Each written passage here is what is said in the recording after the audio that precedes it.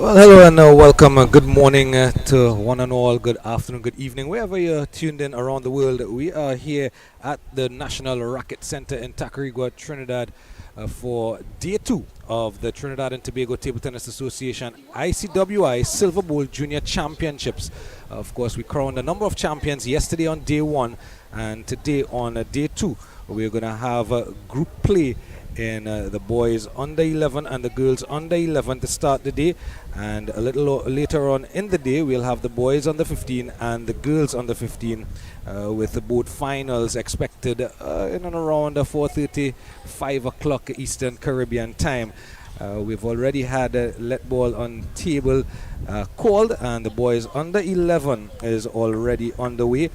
Just to give you an idea of how they're going to stack up, boys under 11 group 1 is Zayden Sagram Singh, Cohen Mack, Yash Maraj. Group 2, Trent Sampat, Padmesh Sentel, Damian Smith. That's group 2 that you're seeing in your frame here right now. And group 3 is Tristan Sumari, Caden Young, and Arav Basant.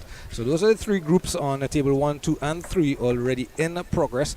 And we are looking at group 2 in the boys under 11, Trent Sampat versus Damian Smith.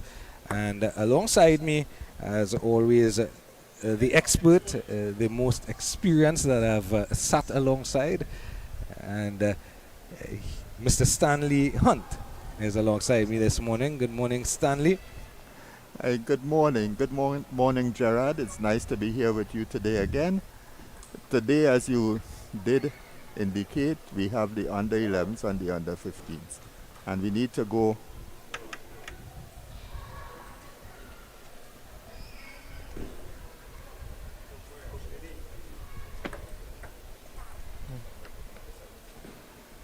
so play already underway. Umpire Cleveland, Staff Sergeant Cleveland, we call him now. Yes. Myself and Dave recognize that he is one of those umpires that he's a no-nonsense man. Once he's on the court, on the floor, you know he's there. He's an imposing figure, but not in an aggressive way, just letting the players know I am here. And he holds them to a high standard, does Staff Sergeant Cleveland, as we now call him.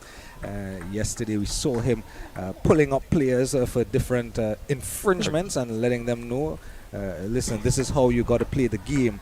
And someone was actually penalized for it. I have to go back in my notes. Someone was actually penalized for a second infringement after Mr. Cleveland had spoken to him before. I think it was just Joseph who was penalized for it yesterday. Okay. But play already on the way in group 2 here. We're looking at young Sampat, and he is playing against Smith. So Damian Smith, this would be his first tournament from Tunapuna Hindu School. And Trent Sampat, he is a previous student of that school, where he has been playing for a couple years now. So his game is a whole lot more advanced than is Damian Smith. Right? In fact, Trent Sampat would be the number 2 seed in the under 11.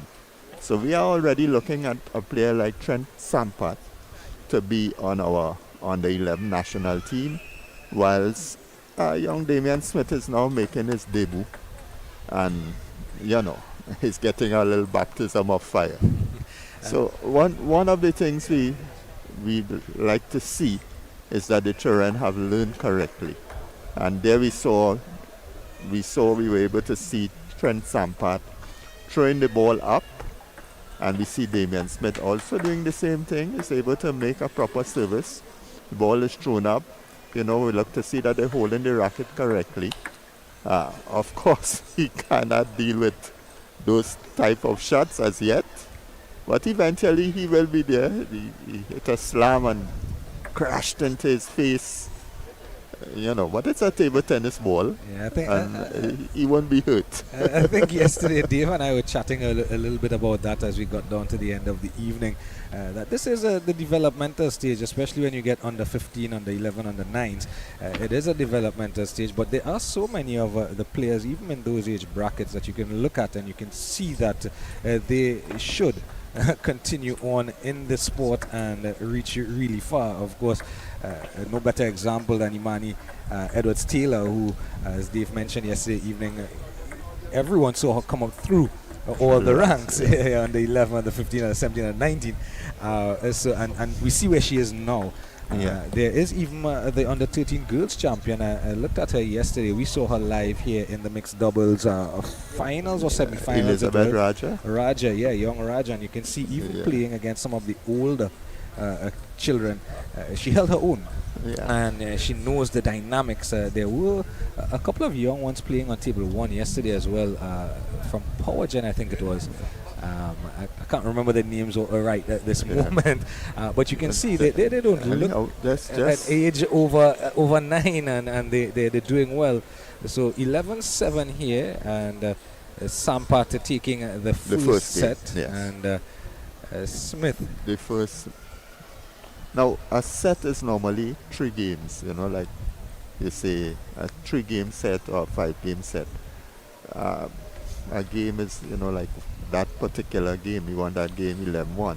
Sometimes it's used loosely, and sometimes you say a game. I think as I mentioned to Dave yesterday, that's the effect of that much lawn tennis that I look at. You always know games, points.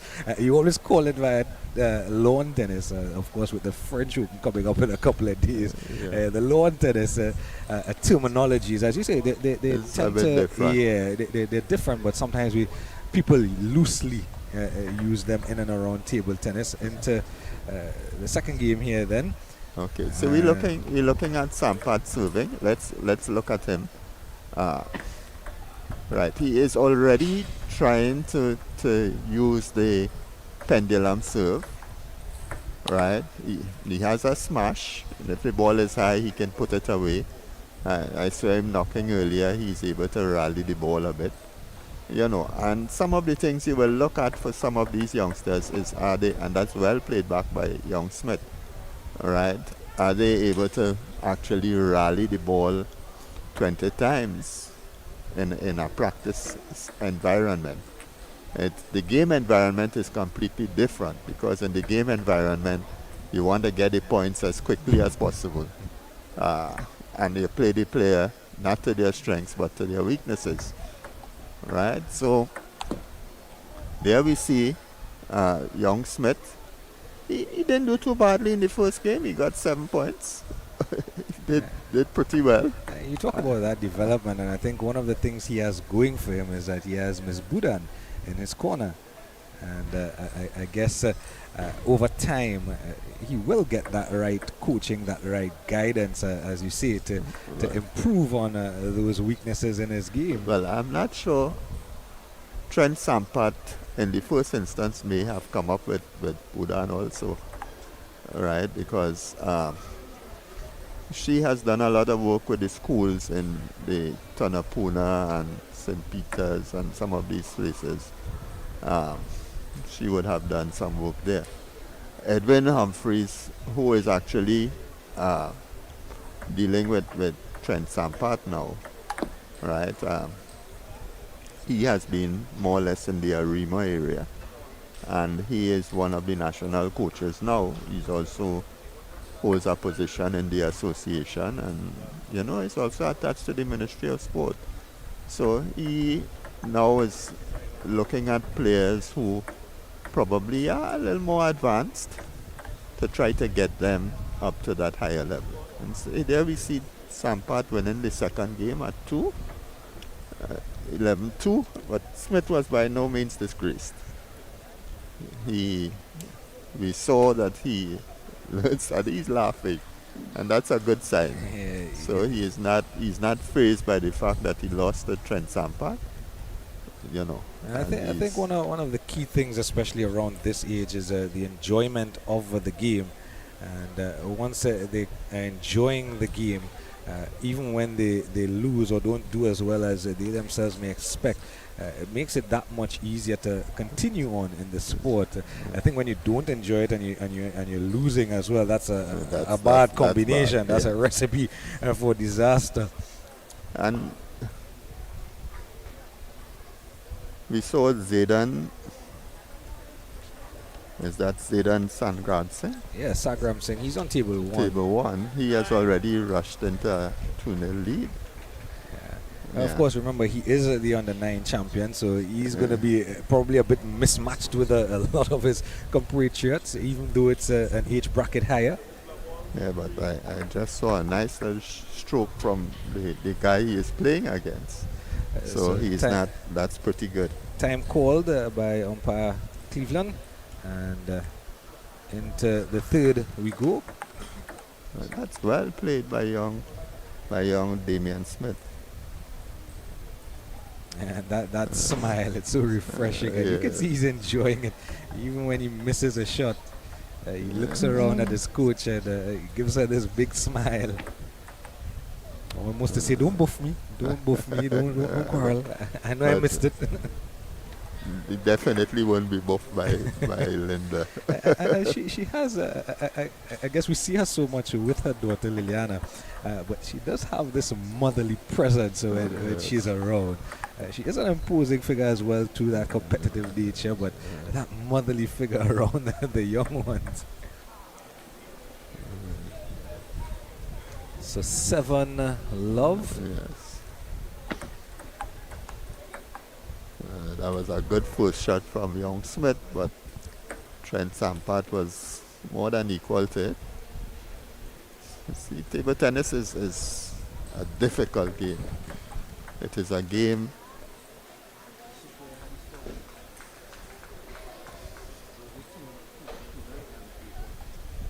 table tennis is a difficult game. One of the things that happens in the game is that you go through certain periods before you can actually be able to play at a high standard or at a relatively good standard. And even when you are at the top standard, you always find that somebody could be at an even higher standard. Right? So these are the things that you have to look out for. The youngsters. It's important.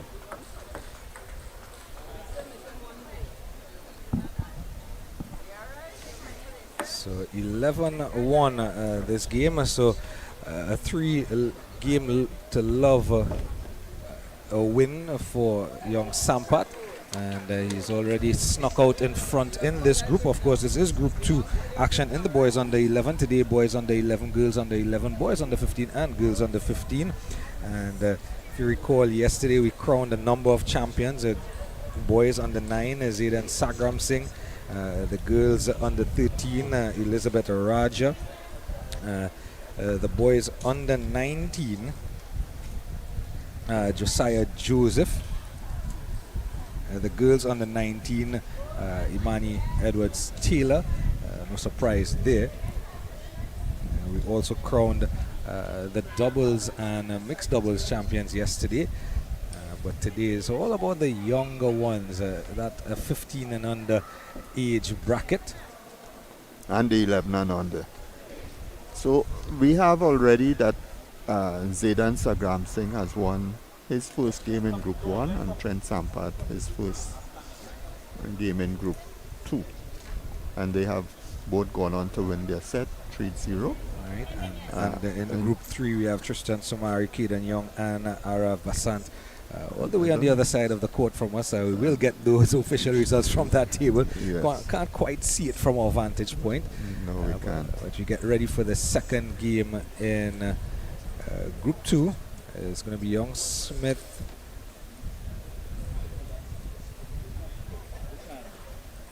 and Senthil.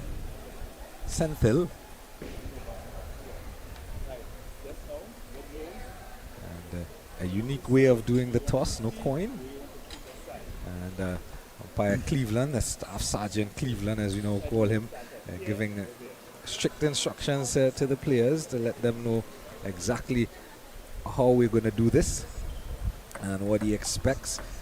So Sampath and Senthil will go through their warm-ups and have that knock around, those rallies, just to get the arms moving. Under 11, Group 2.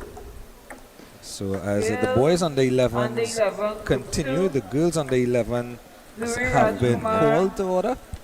Yes. Jaya Ishmael, They're going to Jaya start. Roman, Group 2 has been called. Anaya Edwards. Zuri Rajkumar, Jaya Ismail, Jaya Loman, and Anaya Edwards. That group 2 is about to get started as They're well. good. And, Seeing some of the youngsters at the table here. you didn't tell them the reason they're at the table. One Alina Edwards is at the table with us, and that's why all the children are circling around the table. It has nothing to do with you or I. It's because Alina is here. Well, one is actually the niece of Alina Edwards. That's Anya Edwards, and she's going to be playing a tournament. I think it's her first tournament also. Yeah, I think she is just called as well too to their table. She's in group 2 of the girls under 11, Anya Edwards, and just walking past us. In fact, all the under 11 girls as they make their way to the table on the far side. And mummies and daddies are there with them. Yeah. Always a nerve-wracking time for parents. You know that you have to let way for the coaches. Let the coaches do the work. But then you as a parent, you want to be involved. You want to give the guidance. And you're there taking a little picture too to see how well they do. But definitely a proud moment. So you see Zaydan Sagram Singh playing against. So he is in Group 1. And as Group 1 continues on so table I 1, think Group is 2. That Yash? Is that Yash Maraj? It is. Cohen Mac, yes. And on table Cohen 2 Mac. in front of us. Yash Maraj played before. And on table 2, Trent is now playing against Padma Shentil. Yeah, so Sampat already out to 2-love lead against Senthil, now 3-1. Yeah, he was executing a nice little service earlier on. I watched them. They were playing 1 point, 1 point.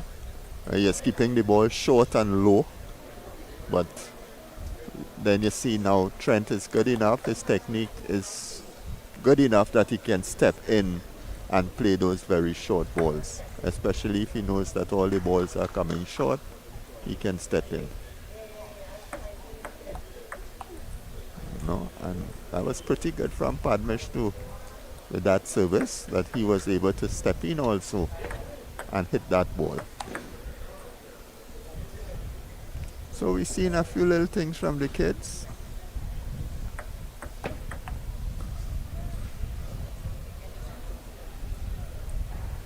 We've seen the girls about to start also.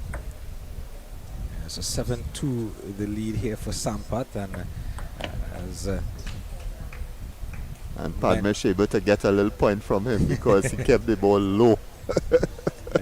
And in the background you can see umpire Cleveland guiding the young one into to scoring the correct way as well, and how to call the game when you're in that chair. Yeah, you probably will get a scorer from out of him too. Damian Smith just sitting in the umpire's chair. That's very good, because what happens is in tournaments, you tend, if you're playing a group of 3, the third person scores. Yeah, indeed. Right? So he's learning early. Yeah, so much so that in international tournaments, in the States also, you find that the players score their own games.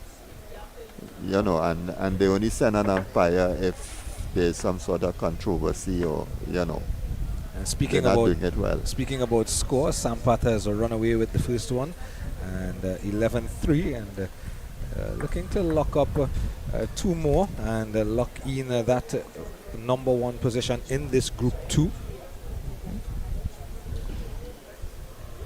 And it seems that Zaydan Sagram Singh has already locked up group 1.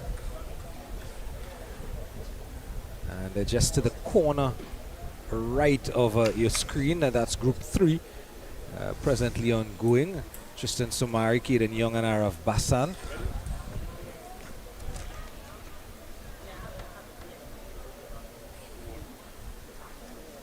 Well, Tristan Sumari is the number one seed in that, but I know that Arav Basan from Queen's Park would have had, the benefit of some good coaching. So let's see what happens there. Yeah, so as we talk and await the continuation of Group 2 on Table 2, Group 5, I beg your pardon, Table 5, the girls on the 11 has started with Group 2 over on that side. And interesting, we'll get a glimpse of it in a while, but President Wilson is sitting in the umpire's chair.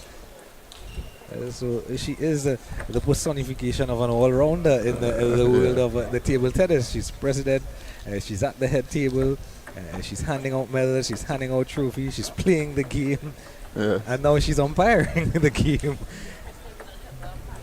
Yeah, okay. So, continuation of Group 2 here in on Table 2. With the Sampat already one game up and already full of in the good, 4-1 now in the good in the second game.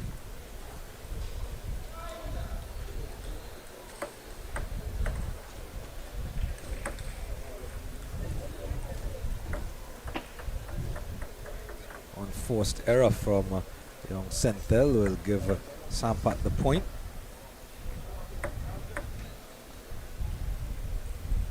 7-1 now. Make it 8-1. A return not managed by Senthil. His coach giving him the advice from the corner right in front of us here.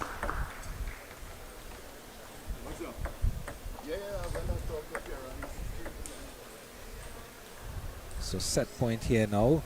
A game point here. That ball, a ball has come into the playing area. In fact, it's going over on the other side. So 10-2, 2-10 to Sampat, 10-2 as he serves, and he will take the game 11-2, and that will be 2 games to love. So just one away from locking up the first position in Group 2. And he runs across, sprints across to his coach. Yeah, forgetting and that his coach tell him he has to leave the racket on the table. Put the racket on the table. And that's a rule that they have, because they don't want you to, you're playing with one racket and then you go by the coach and you use another racket. Especially in these times where you can use rackets with pimple or a racket that will give you some more assistance in whatever you're doing. So they're creating even playing fields in that respect. And as you look at the top left, just to the left of your screen, you'll see some of the under 15 boys just warming up. Now, of course, young Molino and some others up at table 6, just at the top of your screen. Time called by Cleveland. Yeah, time is time. Yeah, and that's what I was mentioning to you just a while ago. When he's on the floor, you know he's there. When he calls time, you know time is called. Yeah. When it's a particular player's service, you know it's their service because he holds his hand high enough that everybody can see. Okay, it's your turn to serve. It's serving from the left side, right side. One of the things I noticed with him, just a quick mention of umpire Cleveland, is that some of the guidance he gives to players, it isn't keeping. You mentioned the international standard and what happens internationally, and it's good that you have that we can have an umpire who will hold players to that international standard, because that's what they're going to meet when they get out there. And that's the expectation. It's not only going to be the likes of the Nico Young or the Imani Edwards Taylor and these children who are traveling. But you expect that in the years to come, some of these younger ones as well, they will be traveling. So get them accustomed from now what is expected of them on an international stage. So a quick 5-2 lead here for Sampat on table 2 in Group 2. A nice smash, forehand smash straight down the middle of the table. And you can see early that the development of some of the shots, it is recognizable. The little push and then another smash forehand right on the corner of the right-hand side of the table gives him a 2-7 lead. Nice serve from Senthil right in the corner, forcing him to come into the ball, forcing Sampat to come to the ball. It's what they're making there is what they call a stop sign shot. You know, he's making the shot, but his racket, the angle of his racket is like a stop sign rather than on the side. So it's all part of the technique that they're gonna have to learn, because when you play it like that, the ball is just there's no momentum with the shot. So into the net here from Senthil, and that will be a game for Sampat, 11-2, and that'll be 3 games to love, and he will go number 1 in Group 2 and into the knockout phase. Hidayah Mohammed, Evelyn McKenna, Zion Frazier, table number 5. So table number 5 is being called to order. Evelyn That's a girl. McKenna, Zion Frazier. That's the girls on the Table 11. number Group 5. 1 has now been called. Hidayah Mohammed, Evelyn McKenna, and Zion Fraser. And we get ready for the third game, the third match in Group 2 of the boys under 11. We've already had Trent Sampat defeat Damian Smith in the first game, in the first match, and then he's defeated Senthil, Padmish Senthil in the second match. So Senthil and Smith should be taking to the table in Group 2. Table 1, a shot of table 1 there in your frame. That's the boys under 11, Zayden Sagram Singh, Koen Mak, and Yash Maraj on table 1. The score 9-4. Hidayah Mohammed, Evelyn McKenna, Zion Frazier, table number 6. Table number 6. Thank you. So look at Group 1 play in the boys under 11. Yeah, young Qued Mark is a player of interest. I am already seeing, I mean, he's losing to Zayden Sagram Singh, but Zayden Sagram Singh would have played a lot more table tennis than him. And you look at Zayden Sagram Singh, you see him there with that serve, but the serve before, you can see he is ahead of the curve, I think. And he's taken this game 11-5, and I think he's locked up number 1 position in the group.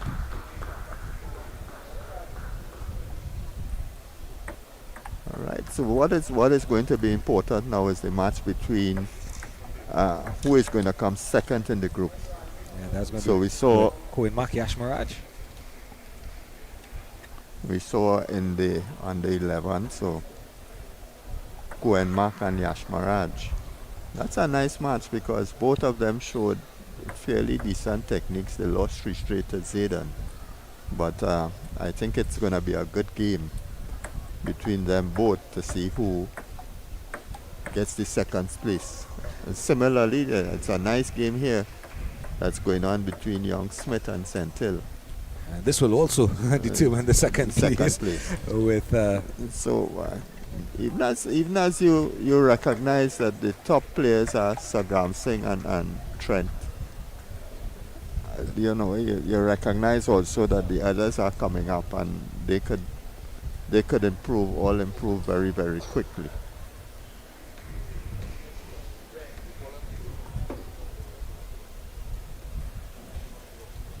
So time called, and we'll get on the way with the first game here between Senthil and Smith. Smith with that unmistakable big smile as he receives a service and goes down love 1.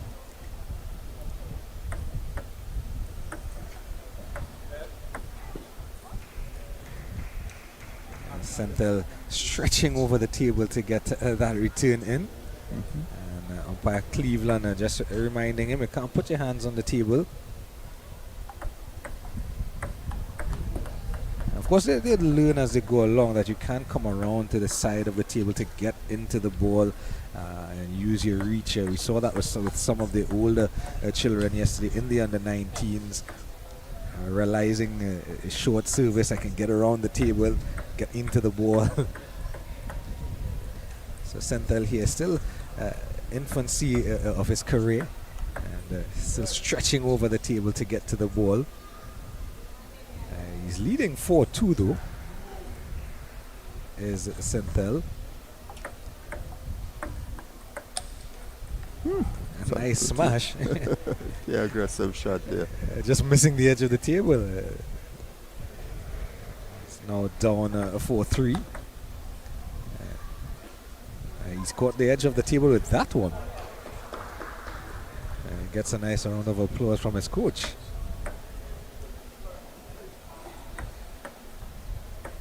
Nice short service. And there you go again. Probably just the table getting in his way. And you learn that when you have the ball looping up like that, you can get to the side of the table and extend your arms.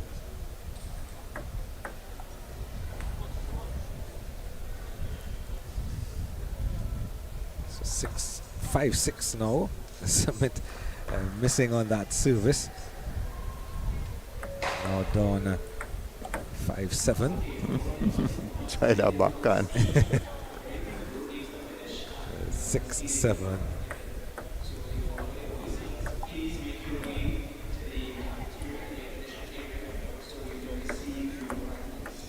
So of course a lot of activity on here today at the National Racket Center. We are inside the enclosure of the hard courts, and the table tennis action here, and outside is a buzz of activity with a lawn tennis tournament going on as well. And it's a youth tournament. We've seen a lot of youths around. And 9-7 now to Senthil, so he's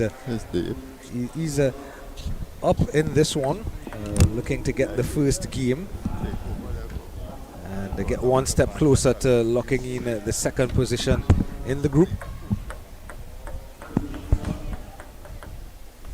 Now set point for Senthil, receiving, and the smash long will give him that game point. So Senthil will lock up the first game at 11-8, and one game to love so far, one step closer to the number 2 position in group 2 of this boys under 11, as Dave slides in alongside me. I don't want to say better late than never, because I think I glimpsed you outside taking in some of the lawn tennis as well. How are you doing, Dave? Yeah, I am fine, thanks, Gary. And how are you this morning? I'm good. And it is the boy. Sorry. Yeah, that's okay. I rechristened you. As one of my friends would say, you can call me anything, just don't call me collect. Okay. All right. So the boys under 11 are already on the way at table 1, 2, and 3, and the girls under 11 at table 4 and 6. Table 4 and 5, I beg your pardon. So yes, and you were right. I was looking at some lawn tennis outside there.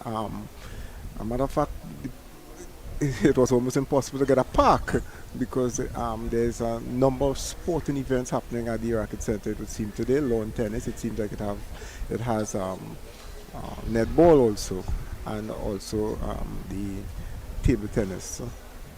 So I see as I walked in, I saw one of the first matches being completed in Group 1. I believe you said. Yeah, this is Group 2. This is Group 2 we're looking at here. Group 1 is on table 1. Group 2 is on table 2, and Group 3 is on table 3. And Trent Sampath has already locked up this group. He's already defeated both Padmesh Senthil and Damian Smith. Those were the 2 games prior. And this match here now between Smith and Senthil to see who goes second in the group. It's really wonderful to see these little kids, they're at it again. Especially these are the tiny tots basically. Yesterday we had the higher category, the higher age group, I should say. So it's really nice to see them, really enthusiastic and putting their best feet forward, as the case may be. Yeah, and Stanley mentioned that when we started this morning, a couple of them, this will be their first tournament of this kind, Smith in particular. And of course, when you look around, though, Stanley pointed it out earlier, you see some of the coaches that are around. In the case of young Smith, he has none other than Budan, Mrs. Budan in his corner. And for Sampat, he has that long bloodline name, Humphreys in his corner. He has a Humphreys in his corner. And as you know, as you mentioned that, this morning I was thinking what we spoke about yesterday, and I mean accolades and kudos must go out to those past players who, you know, I believe have contributed a lot to these kids being here. And we look at the likes of, we see Anthony Sanfai Brong. I know he has been working with the some of the kids from Solo Crusaders. We have Reza Burke, who has been working, I know, with Jaden Smith, or Zayden also. Of course, we have Dennis, we have Dennis LaRode, Alina Edwards, we have Andrew Edwards, we have Aaron Edwards, the Edwards lineage, you know, and we must, you know, congratulate them and, you know, send our support out. They have been doing a marvelous job. So a tighter game here in the second game between Smith and Sentel, 6-5 to Sentel. And you talk about that Edwards name, and Anaya Edwards is in the girls under 11. Yes. She's in group 2 on table 4. And we'll get a chance to see her a little later on. You saw a lot of the young children circling around Alina earlier when she was here. Yes, she sat right next to us in the commentary table. And we will see that the continuation of those lineage that we talk about, those bloodlines that you're born into the sport, and you kind of have no choice sometimes. You just kind of fall into the sport. 7-all here on table 2. Yes, looking at it, the kids are really enthusiastic. I saw Smith, you know, just missing a very high ball there. But he will get into it. And I tell you something, you can look at it and you'll see it in a while. He's going to miss one, and then he's going to smile and turn away, and then he's going to look at his coach and continue smiling. And I said it just a while ago, almost to say, Miss Linda, don't buff me. Yes. So, and if you notice, they're enjoying the sport, and that is the most important thing. They are enjoying it. So, in addition to competing, they are enjoying. Yeah, I think you and I spoke about that yesterday around the time of the boys and girls under 19 finals. When we spoke about that, enjoyment makes it easier to carry on, even if you're losing, because you understand you can learn. But when you're losing and you don't enjoy it, it's a recipe for disaster. Exactly. You will get frustrated, and sometimes, you know, in the past we have seen rackets thrown out of frustration, but not with kids actually. You know, more the senior players. So 10-all here. We got a shot there earlier of Arif Basant on table 3. This is young Mohammed. I'll tell you which one of the Mohammeds that is, because there are a few of them. There are Hadaya Mohammed, Jana Mohammed. They're in girls under 13. But that's Hadaya Mohammed we just saw. Hadaya Mohammed. Yeah. So 12-10 here to Sintel. So he's going to get his second game in the bag. Giving his coach a high five. No, actually, yes, he is. Give his coach a high five. Yeah, so a young Sintel here with his coach. And we'll get the shot of Miss Linda Budan in a little while. And you're going to see now Miss Linda Budan with Smith. And I was telling Stanley, even when she's stern and even when she has that important, again, she's a former player like yourself, so they have that aura. She's like a mother figure when she's around. Exactly. And you can see it there. Look at that shot. He is there, you know, like a mother figure. He's smiling. He's taking it in. And well, look, a little touch of the cheek just now also. Speaking So- about mothers, young Molino and his mom here Yes. as well. He's going to be competing in the under 15 category later in the day. We see one of our standout players there as well, Sikel McIntosh, in Sikel. that unmistakable blue top of QPCC. Yes. So into the third game we go here now at table 2 between Smith and Centel. Centel in the red, Smith in the green, if you will. So if we look at Centel, you can actually see that Centel is almost like a little seasoned player. Look at him, his composure. Yeah. And then and if you notice, to the back we have the staff sergeant. He's Oh, yeah. to the back. He is overseeing the proceedings with another youngster in the group actually scoring. So Yeah. they are getting the guidance also of Yeah. officiating, as the case And may be. Stanley had exposed on that and expounded on that a bit, where when you have groups of 3 or groups of 4, the extra players tend to be the ones scoring. So Yes. Staff Sergeant Cleveland is getting them accustomed from early. Exactly. Because again, they're going to have to do it on the international stage when they Correct. get out there. Yes. They're going to meet up other players from other countries. They're going to be placed in groups where they have to sit and do the scoring. Exactly. So they might as well start from here, so when they go out, And if you look just at the top of the screen, you'll see Hadaya Mohammed there, locked in battle in the girls under 11 group 1. That group, Hadaya Mohammed, Evelyn McKenna and Zion Fraser. I think that's McKenna that she's playing there in the orange, the orange colors of Siparia. Yes, Actually, actually, Zion Fraser. yeah, she is from Siparia. You are correct there. But I'm seeing where young, she has the game 7-3. So she seems to be really pulling away, and she's 2 games up. If I'm not mistaken, am I correct? My eyes are. I think I left my eyes in the car park. That's too far to go. But this score, I can see this score that Centel is up two games to love, and Well- he's up 5-4 now. Right, but what I am doing, I wasn't looking at it at the screen, so hence it was sort of easy to pick up. Yeah, Because- Hadaya Mohammed is yes. leading two games Yes. to love. And leading 9-4 in that game actually. Yeah. And she seems to be like a little seasoned player. Well, she was one of the players that we saw on table 1 yesterday. I think she was playing with her sister and then with Correct. her brother as You well. are correct. And you can see that they know the game. Yes. And they look so comfortable. And I thought to myself, at their age 9, 10, 11, yeah, we played sports, but How is it possible at that age? I didn't have that. Yeah. It's a 6-4 here, timeout called by Miss Linda Budan for young Smith. Something she's seen that she's not pleased with, but you can see the encouragement. And it's so refreshing. Yes. It really is refreshing And to see. he seems to be conversing with her, not just listening, but he's giving his input also. And it's good to see little kids do that also. So he's back out, as you can see, he's coming back out smiling. So maybe there will be a change. Time has been called by Staff Sergeant Cleveland, and Cynthia apparently didn't hear the call, and Cleveland had to remind her, time please, come here, let's get on with it. And what you would admire with Cleveland is that no matter the age group, he's the same. The same discipline applies. Because it's about the game, it's about the Correct. sport, and you want to teach the right things. As Centel jumps out to a 7-4 lead after that timeout, and you want to. We've been saying it. It's almost like a broken record. You have to get them accustomed from early.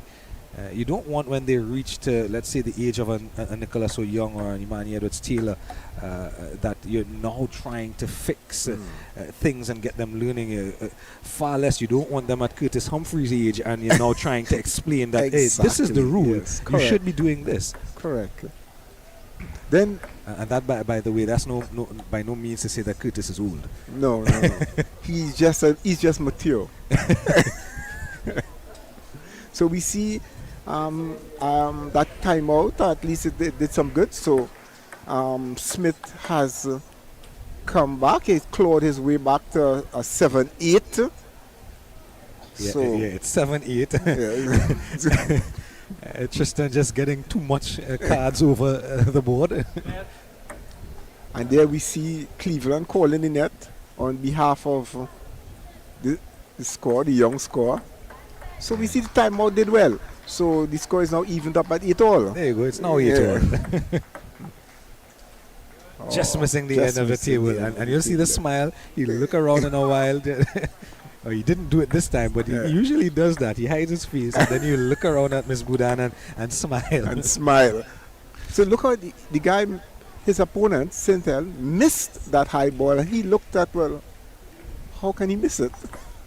So they're not just playing and enjoying it, they're engrossed in the game. Yes. And speaking of engrossed in the game, we spoke about those lineage and bloodlines, and Nia Edwards is in play on the table. We'll get a glimpse of that a little later on as Smith actually closed one back and he's gotten a game. Yes, so the timeout was well timed, as the case may be, or for want of a better term. And I think that's another benefit of a coach, a good coach, recognizing, and there you see the high five, recognizing that it's not just about giving them the instructions, but and I think being past players, it helps. It gives that added perspective of understanding, wait a minute, the momentum of a game is going the wrong way here. The timeout is necessary. And that's what she did, and that worked well for them. And Smith clawing one back. So you see, she's actually given. Smith is conversing again with her. So he seems to look at this smile on his face. Our viewers would not be able to see it, but we can actually see it. The smile on his face. Our cameraman moved to the other corner. Yes. So this is the Sentel corner. And Sentel, it's a different sort of disposition from Sentel. He's serious. He's like, what is this really going on? What are you telling me? There's more of that conversational scheme of things going on with Budan and Smith. So let us see now. I think that's a father figure of his coach, as we see a glimpse of some of the parents perched on the bleachers to our left. Yes. And you get a different dynamics, obviously. A former coach here, Roland Charles. Mr. Charles. Yes. And Mr. Copeland just took away the shot from us. But you get a different dynamics when a male to male, obviously. We have Josiah, the Joseph clan. Joseph, and also Jonathan Kutoy was there with them also. Yeah, that's our under 19 champion, Josiah Joseph. And the runner-up actually. Actually, the runner-up, yes, in fact, is Kutoy. Kutoy is the runner-up there, conversing with his Victor. Yeah. So we spoke about that yesterday as well, that the camaraderie in and amongst the players, the coaches, the administrators is all evidence, and it's tangible somewhat in and around the arena today and on both days. As 1-1 here as we go into the fourth game, and a nice smash here. What a beautiful smash from Sintel. And it seems to be a more competitive game this round. And there we see Smith, a nice little serve, trying for the shot. However, stretching because of the height. Also, it's tough for them to get balls that are closer to the net.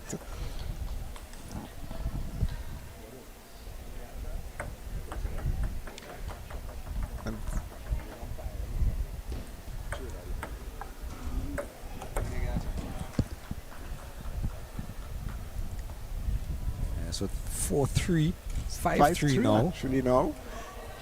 So he's jumped out ahead now, has Daniel Smith. Oh, and Damian Smith, sorry. A little net there from Sintel, earning him that point. Look, fun. There you go. There's the president. She is the personification, I said earlier, of an all-rounder, and there's Anaya in the red, just in that shot. Yes. Anaya Edwards, niece of Alina Edwards. But 6-5 now. Sentel has nudged ahead in this one after Smith took a lead. Even it up nicely there. There's Humphreys and Stanley. There, Mr. Stanley is there also.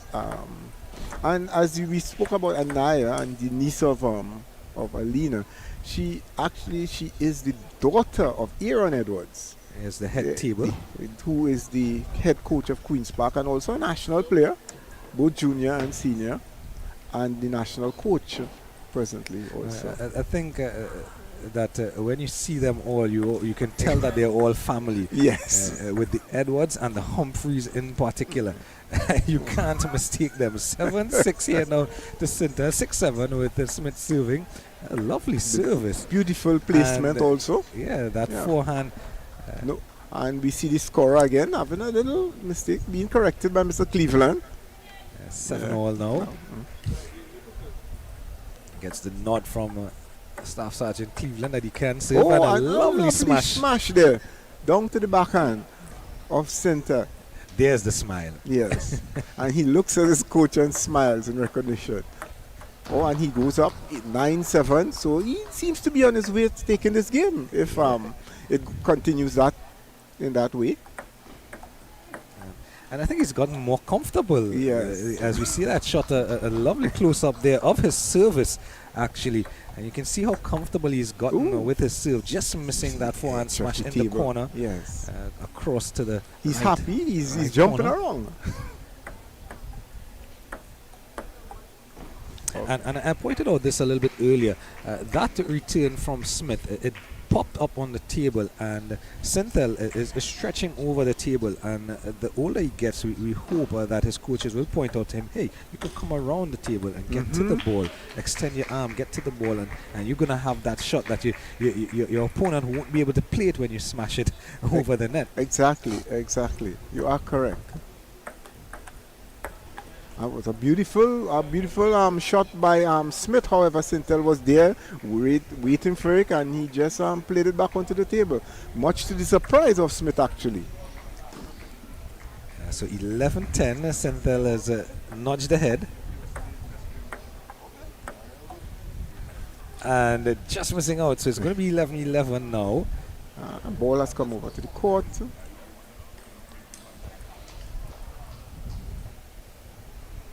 So there we see Smith to serve. A little glimpse at his coach. He's thinking, he's smiling. I think he's had a little glimpse at Sintel's coach as well. Yes. Oh, that's really unfortunate for Smith. Yeah. So 12-11 now as Sintel serves.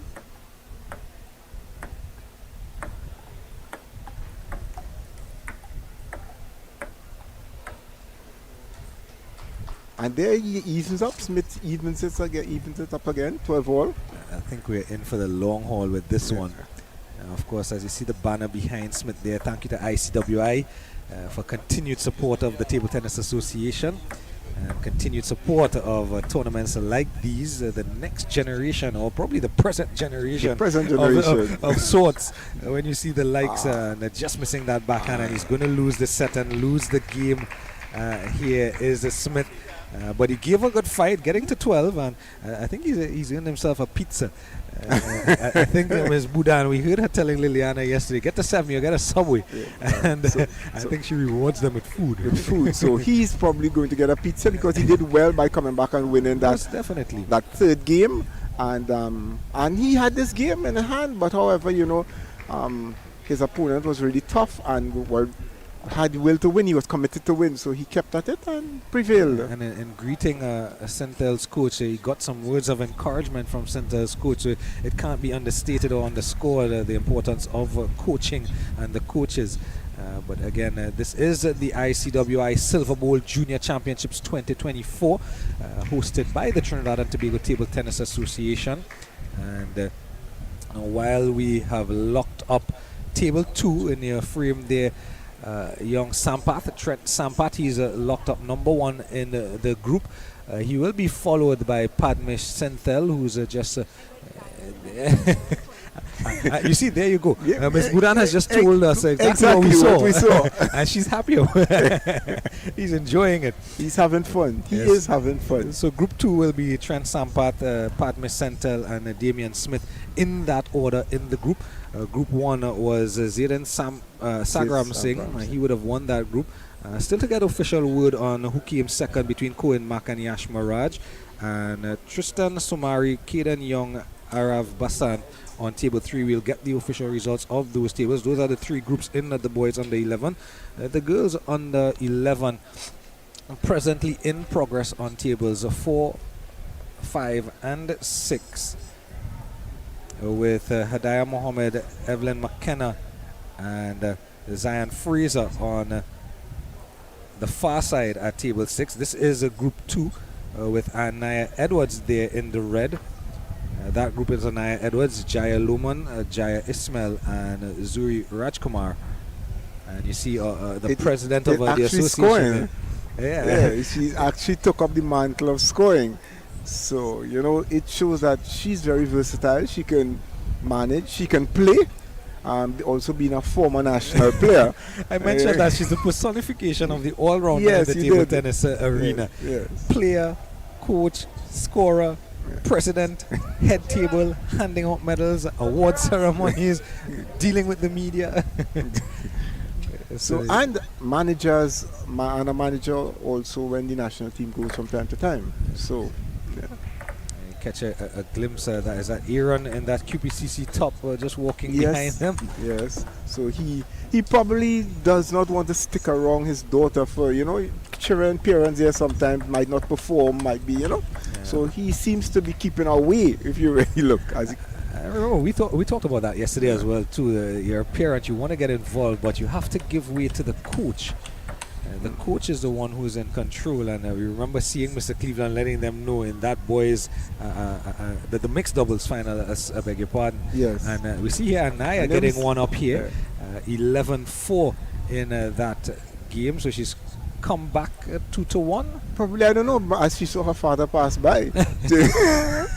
I gotta perform. Can't let daddy see me losing here. But so as we see that they take to the corner. So I believe that is Mr. Tttta Icwi, who is in the corner with Anaya's opponent. I am not seeing who is Anaya's coach. It seems like Anaya's coach is. I actually don't know the.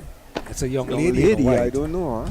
Yeah. I know that. I think that's Anaya's sister who is there also. Yeah, her view is just out of your frame actually. As we see the president here, she's scoring, but she's doing administrative work with one of the umpires. As you said, the personification. Yeah, and we see some of the parents in the background as well. Some of these parents are here for some of the lawn tennis that is going on around the facility today. Of course, this is the National Racket Center. So in the indoor facility where we are, we have the hard courts. It's usually used for the table tennis as well.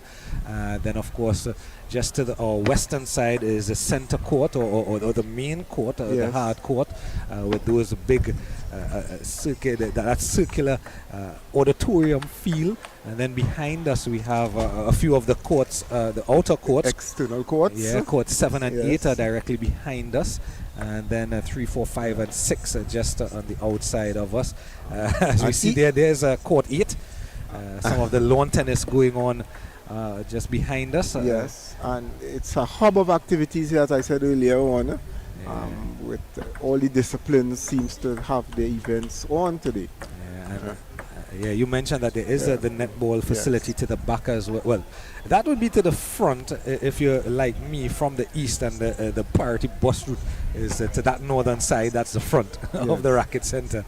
But there's a hub of activity here, and of course just to the northwest of us is the Etihad ground, and that Etihad ground there's the famous blue of QPCC with the maroon and yellow sleeve. Aaron Edwards and taking command of his team there. Sakel. I am not seeing the likes of Mr. Britton today, or heard the likes of him since we'll hear him before we see him. There's Mr. Joseph as well, just having a relax period on the bench. Yes.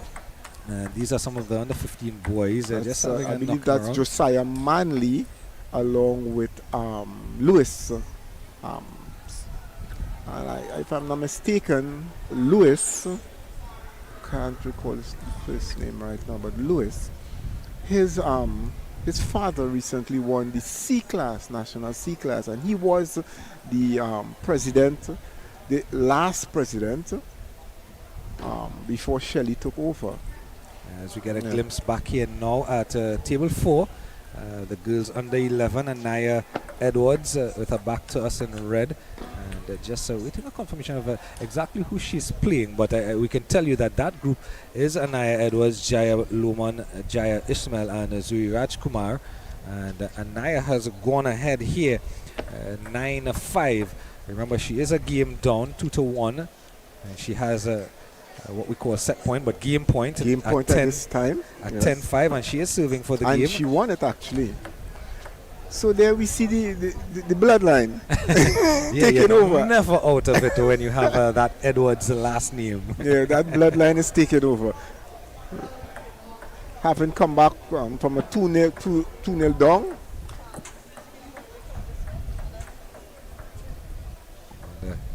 In between the sets, as customary, you get a chance to go across. She gets a high five from her sister. And you can see the smiles. So again, it's all about the enjoyment, and almost like a broken record. We spoke about it so much yesterday that this is the developmental stage. Of course, this ICWI Silver Bowl Junior Championships, under 9, under 11, under 13, under 15, under 19, the age groups. And of course, you saw a little bit more finesse, a little bit more technique, a little bit more prowess from the under 19s and under well, some of them are 17 years old. Of course, we don't have the under 17 category in this tournament, but we saw it with some of the older children that they have been playing the game for quite some time, and you can see the experience factor. Today it's all about that developmental phase. Under the age of 15, you're still in that developmental stage. When you get to under 9, you're definitely developing. Yes. Actually, it was brought to my attention that the under 19 finals was contested between 2 under 15 players, Josiah Joseph and Jonathan Ikuto. So the under 19 finals was contested. Yeah, that's the boys single. Yes, and so we expect probably to see them again, most likely in the finals. So seeing that they would have defeated their counterparts in a higher age group, that says the level that they're at. And we spoke about that so many times yesterday with some of these boys and girls at that under 19 bracket that have played seniors. Of course, our under 19 girls champion is the seniors, the senior women's champion as well. Yes. And as you mentioned that, and we look at young Edwards there in the red. I recall in a tournament a while back where her aunt Alina was playing, and she coached. She actually coached. I think the aunt was playing Imani Edwards Taylor, so she was playing her niece, and of course Imani being attached to QPCC, Aaron Edwards would have taken up the mantle of coach. So Alina was there, and that little girl was in the corner with her. So again, learning all facets of the game, similar to as we saw earlier with Staff Sergeant Cleveland here at table 2, where you're teaching them all facets of the game, all facets of the sport, and understanding all round. It's not just about hitting the ball across the table, but you have other aspects, and you may not finish your career as a player. You may finish your career in broadcasting, or you may finish your career as a coach. Yes. Or you may finish your career in the chair. Or maybe as a spectator. Like I am. So Lena Edwards here jumping out in the 5th set to a 7-4 lead. Of course, remember she was down 2 sets to love. Yes. And she clawed her way back, got one, and then she got another. And now she is just ahead. And yes. So she creeps further ahead. It's 4 now. She serves at 8-4. Make it 9. Yeah, makes it 9. So a fighter from a young age, clawing her way back from 2 sets down to come back 9-4, and maybe take the entire match. Yeah, so just a couple of points away from the game. There we see her losing a point. So the score is now 5-9. fending off that Yes, one. That's a yes. good shot from Good. her opponent because it was at the body. And the opponent serves. Let's see. Ah, she has gotten her way to have to earn 4 It will be match points. Actually, 3 match points now. It's now 7-10. Or is it 10-7? 10-7. She serves. And she takes the match. Yeah, just long. She just took the match there. Yeah, I think that's Jaya Lohman. I think she was just playing. Of course, we will get the official results. Of course, our main focus today generally will be the 2 tables, table 1 and table 2, because that's where the finals of the boys under 15 and the girls under 15 will be played later in the day. Of course, before that, around lunchtime, you should have the finals of the under 11s. Of course, both boys and girls under 11s going through, as we see Aiden Noel here, going through some of its paces and just having a bit of a knock around and a rally with his brother and some others. Manley is in the mix. And Oyong has joined them. The young, or the youngest of the Oyongs that we know. That's Jason going there. Out on the far table, that's a table with Hadaya Mohammed. As you see, she's in the umpire's chair. Yes. Hadaya Mohammed. And Zion Fraser from the Siparia Sports Club, Siparia United Sports Club. That's the girls under 11 group 1. Evelyn McKenna. And on the other tables, the black. And on the other tables, all we are seeing is just the warm up. You're getting a feel. Also having fun. Yeah, so the 2 competitive tables presently, and I think actually Anaya's table has been locked up, because as we look around at that table that we were showing earlier with Anaya Edwards, we see that the president is making her way out of the playing arena. But this group here, nicely poised. I think this one, Zion is down, it seems, 2 sets to none. Stanley is actually the coach there. Yeah, giving some guidance to Evelyn McKenna. Zion Fraser in the orange on the far side, getting her instructions from her coach.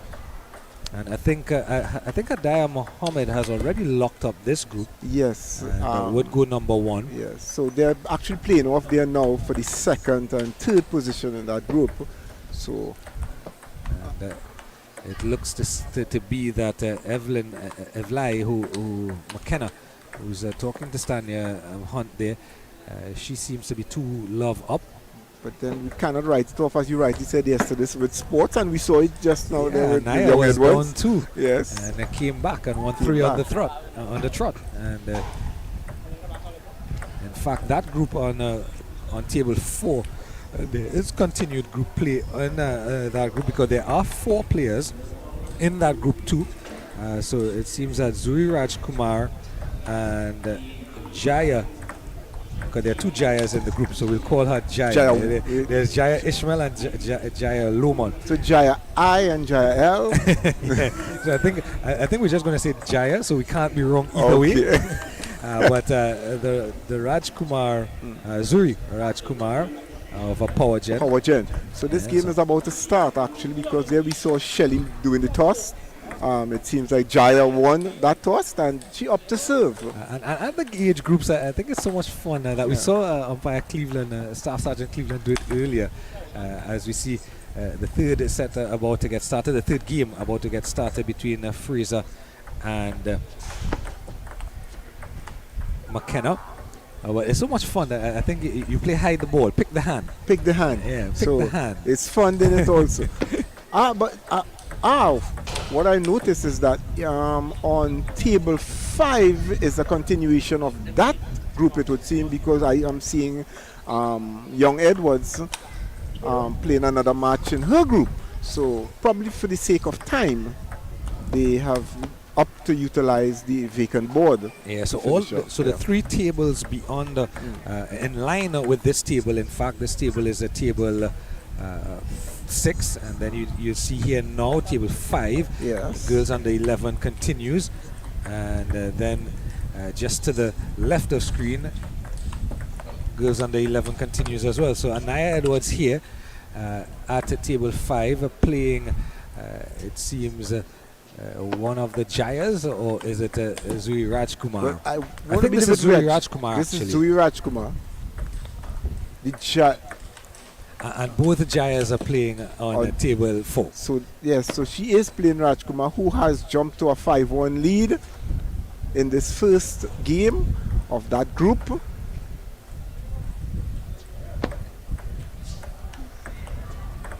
You can see as she serves, you can see that she is thinking and she's ensuring that she gets that right technique. Yes, yes. And again, she is a southpaw. They tend to say that southpaw has an advantage in most racket sports. I will tend to disagree with that. Not being a southpaw. I haven't played plenty southpaws. So many of the great champions across time have been southpaws. So we look at the likes of Dexter St. Louis. He was a southpaw. Steve Rackbear and whatnot. Courtney Pugh, all southpaws. So 9-2, the lead here for Rajkumar. Rajkumar, she seems to be very, very accurate at her serves. And calculated, I think. Yeah, that's the word, calculated with her serves. And Anaya seems to be having a lot of difficulties with the serve, not reading the spin. But it's only the first game, and we'll see what the other games would bring. I think even with her return, she's done it there, where she's been able to get the backhand over the net. On other occasions, she was hitting it high. Yes. She was getting under the ball. And there you see now she's gotten in the right position, in the right balance to be able to get the hand through the ball, keep it down, but not too down under the net. And she's won the first game, so she'll go up 1-0. It seems to be a very competitive group. So of course we will get all the relevant scores and how the groups lay out. Of course, the girls under 11, you have a group of 3 and then a group of 4. So essentially, it is somewhat of a quarterfinals with 7 girls at the age bracket in competitive play. But of course, they're playing them in the round robin phase, getting them accustomed to what international standards are like. Exactly.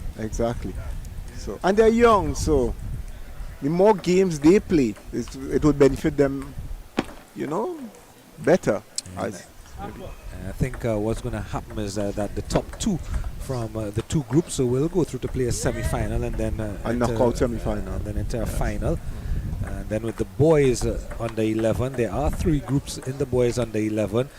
So you think that the top 2 will go through, and probably you have a knockout, a couple of them getting buys into a semi-final round, and the others will play off.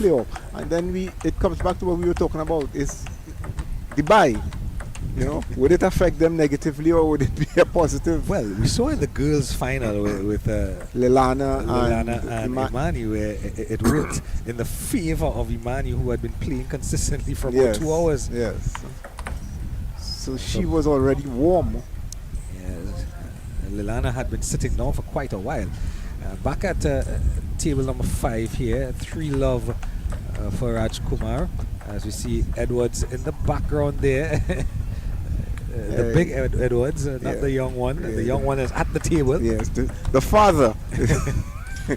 Keeping a close eye. Yeah, he seems to be more interested in this game than the last game. So yes, and we see him there, prompting her to go on. Lovely smash. The ball just stood up, and she was able to get the hands up high, was Rajkumar, and hit the ball down. Lovely looking push, and that push far enough that Edwards just fending off too far along over the table. Rajkumar seems she has great technique for a youngster. If you look at her technique in comparison to the other players, you'll see that she has everything properly well developed. So most likely that is due to her training.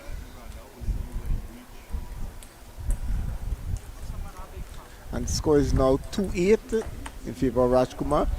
Young Edwards to serve. Rajkumar, that beautiful flick there, pushing that score now to 9-2.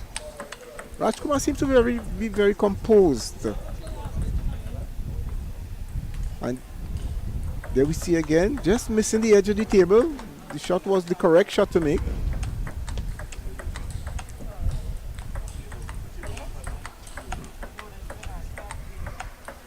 Yeah, so the under 15 boys just coming up on just about 11:30 a.m. Eastern Caribbean time. The boys under 15 is scheduled to get started at 11:30. So coming up in a few moments, you will get the call to order, so to speak, for the boys under 15. But the girls under 11 continues, as the boys under 11 has been completed their round robin phase and just waiting for the draw for the brackets of the knockout phase of the boys under 11. And there we see Rajkumar taking the second game, 11-4. Young Edwards getting some instructions there from her coach and father. Now let's see if she can replicate what she did earlier by coming from 2 games down and taking the set. In terms of the boys under 15, it's almost a replay of the boys under 19 we'll be seeing. Well, we can give you an idea here because we have the groups. There's 6 groups and we have the names in front of us.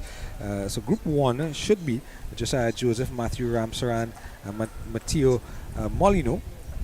Group 2 should be Jonathan Katoy, Nikolai Hanuman, Jared Simon. Group 3 should be Ethan Ramcharan, Giovanni Granado, and Daniel Bim. Group 4 should be Joshua Bim, the other Bim. Narav Basant and Jason Oyong. Group 5 should be Yannick Lewis, Luke Govaya, Stephen Cabrales. And group 6 should be Sekel McIntosh, Jonathan Allen, and Aaron Noel. I think that group 6 is going to be a nice group. That is what you would call the group of death there. Sekel McIntosh and Aaron Noel. And Jonathan Allen, all in one group. Yeah, that is the group of death, as they would say. Yeah, because you look around the other groups and you kind of suspect that Josiah Joseph is going to come out of his group, Jonathan Katoy, probably Ethan Ramcharan or Daniel Bim out of that group. Joshua Bim should come out of that group. And then, of course, Group 5, probably the most open of the groups, with Yannick Lewis, Luke Govaya, and Stephen Cabrales. But, of course, that's the boys under 15. That will be called to order in a few moments. And the girl under 11 continues. And Edwards versus young Rajkumar. Rajkumar, who has taken a quick 5-0 lead. You know, she has just sprinted to the front. However, young Edwards, at time has been called in her corner by her coach and father. As you rightly would say, you know, he sees something he doesn't like, and one of those things would be the score. The score being 5-0. So he I believe would want to break the rhythm and would give us some word of advice on, you know, what not to do now. Yeah, so we saw that in the girls and the boys under 11 earlier with Daniel Smith, that timeout worked well when Miss Linda Budan had called the timeout and he was behind by a similar score, and he was able to claw his way back into the game and eventually had the game to win and just probably lost it out in the end. Just a nip in the end. Yeah, just, you know. 14-12 I think was the final score in that set, in that game. So we continue here. So I see 6-love to Zuri Rajkumar. First point she got coming out of the timeout. But young Edwards is there. Rayan waiting again. 7-love. It's almost like, you know, she's just relaxed and just going with the flow of things. She reminds me of I'll tell you her name. Her name has just escaped me. I always forget her first name. Elder. Jerice Elder. Jerice Elder. Oh. Reminds me of Jerice Elder, who is a one-way. Yeah, no sort of expression whatsoever, you know. But we saw yesterday she winning does that. She expressed joy. She was smiling. So 8-2. Anaya has captured 2 points here. It's 8-2 now with Zuri Rajkumar serving. Just too high, just getting under the ball And of course, we can't necessarily tell from our angle because we're side on if there is spin on those serves from Zuri Rajkumar. But you can see again with her serve, especially her backhand serve, she's making that concerted effort to bring the hands across and cut the ball. Cut the ball, yes, So, correct. So she is imparting, from what I'm seeing there, because a lot of the times young Edwards was putting that ball in the back of the net, so she's imparting a lot of backspin to the ball. And there we see she wraps up the game there at 11-2. You know, a yes. very comfortable win for her over young Edwards. Yeah, so that group again, that's the group with four, the group two. Zuri Rajkumar and Anaya Edwards just completing their match across on table 4. Jaya Ismail and Jaya Lohman, and then on well that table with Hadaya Mohammed It seems to have completed. has been completed with the boys and the girls under 15 just having a bit of a warm up on that side. Jaya versus Jaya. It's a 6-all with Jaya Ishmael 2 games to love up. Yes, and Ishmael going up by 1 point there. The score is now 7-6 in favor of her, and she serves. She just won that point also. A nice forehand counter. You know. So as that group continues, and as the girls under 11 comes to a close, and we await the call to order for the boys under 15, we're going to take a quick break. When we get back, we should have boys under 15 and possibly girls under 15 action as well, as we see some of the girls under 15s warming up around the facility. This is the Trinidad and Tobago Table Tennis Association ICWI Silver Bowl Junior Championships 2024.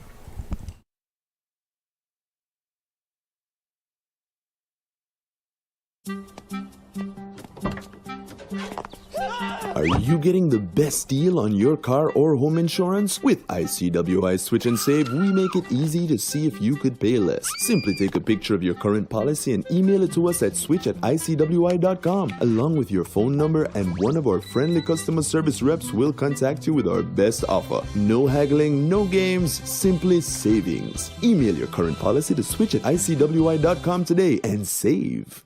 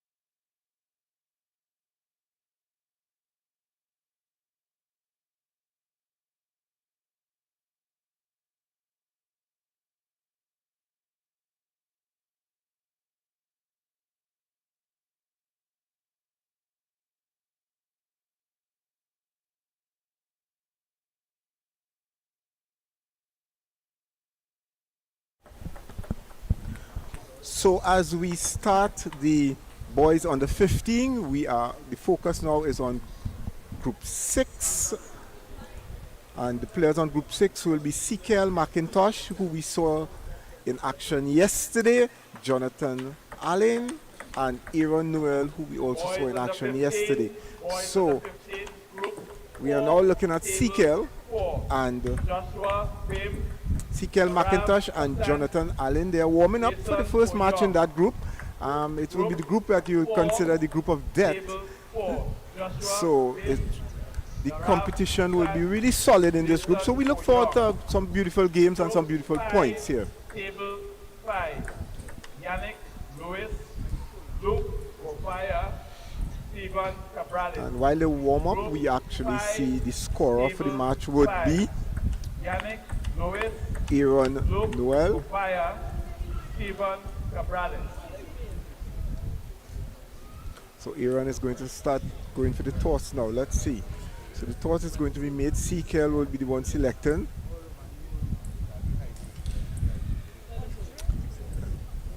And he won the toss. He opted to serve also. No, actually, and he opted to serve, and Allen opted for the side. So he changed his side. He probably saw an advantage in that side. So the match is about to begin with Sekel starting the serve.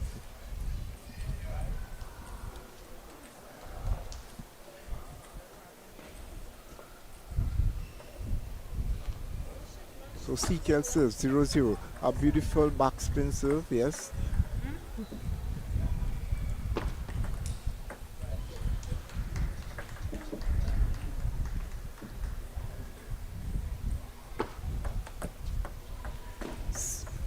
Sekel starting strong with his 2 serves, taking the first 2 points. So it's now over at 0-2.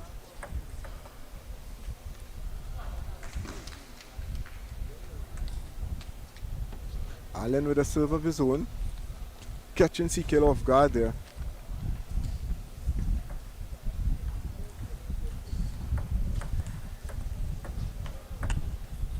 Sekel with a beautiful top spin. Allen not able to control.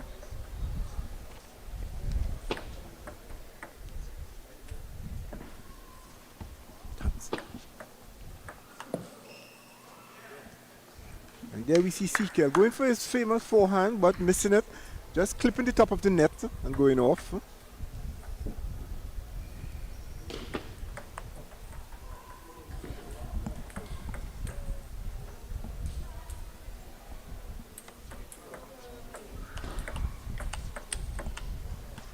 And a beautiful rally there. Sekel coming out the victor, however. Sekel he looks unpressured.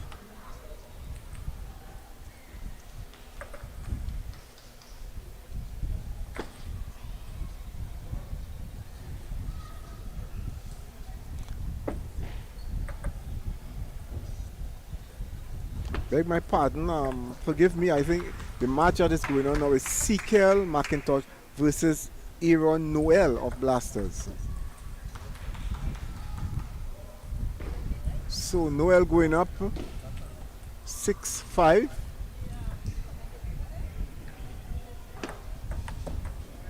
Sekel, Fortune taking him there. Gerard, Fortune favors the brave. Indeed it does. And of course we felt like this group would be the, as you call it, the group of death. And with the 2 seasoned players of sort, Sekel McIntosh, and this is Aaron Noel. Of course Aiden Noel is also around. So and the only comfort it has is that 2 would be coming out of the group. So yeah. But of course you wouldn't want to take that for granted and lose your first match. So we expect to see some really tough, competition here. Yeah, the boys under 15 with 6 groups of 3, and the top 2 will go through with the round of 8 to be played, and a few of them will get buys moving forward. Here we see Sekel tying up the score at 9-all. A beautiful top spin down to the forehand. would you say that in the group stages, they will just be feeling out each other? Although they know each other, they'll still be feeling out each other more or less, especially for the first game. I think as a former athlete, you're better suited to answering that question. Well, yes. Well, But what I can say though, if we look back with set here for Noel, game 1 in the bag for him Exactly. over Sikel McIntosh. If we look back at yesterday, we can see, for example, the one that stands out in my mind is that group with Edwards Taylor, with Imani Edwards Taylor. She had two players that definitely would have been mismatches to her because she is already at an international level, both in her age bracket and in seniors. And she recognized that Synthel, for example, was now getting into table tennis. They played together at QPCC, and she played her not with any authority. She played her in such a manner to get her accustomed to the game. And for example, those serves that we saw coming down in the knockout phase of the Girls Under 19 Championship, where almost every serve that Imani Taylor made was one of those top spinners taking the ball away from her opponent. She used none of that in the group phase coming up against Synthel. And I am in total agreement with you there. So what will happen is, as a player, you get on the table, you see a player who might not yet be in your caliber, so you'll just play around, especially with a clubmate. Yeah. You wouldn't be really tight on them. However, like in the case of Sikel and Noel here, what would happen is that they know each other, they know each other's style, they know each other's standard. They'll go from serve one. Right, so, and they would tend to, the coach most likely would tell them, look, listen, feel all the player in terms of services, and placement of the ball, especially for the first game. The caveat, of course, I think, was it the final or the semi-final with Josiah Joseph that he went from serve one? Yes. He didn't wait. He took the bull by the horns and he went from serve one. That's a final. So from a final, you don't, final, semi-finals, you go one time. Because you had the whole day to see your opponent playing before. Your coach might have been observing them. So you go take the bull by the horn, as you rightly said. Yeah, and I think, just to go back to your original question, I think the situation will lend itself to the approach. Yes. Definitely, as you said, a final, semi-final, you go from serve one because you want to get it done and be as quick as possible and as clinical as possible. But in the group phase, you're allowed to lay back a bit when you know that you're. Yes. The danger, of course, in laying back is that you get a little too comfortable, as probably happened in the girls' doubles yesterday. Yes, Imani correct. and Janai had lost their first game. Yes, correct. Where we see Sikel commanding a 5-3 lead and really taking it. He seems to be a little more aggressive this game. In his corner, an unmistakable Aaron Edwards. Yes. And in the corner of Noel, Mr. De La Ruz. So we have two top-rated coaches there in each corner. So, even the coaching has a particular standard when it comes to here. And the coaching is part of the competition. Yeah, exactly. Because as much as we are friends off the court, off the table, I want to get one up on you. Of course. My player has to win. Of course. I must be patting myself on the back when it's finished. This is me, and it's all about repetition. It has its competition also, repetition of the coaches. Is there a coaches award around somewhere? A coach of the year award? That's a very, very good thing you just said there, and I think we can probably put that forward to the Tttta. I think award for the coaches an award. Definitely, because I think when you look around at some of the international sports, you do get that. I mean, when you look at football, you have the Ballon d'Or, obviously. Yes. But coaches get recognized. Yes. In the NBA, you get the MVP, the sixth Correct. man of the year, the defensive player of the year. But you also get a coach of the year. So I think that's a great suggestion. I mean, I never thought of it, and I will pilfer your idea there. As one of my good colleagues will say, it's all about betterment. Where something can get better, we always offer it up on the table. So there we see Noel losing that game, that second game to CKL, who came out, really, really aggressive that game. He tended to speed up the game, and he came out victorious. So let's see what Mr. LaRode, who is full of experience also, how can he counteract his opponent, Mr. Edwards. Yeah, I think at it's the a end battle of the coaches. at the end of the first game, that period, that 2-minute period that you're allowed, that you can go to your corner, go to your coach, have your towel break, have your refreshment, have your electrolytes and so on. I think that worked well for Sikel in this second game, where he would have gotten those instructions, and possibly, as you said, he sped up the game, and that probably would have been one of the instructions from Aaron Edwards. Listen, you're better than him. Yes, Your strength is playing quickly. Don't sit back. Go at him.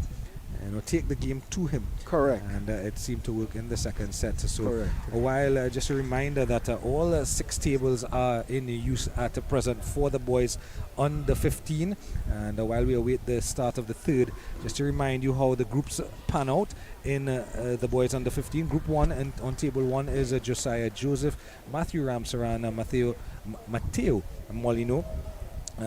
Group 2, Jonathan Kotoy, Nikolai Hanuman, Jared Simon. Group 3, Ethan Ramcharan, Giovanni Granado, Daniel Bim. Group 4, Joshua Bim, Narav Basant, Jason Oyong. Group 5, Yannick Lewis, Luke Ovaya, Stephen Cabrales. And Group 6 in front of us here at table 2, Sikel McIntosh, Jonathan Alain, and Aaron Noel. And of course, we talk about the coaches. Of course, you think about the clubs as well. Those are bragging rights that, hey, we are QPCC. We are proud to be Parkite, and we are number 1 in everything we do: table tennis, lawn tennis, football, cricket, hockey. And then you have Power Gen from the south. They'll say we are better. South is the best. And we will come up to the north and beat you. We will invite you in south and beat you in south. So we are looking at bragging rights all around. And as we talking about bragging rights, we see Josiah he can actually brag because he wrapped up his first match very quickly against Molino. 11-4 in the last game, so he won that 3 games to nothing very quickly. Yeah, and the encouragement coming from that side is for young Aiden Noel, who is clawing his way back here, down 3-1 early and now 3-2. Now down 4-2. 4-2. A little fortune there with net. Gave CKL that jump ahead to 4-2. And Noel serves. Nice, likewise, beautiful top spin, not generating that much spin. CKL playing for a lot of spin, so coming off at the top of the net as the case may be. And just one of the balls from table 3 coming into the arena. Back again with play, and just not getting under the ball enough to get it over the net. So it's locked up at 4-all. Yes. Beautiful serve there by CKL. Again, CKL making sure he gets that first attack in before Noel. So he's jumped out a lead here, 6-4, 4-6 in fact, with a Noel serving. 4-7. Noel, they're telling him to get that positive vibes in. Yeah, they are pushing. Again, the vibes from his supporters will help him along a lot. Yeah, well, it's Aiden Noel and his dad giving the encouragement. As Sandfly Brown walks past us. Now 8-6, 6-8. Service change to Noel. Lovely short service. What a beautiful return there by CKL. Seeing that Noel is waiting for his forehand, he sends that ball deep on the backhand, forcing Noel to make that error. I think that's not something we saw from both Noels yesterday. They tend to give you that short service and make you have to come to the ball, come to the table. Yes. I think we saw it as well too with Josiah Joseph. Bring you in and then push you back out, as the case may be. Yeah. I think it was one of the games with Josiah Joseph. He dropped it short, player came in, and the next serve, and Stanley smiles because I think he remembers that one. He brought him in, and then he pushed him back because when he had him in, he put it at the body. And then there we see CKL wrapping up that third game, 11-6, with a vicious forehand drive down to Noel's forehand. Noel is with his coach now, Mr. LaRode, and LaRode will be giving him some instructions, of course, for that fourth game. On the other side of the coin, we have Aaron over there, who will be hoping to wrap up this match by having CKL just triumph over him for the fourth game, as the case may be. Yeah, so just looking around at all the other tables while we await the fourth game to get started between McIntosh and Noel. That's Aaron Noel. I think he is the younger of the Noels. Aiden Noel just to the left of us on the bleachers with his dad. I think table 1 has wrapped up. It seems to be that table 3 is also wrapping up. And it seems like table 4 with Jonathan Kutoy. That is table 4. Kutoy is leading 2-0.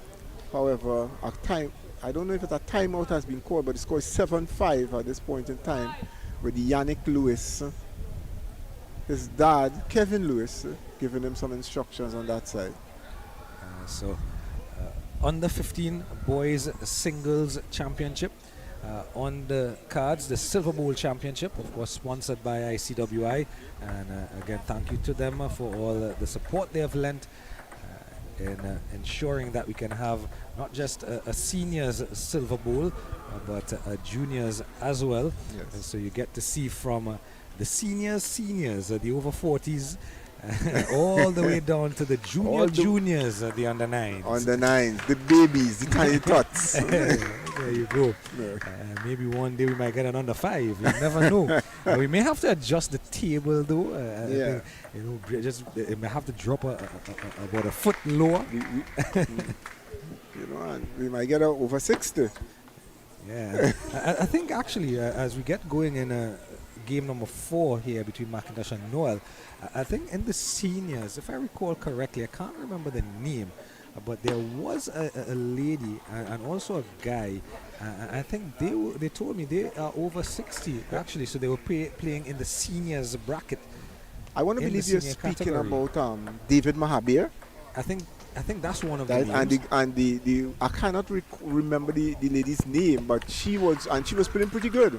Yeah. And if I'm not mistaken, a 58-year-old woman I'm not sure of the country, but she qualified for the Olympic table tennis yesterday. There you go. Yeah, so age is just a number. Yes. Of course, if we think about it in football, Showtime, Kevin Woodley doing his part. He's 37 now, getting into our national team and showing his his worth in weight in goal. Exactly. So we see a timeout here now, Jared. A timeout is called by LaRode, with his player being 2-5 down. So he's going to give him some instructions, and again see something he doesn't like. 2-5 down, which includes the score and 1 set down as well.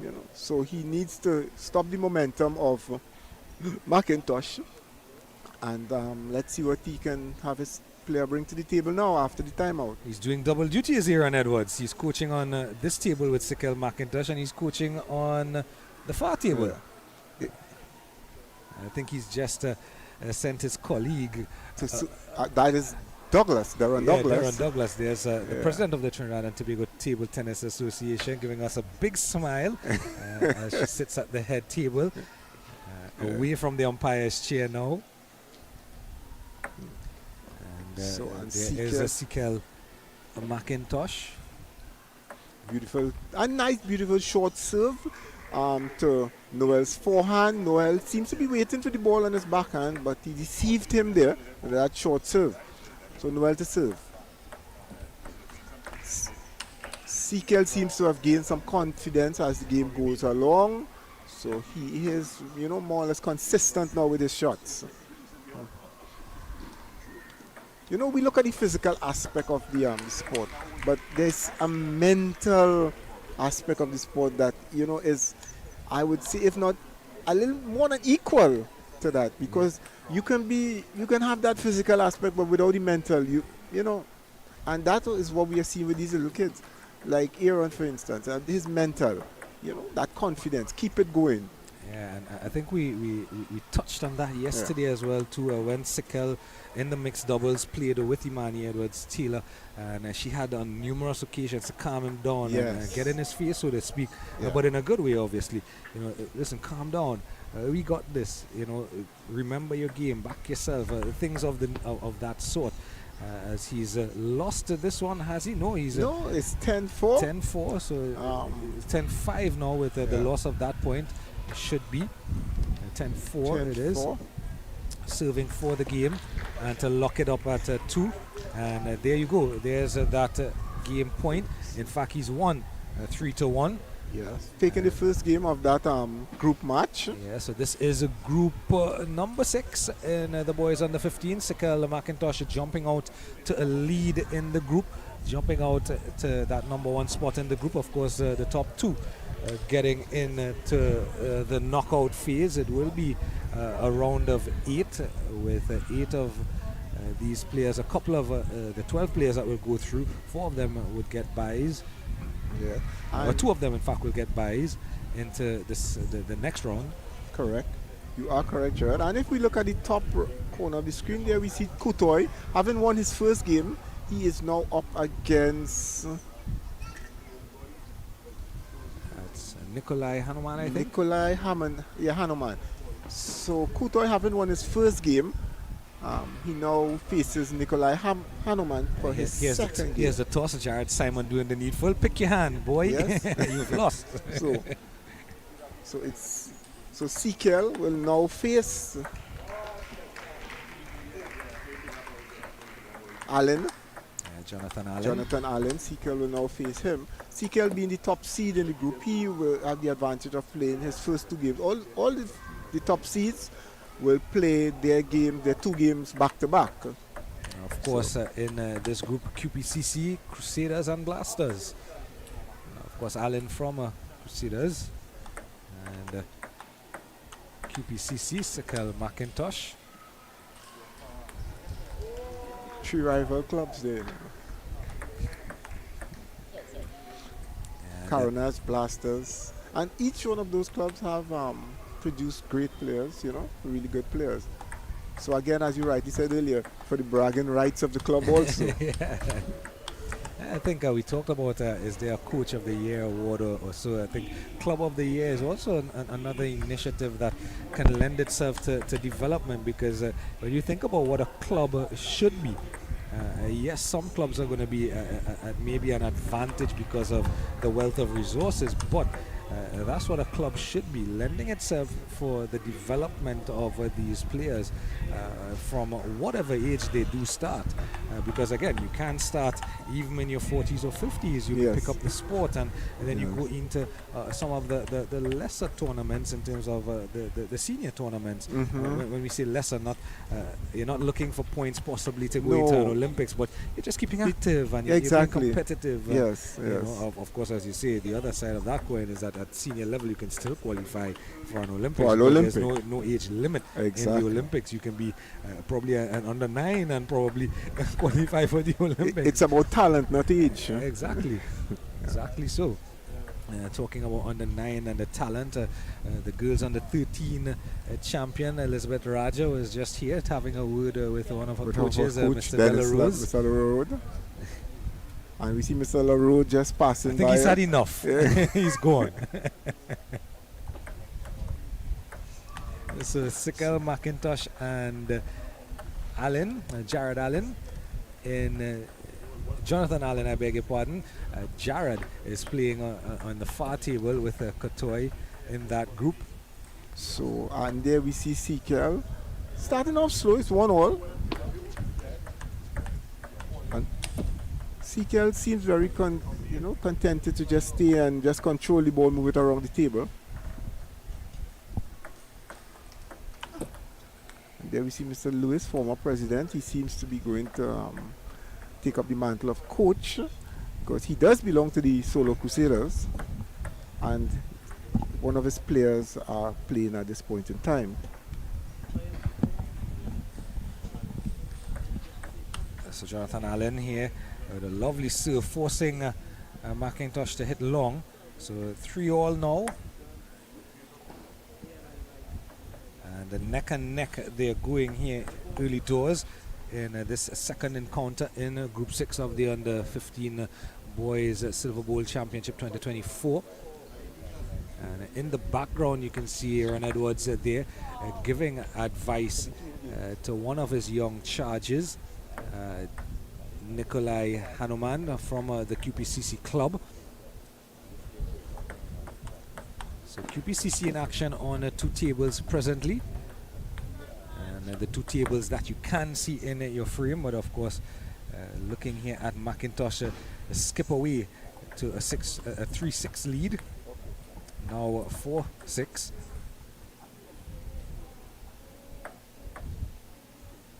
Uh, 6-4 service change to McIntosh, just misreading the pace at which that return came back. Now jumping out to a 7-5 lead. Group number 7 on table 1. Josiah Manley, Taj Sanatan, Cameron Kojo.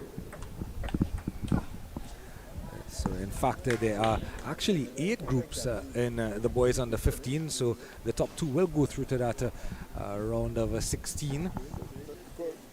Group 7 now being called to order by the president. That group Josiah Manley, Cameron Kudju and Taj Sanatan. Under 15, group 8. As McIntosh jumps out to an 8-6, 9-6 lead now. Aidan Noel, And Group 8 in the under 15 being called. Ricardo Aidan Noel, Sangram Ricardo Sagram Singh and Aaron Table Gopi. number 3, boys under 15. So Group as 8. Table 1 and Table 3 Aidan have Noel, cleared up, the Group Aaron 7 and Group Gopi, 8 in the boys under Ricardo 15 Sagram have Singh. just been called. Table number 3. So back to, we see here where CKL is wrapped up the second game Yeah, so at he- 11-6. Fairly s- comfortable win for him. And now he's back to his coach, who most likely will just tell him to just continue doing what he's doing, practice his shots, don't get too overzealous as the case may be. So 1 game up and 1 foot closer. To be in the top qualifier in his group. Yeah, remember Yeah. he's won that first game against Noel, that first match against Noel already, and out front. And there are in fact 8 groups in the boys under 15, so no one will get a bye. In fact, all will go into a knockout 16. Straight to a knockout 16 there. Yeah. So, top 2 in all groups. so we have action from start to finish. No one will be relaxing. Indeed. So a couple of the groups have already completed, so it allows Group 7 and Group 8 to get underway at Table 1 and Table 3. And in group 7, we see the likes of Josiah Manley, Cameron Kujo, and Taj Santana. In group 8, we'll see the likes of Aidan Noel, the brother of Noel, who is now playing, Ricardo Sagram Singh, and Aaron Gopi. If I'm not mistaken, Ricardo Sagram Singh, he is the brother of Zaydan. Yeah, you're under 9 champion. Yeah, you're under 9 champion. Yeah. So into the second game we go here. 1 love to Sikel McIntosh.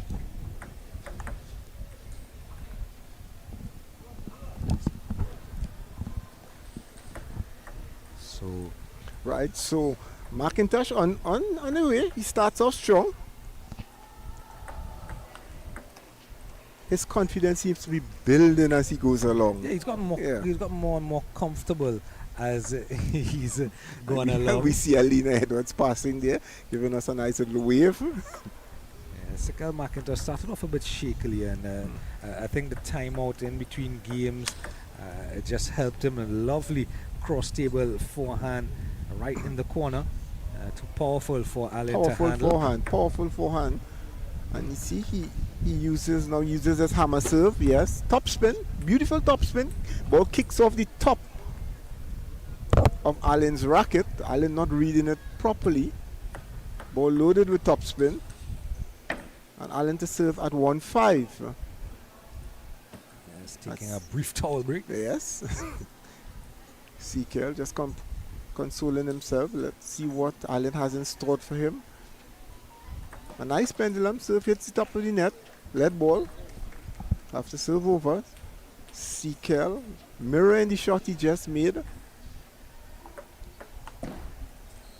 Unfortunately, mirror the same shot. There's that third player again. Well, the fourth player is a group of three, so there's that fourth player.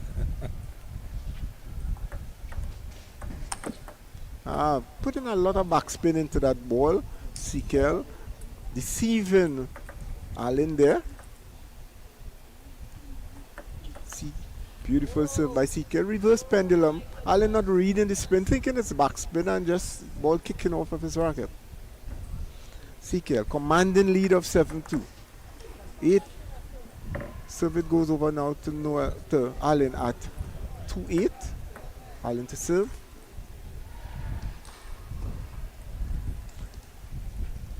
You'll be thinking now, Judd, what is going on in Allen's mind?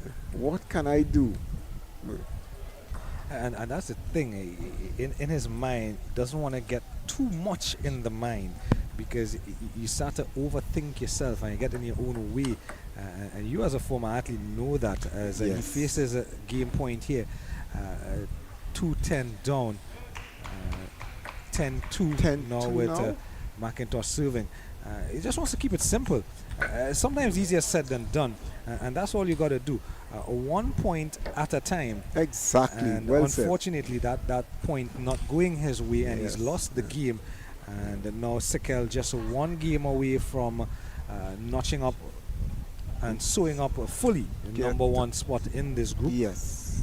And of course, that will put him into the quarterfinal, the round of 16, in fact, and give him the rights to draw. Correct. when he's called to the head called table. to the head table to draw, and he would draw from as an advantage in position number 1. And as we talk about position number 1, our number 1 on the 19 player, that is Gabriel John, we would be having an interview with him shortly.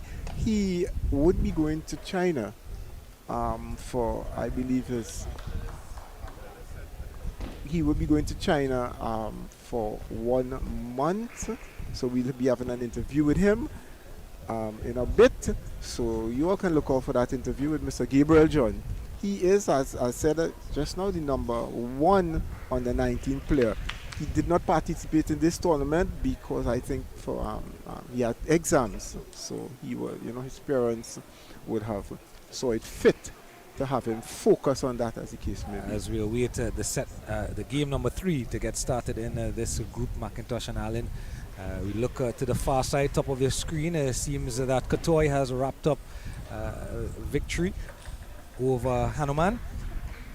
And 11-8 it looks like in that third game. And we see there the other Noel, just in your frame in that red top. That will be Aiden Noel, getting ready for group 8 action on table 3, just to the top right of your screen. And we're underway, game 3. And we've seen game 3 that Allen has started off quickly, taking a 2-0 lead. But Sekel again with the serves, really tricky serves. Allen not understanding what went on there. The ball just popped, and Sekel just finished very quickly. Finished that point very quickly with a forehand smash.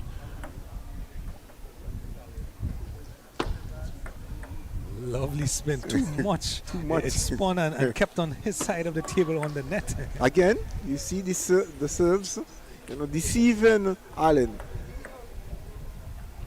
I mean, we spoke about that yesterday with Sekel and his serves.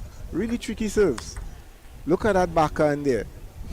And I think talking about yesterday, we saw that he loves the backhand. Yes. And there are 2 shots that we know he likes. He loves that backhand, and then he loves the one where he can lean back and hit that forehand long.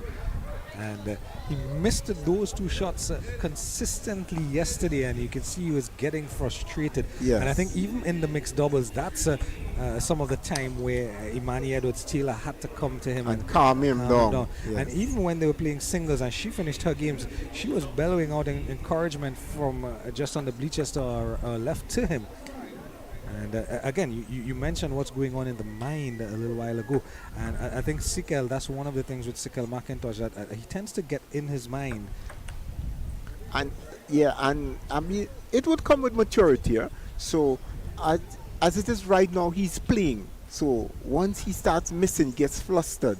But as he goes deeper into the game, you'll find that would just sort of fade away. So, and actually it has begun here, if you notice. He has started missing some shots and he's just getting flustered and just going and he's missing.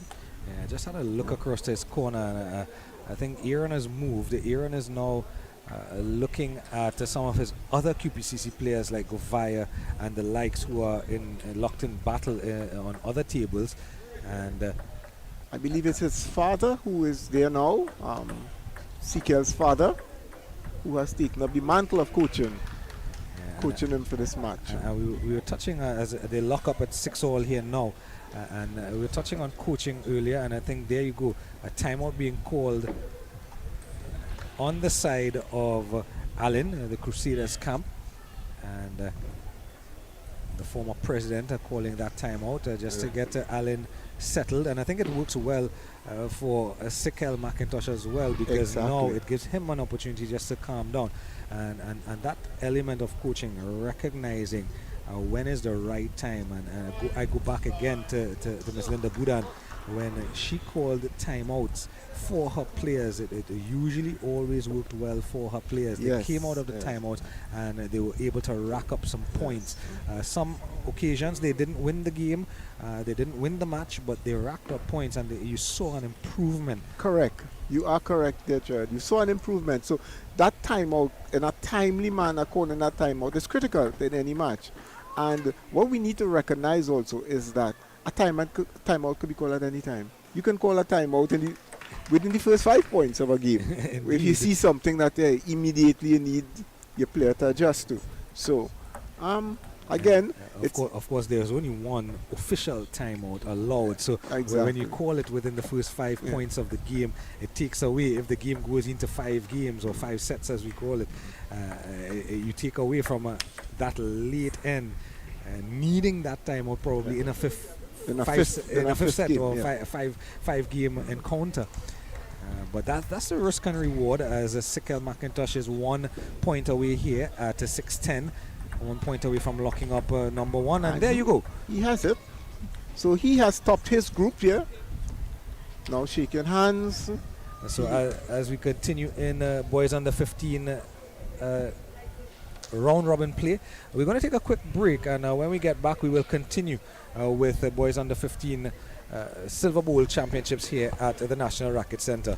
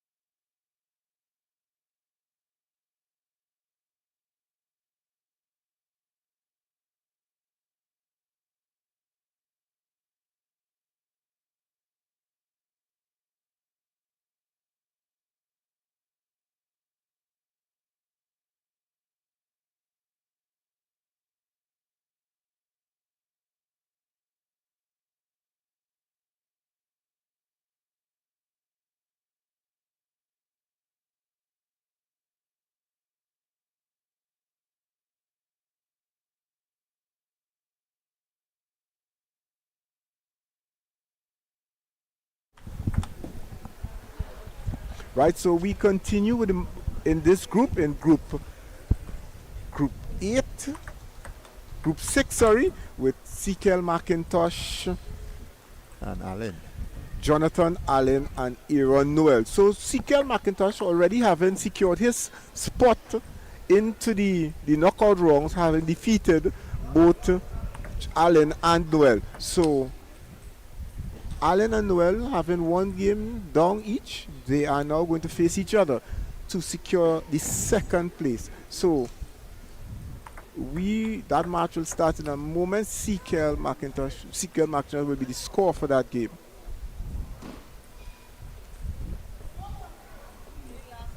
So they're going through their phases. The phase of knocking up. Yeah. So Dave, back with you. So we are seeing Sekel McIntosh, who won his game, and Aaron Noel is now meeting Jonathan Allen of Crusaders. yes. So Sekel having secured the top spot in the group already, awaits the winner of this group, of this game, to join him in the knockout phase. As the second qualifier. Yes. Jonathan Allen has looked quite well. And he didn't have too bad a game against Sekel. So let's see how he copes against young Aaron. Correct. So now we have the toss, and Allen having won the toss, and he has up to serve. Okay. So Allen serves I'll start. at one. Allen serving. Nice backspin serve. Played a bit high. A flurry of exchanges, and then it's into the net by Allen. A nice start in the first point. Both players exercising, showing a bit of skill. Dave? Yeah, well, you see, you're actually seeing where they're kind of feeling out each other at that point. Allen getting a net there, however, thinking the point was over, and Aaron was he right went there. right there up to the challenge. Aaron with a serve of his own, heavy backspin serve to Allen's backhand, forcing Allen to make that mistake and put the ball in the net. Allen serves. Again, we are That's looking a at good services. Good services, good movement. Right, and I like to see players, when they learn the technique, the correct technique with respect to serving. It's pretty good. It seems like the serves are what dominating this match, because Yeah. so far, the player that serves It's wins the winning points. Right. So a the good advantage of three-point the serve. attack. The ability to be able to return services, and not just return services where the person could make a strong attack, but return services in a way that you can stay in the game. Exactly. And that's So very there we important. see a nice backhand pickup there by Noel. Beautiful backhand pickup, well calculated. And now we see the pendulum serve employed again. Picked it up with the backhand. He tried to smash it away, but he was nowhere near to it. But Allen actually played for the shot. He missed it. Yeah. He served for that shot. A nice exchange here. Allen come now the victor though, with a beautiful forehand. However, Noel has jumped 4-7. Allen clawing his way back up. Has now, with that forehand, brought it to 5-7. And Allen will serve. Noel with the experience of having represented Trinidad. And on forced error, Allen serves off the table. Not taking his time, I believe. Well played. Good control. Good movement. And a good finish. Again, as we would have mentioned before, the third person assisted Noel there, the net. Yes. Right. Allen good. Noel is going to serve now. He's using the backhand service. Short backhand. Beautiful backhand. Service on the forehand. It's always a difficult service to get back, to play for youngsters. And there we see he developed his point there. The first serve he served was heavy backspin. The second serve he actually served with no spin, and he was waiting for the ball to come back. So he actually prepared himself for the shot. It wasn't a hard shot, but just enough to win the point and take that game, that first game at 11-5. Huh? Yes, I think it was well played by him because Allen is not playing badly. And on another day, playing against somebody else, Allen would look very impressive. Again, Stanley, style warrants a lot. So you might be extremely good, but your opponent's style can have you very, very uncomfortable. That does not mean that he might be better than you. It means that his style gives you some, a level of discomfort to your game, as the case may be.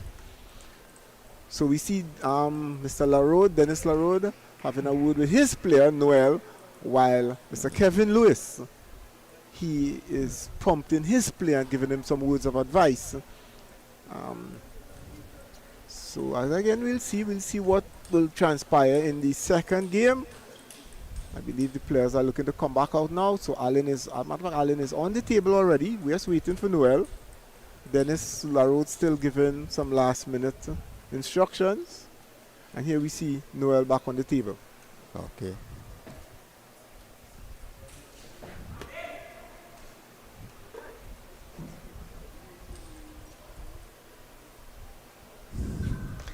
Noel assisting with rectifying the scoreboard there. Right, so the serve goes to Noel to start the second game. Again, short backswing service, as you rightly said, on the forehand. Service on the forehand. It's a difficult service because you can't make the full swing, forehand swing. You have to come to the table at a different angle with your racket to make that first push, right? We find players like Farley and some of these people who have strong wrists, and those services they can easily deal with those services. Well, yeah, if you notice, within recent time, the modern game now, and a lot of the young players are using it. You see CKL use it a lot. They actually go to the forehand and use their backhand to play that serve. Yeah. And that's because of the restriction of the wrist with the forehand. So it is easier now to move across and play that serve with your backhand. So there we see Allen, down 2-4 serving, serves a pendulum serve. Nice shot, good setup, construction of point, he just misses the backhand. Yeah, but coming back to that, you need to hold the racket differently when you're making that pickup with the backhand. So the hilt of the racket can rotate in a wider angle than you will in conventionally, or you would in convention hold a racket. Exactly. So it all again is the wrist, as you rightly said earlier. It's the flexibility of the wrist now. The racket head has to be down, and you rotate the wrist upwards in order to do that. But it eliminates that angle that you don't have when you use your forehand in dealing with a serve on your forehand, like that short services on the forehand. I think the Chinese would have came up with this. They're technical in whatever they do and very analytical. So back to the game, we see Allen serving at 4-7. Uses his pendulum serve down to the backhand, and again sets up the point, but just misses. Just misses. Yeah. So we have Noel again using the serve. However, Allen forcing that ball on his body. He made a good push there. Onto the body, deep push to the body. It was totally unexpected. So Noel just trotting away a little. Score 5-9. Allen serves. Noel not ready for that. Standing straight, not bending his knees. He needs to, get into the game. And again, good he shot. is playing as much as he needs to play. Because he figures, well, look, I'm already pretty comfortable with this. And there's always a problem with that too, because if you develop those habits, then when the time comes to play, you find that you don't play. And there we have Noel taking the second game, 11-6. But back to what you were saying there, Stanley. Yes, you can be comfortable. However, it should not floor your technique. No, it should So, there's a technique, your knees have to be bent, you have to go down, you have to make the shot, you know, the trajectory of the ball. So if you miss it, you miss it. But you can't just relax and stand straight and try to make the shot. Yeah. No. Yeah. So right, so we see Noel racing to a 2-0 lead there in games. Seems to have his focus on securing that second spot. And they are their coaches now. So again, Dennis LaRode, he has already finished with Noel. Actually, Noel is making his way back to the table now. And we await Allen to come on the table, who is still getting his instructions from his coach. He being 2-0 down, you know, the coach might have a lot more to say a lot to him. more to say as to how he Yeah. could negotiate the rest of the game. Correct. Right, so It's a learning curve for all of them. Huh? yeah. If you find that Allen is not yet at the curve where young Noel is, you know, he's trying to get there. So let's see if he's going to be able to do anything constructive here in this game. He made a decent serve and he moved. Moved very well. He moved smoothly across. He's going to serve again. Pendulum serve. Played a bit high, but it was a let ball. Pendulum serve again.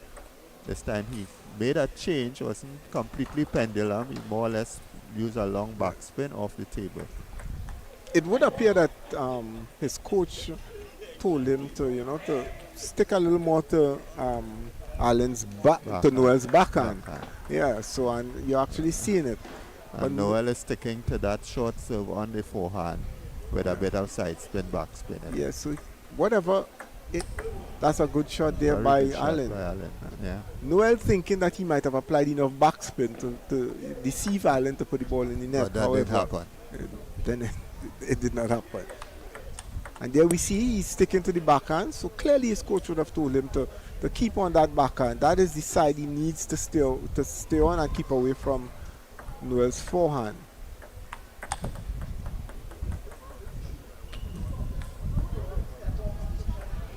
So Noel to serve at 4-3. Or 3-4 actually. And he was able to disguise that one very well. Running that ball, rushing it down to a his long backhand. backspin. So, pendulum serve again. Orthodox pendulum ready to attack the ball, which he did successfully. And it's now 5-4. He's going to use the pendulum again. It worked last time, so why not this time he puts a bit of backspin into it. It results in a push, and he pushes into the net. 5-all. Good serve. Nice turn. Played straight, a little closer to the body, and he didn't give himself enough room, and it's 6-5. Back to plan A. And lovely turn there. Deep on the table. Lovely turn, because it was a very good push deep onto the backhand. And Aaron Noel made a beautiful turn. That's 5-7. Lovely service. And he did try. He tried just missing the follow edge of the through, table just there. missed the edge, yeah. 5-8. He's now a little concerned. He needs to. Again, he is making that turn and that deep that top spin. lovely You know? turn and pick up from the backhand corner. So, you know, it's not a player you could just go onto the backhand with, because he turns and he makes it from that backhand corner, in fact, even more effective than on the forehand corner. So clearly we're really seeing now Allen's strategy is a good strategy. Is to keep it on the backhand. But Aaron has adjusted. Instead of trying to make the backhand, or as you rightly say, he's turning and he's effecting an extremely good top spin. Yes. So the score now 9-7. 7-9. 7-9. And there we And then see it was a loose service. Noel because he- taking it up a notch to bring it 10-9. Yeah, but the service, it just bounced too high. Yeah. So he actually gave that away, and Noel pounced on it. Aaron Noel again, he pounced on it. Aaron taking that If game he up. did it once, he did it twice. Yeah, Aaron taking that game 11-7 to complete the set and finish off this group match where Sekel Sekel McIntosh taking first place and Noel taking 7th place. So they will be the two qualifiers going forward to the knockout stage of this tournament. And Noel would have definitely wanted to qualify. Yes. And now we're gonna have a little bit of an exhibition. All right. We're gonna have Gabriel John. Gabriel John is going to do a bit of an exhibition for us on table 2. Now that game is finished. So we have an interesting interview lined up with young Gabriel John.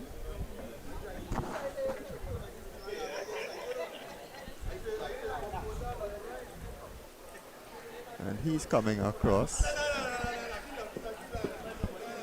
So Gabriel will be, he will be having an exhibition with, is it Luke? Yeah, I think it's With Luke. one of the players. We believe it's Luke O'Young. He will be having an exhibition with Luke O'Young. Gabriel is in fact the number 1 under 19 player. Yes. Unfortunately, we did not see him play in this tournament because of exams, the purpose of CXC exams. So so we're gonna have Gabriel John do a little exhibition with I think it's going to be with Luke O'Young, or maybe we could get someone else if Luke is coaching.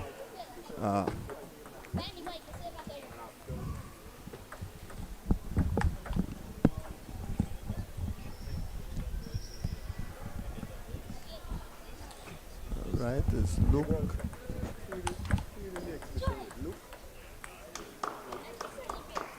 It's coming across now.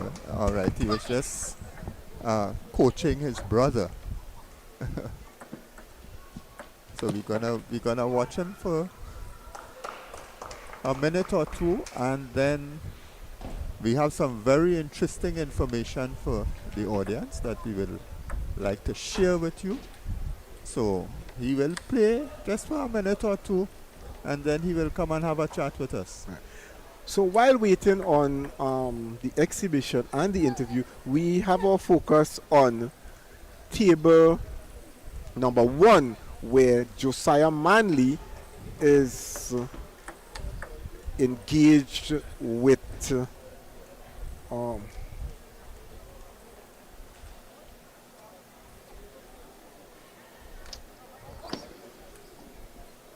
that looks like Cujo. Okay. Yeah, he is engaged with Cujo, and he is 2 games up at this point in time and 6-5 in the 3rd game. Josiah having already won his first game against Taj. Right, so we have on screen now. Oh, okay. Well, we don't have on screen as yet. So, right, we now have on screen Luke O'Young and Gabriel John. Gabriel John. They are 2 players from Coronach Blasters, and they are doing a little bit of an exhibition. We just wanted to introduce Gabriel John, who is actually the number 1 ranked under 19 player. He didn't participate in the tournament. He did not participate in the tournament this year, but he is going to be going to China, right? So we're going to interview him because Gabriel John is going where no one has gone before. You know, we had players, we had teams going to China, but for someone to go and train in China for an extended period of time with the attempt to become a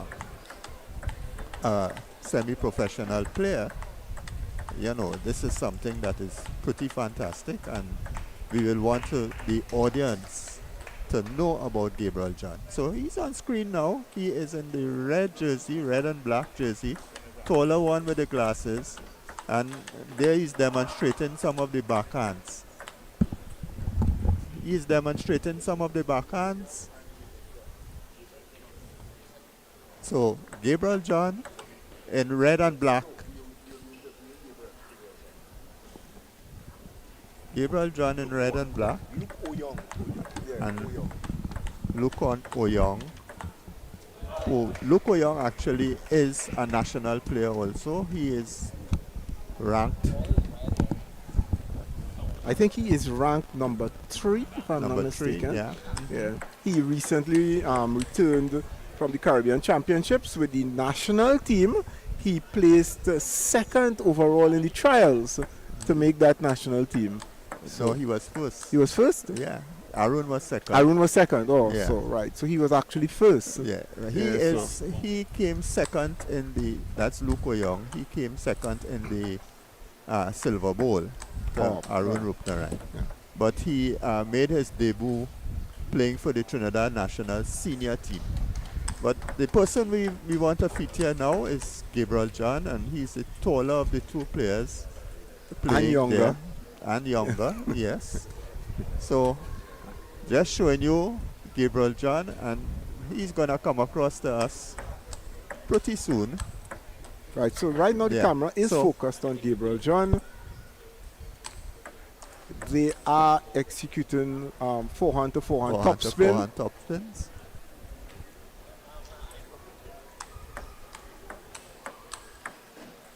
And he's missing.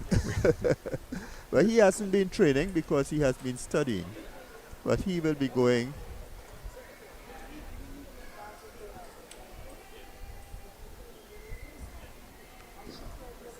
They haven't a word there. Yeah. I don't know what exactly has been the conversation about, but there we begin again.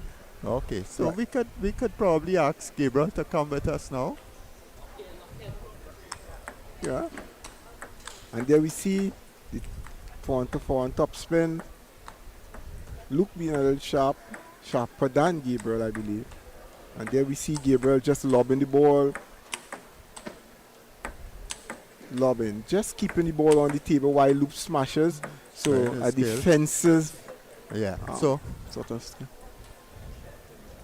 right. So there we saw Gabriel John and Luke Oyong, and now we're gonna have a little chat with Gabriel John. He's gonna join me now, and we're going to come.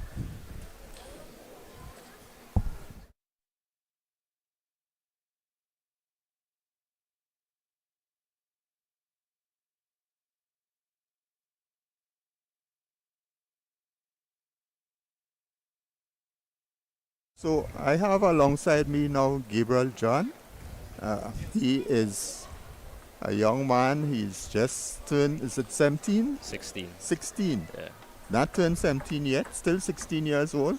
He is a student of Tremont College, and he is doing his O-levels, and something pretty exciting has happened for him, because he has been invited to participate in a program organized by the China College of Table Tennis, which is part of the Shanghai University of Sport. And this is the only college of its kind in the world, and the summer camp runs from the 30th of June to the 30th of July 2024. And Gabriel, in the first instance, is going to be there from the 30th of June to the 30th of July.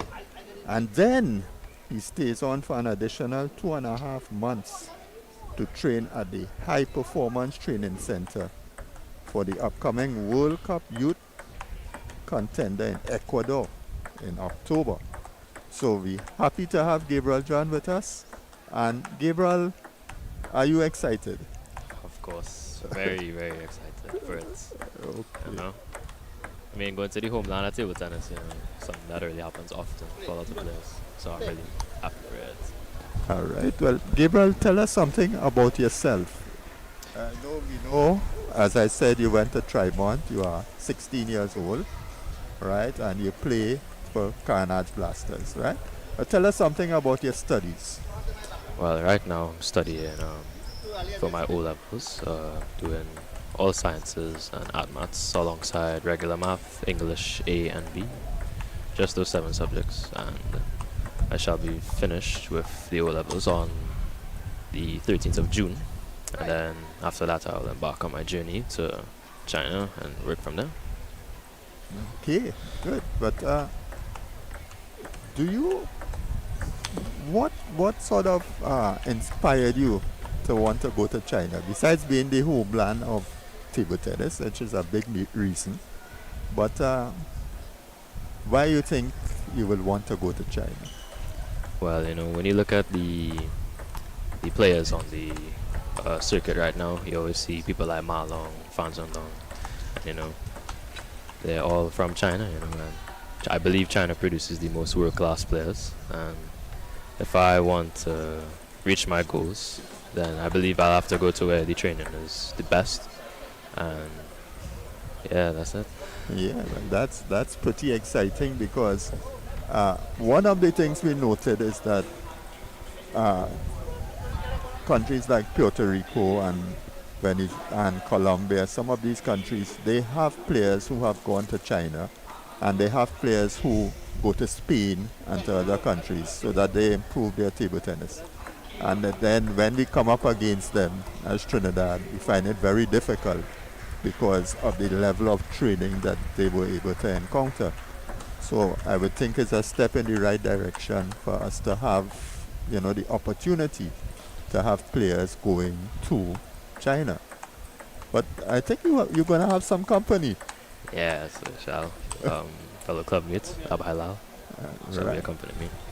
Yeah, Abai Lal, who is a defensive player, he is a chopper. Yeah. And these days choppers don't only chop, they make attacking shots too. Right? Abai Lal has come a long way in the game, and it would be good. I always look at him as a Amansing type player who can really defend and then move in smoothly and attack. So if we have two young players who are going to China and have some quality, then it augurs really well for Trinidad and Tobago. Then we back them up with those who have gone to France, and hopefully more people along the way will, get the opportunity to be out there and to participate at a high level. Yeah. One of the things we're always interested in is time management, and we always encourage all those who participate in this sport to, you play the sport and you play the sport seriously, but your schoolwork, your career, your education is very, very important also. So how do you balance these things? Well, you have to set aside time for the things that matter. So I studied as well as alongside training before O levels. It was hard, but as you get older, you start to really learn about the time management and the value of it, because it's really important. It's an important asset that you need growing up. Without time management, you become disorganized and many things don't go your way. So I really try my best to set aside time for training, and then I would set aside time for my studies. Because if I don't have my studies down packed, I won't have anything to fall back on, Right. And I've seen you doing a lot of coaching recently because you didn't take part in this tournament. Your focus would have been on your studies because you said you have exams in June. So that was your main focus, your number one focus. But still, you didn't stay away from tennis completely. You managed the time that you give towards table tennis, right? Some little coaching and being here and there, but you have been able to manage that. Yeah. Right? And that is splendid. That is what we want to see. Right? What segment of what portion of your game you think you would like to work on the most? I'll probably see my backhand, my offensive capabilities. I think they could do a little bit more work alongside defensive capabilities such as blocking. Right. Yeah. Right. Sometimes when you go to China, they change around your game completely. Yes. And that makes it pretty difficult sometimes within the sphere of where you are and where you want to go. Right. because how long have you been playing the game? Playing for What about age is 7 years. Started at the age of 9.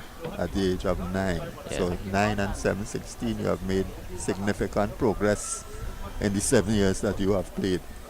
Right? What has been your greatest victory? Ooh, that's a good question. Which one you enjoy the most? Your first one or your last one? I'd probably say my first one Your because first one. Which was your first one? I How old were believe it was nationals. I was around 11, around that time, Right. and I wasn't really winning much at that time. I think I was playing for about a year or two at that time. When I first won the tournament, it really meant a lot to me because I wasn't winning a lot. I was mostly coming third and stuff like that. And once you get that first taste of victory, it feels really nice because you want it just encourages you to improve yourself and push forward to get that feeling back. And your first tour, do you think touring actually helps you? Yeah, I think touring is really important for players because you get to play alongside some really quality players, and just playing with these guys in matches would raise your level. And also the experience is really nice as well. You have fun and play to your heart's content. Right. So, what further encouragement do we need to give to our youngsters? We hope that sponsors and persons in authority who can help our sport. It's a lovely sport. We have a good administration. We have good coaches. There's Dennis LaRose of Carnage Blasters, who is doing a good job. And you have Aaron Edwards doing a nice job with Queen's Park. And you have a number of coaches along the way, who are encouraging players to be the best edition of themselves. That is something that we would like all sponsors and government officials to give the support, because when you look at table tennis, we have many people who have become doctors, lawyers, very important people within the community, and that is very good, and we are very happy about that. So thank you very much, Gabriel, and we looking forward to your participation. And one of the things too, you're going to participate at a tournament soon after the training. I will. Right. So we need to talk about that also. You're going to? I'm going to off to Ecuador. To participate WTT Youth Contender. Right, and that's how you get points. Yeah, ranking points. So we need to get our players out there playing in the WTT tournaments. That way they can get ranking points and they can move up on the ladder. They could be recognized and get sponsorship, equipment sponsorship and that type of thing. So the more players that we could get into these type of categories, the better it will be for table tennis in Trinidad and Tobago. Of course, it is. All right. Thanks so much, Gabriel, and best of luck and success. We know you will be successful. All right. Thank you. Thanks.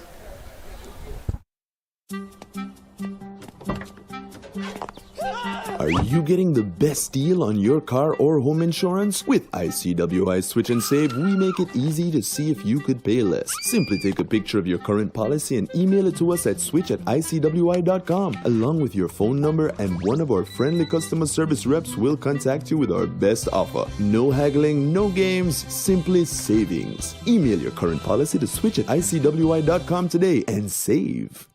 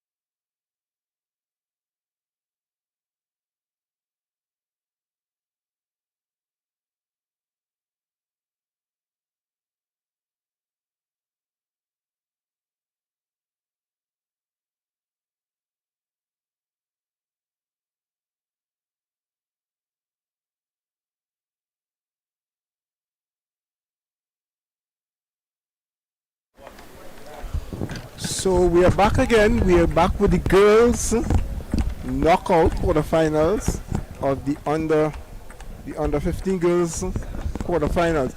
And I am Dave Williams, and I have with me here Stanley Hunt also.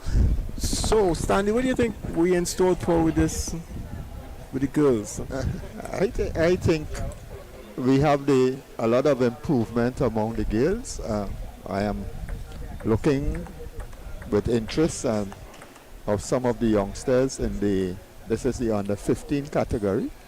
Some of them played in the under 19 category also and did quite well. So what we are actually seeing is that our under 15 players are actually, our under 19 players, among our best under 19 players. Yes. Because the under 15 players we are seeing are competing and doing well against the under 19 players. Exactly, and I think that augurs well for the sport. It is showing you where the youths are there. There is that progression, as the case may be. So if we could get that game instead. That is Liliana.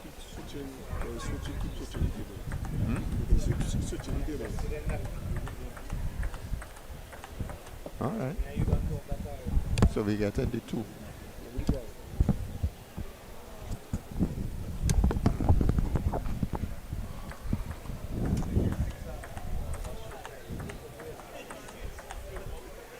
So we have on table 2.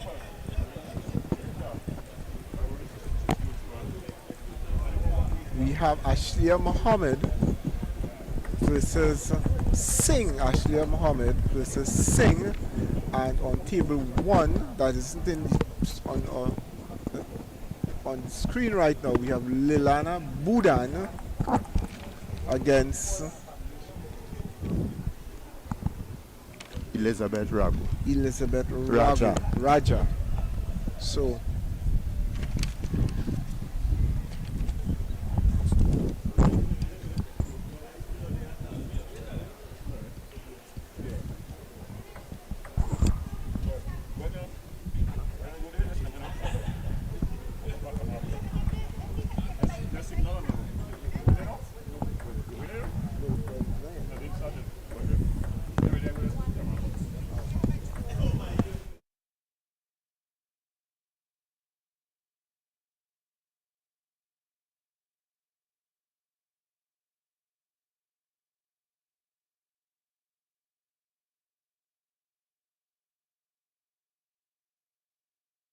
her opponent Mohammed.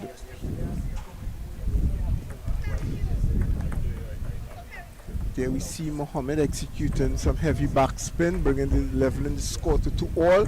She uses a pendulum serve. And it's pretty more or less, they're both in a defensive mode, as we can see right now, just pushing around the ball, probably feeling each other out. Mohammed changes up, uses a topspin serve, however, having gotten the shot, did not capitalize on it and misses it. So the score now goes 4-2 in favor of Sophia, I believe, yes. Now Ashlia Mohammed has been through the ranks. She started as an under 9 and she's now playing in the under 15 category. She's still under 13, I believe. But she didn't play in the under 13 yesterday, but she has come for the under 15 today. Right, so she's up against Sophia Singh, and Sophia Singh playing for Superior United. I think she did very well in a novices tournament, and now we see her in the age group competition. So Sophia Singh serves, nice little backhand. I think there's something just went on there. I don't know if it's a ball that came over to the court or a misunderstanding. Who has the service? The point, okay. And what is happening is that the third person in the group, what they normally do, the person who is third in the group, they will do the scoring in the groups until they reach to the bigger games, when they will have the umpires taking charge of proceedings. So here we see Ashley serving at 5-7. Pretty defensive, Stanley. She's pretty Yeah. defensive. She's at least serving, That's sometimes enough, getting the yeah. shot and just missing it. I Yeah. know that she's just recovering from an injury also, because she wasn't playing Oh. some table tennis for a while. Okay. She had an injury and was out for a little while, Okay. about 2 okay. months or something like that. Yeah, but in the earliest, she was always in like the top 3 or 4 Yes. in the under 9 and under 11. So the game is still young, so we will see from there again in the It's good to defensive see form. their progression, and we see Ashleigh is very good technique with respect to the pushing. But we need They need to take her a step further now. Now that she has mastered that pushing technique. correct. She needs to attack the ball. You get the opponent to push and you take the attack. Like that for instance, that should have been a shot. Yes. Yeah. And Sophia Singh is doing quite well, because with all that, Sophia Singh is now leading 10-7. So Sophia has amassed three game points, and she took it in the first game point at 11-7.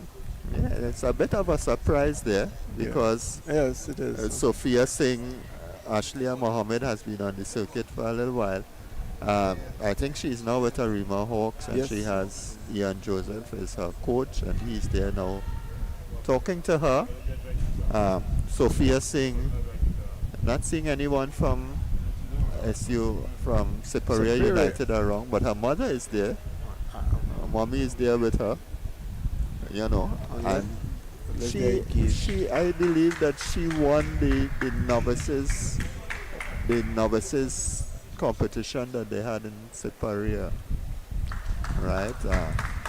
And quite a few good players coming out of Siparia United under Beckles, and they are closely affiliated with Power Gen, so that it's a good academy down in the Southland.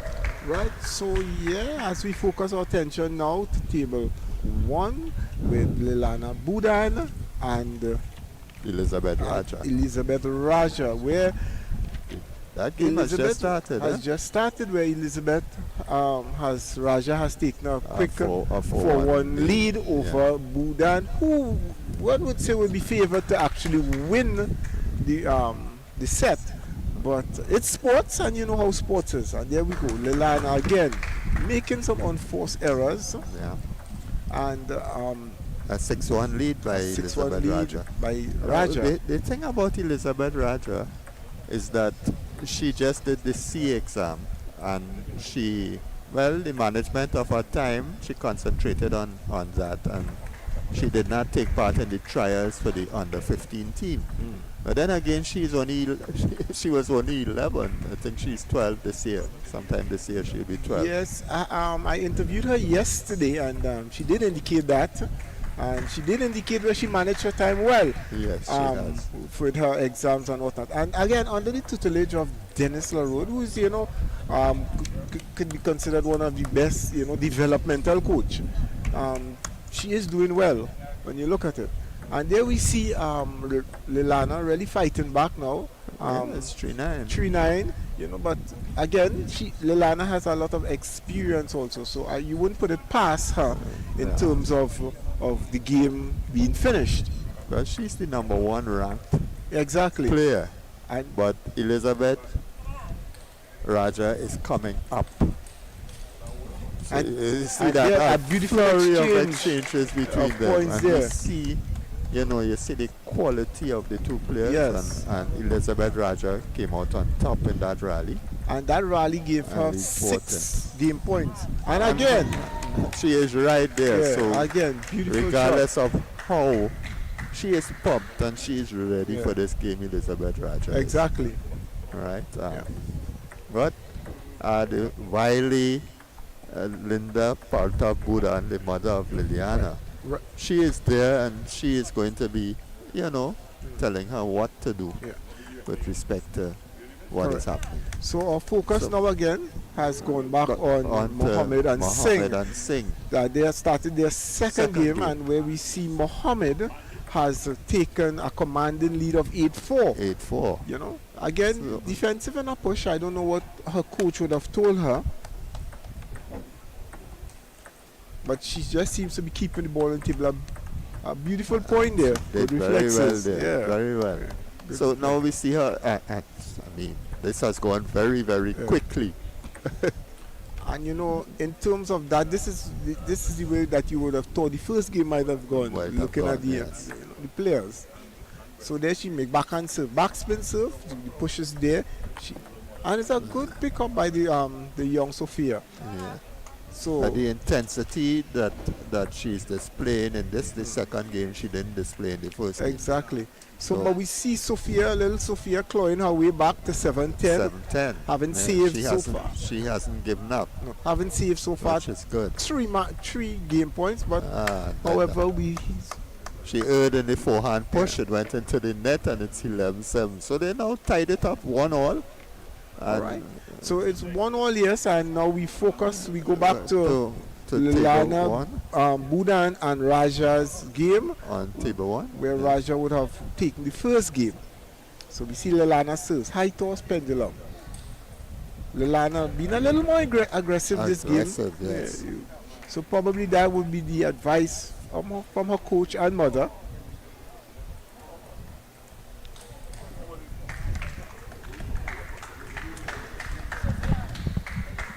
Being in fit focus.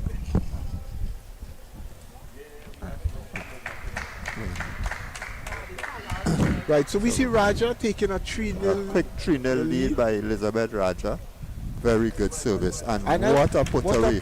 Put away, yes. She is showing quality, you know, no Yes. fear. I'm facing the number one, but no, it doesn't matter. I am Yeah. playing my game. And there we see Lilana. Really, Lana really. just getting getting into it into and the getting game. a point. Getting on the scorecard. Lana. But Elizabeth Raja is ready. Good backhand pickup. A nice rally because the Lana recognizes that she cannot just push against Elizabeth Raja because Elizabeth Raja will destroy her if she does that. And this is what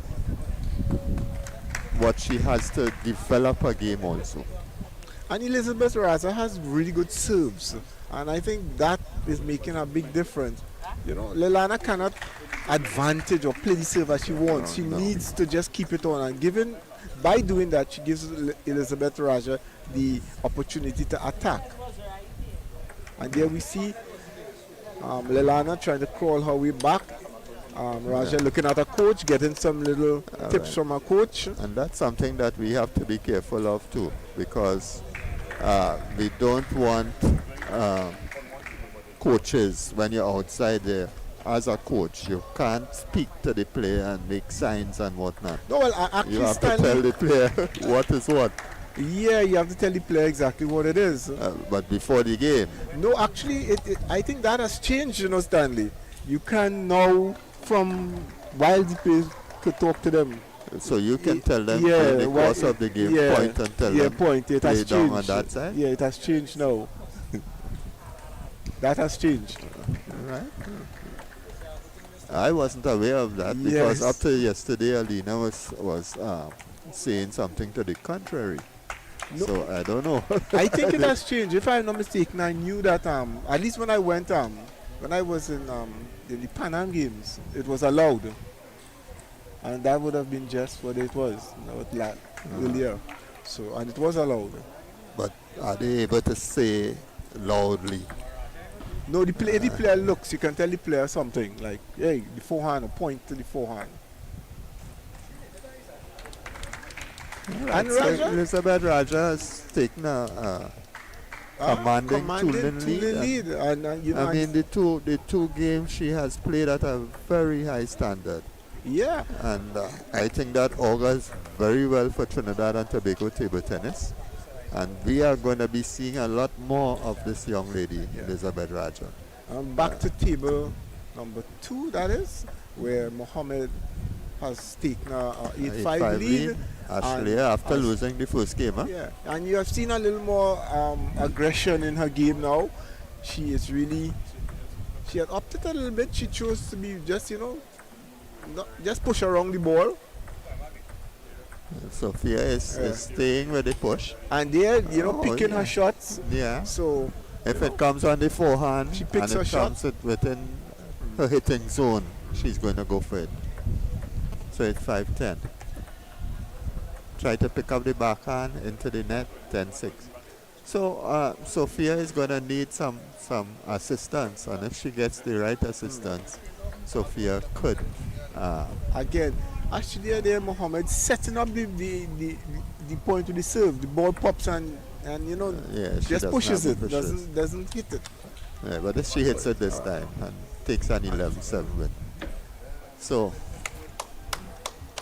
now So Sophia Ali is going to probably get a bit of help.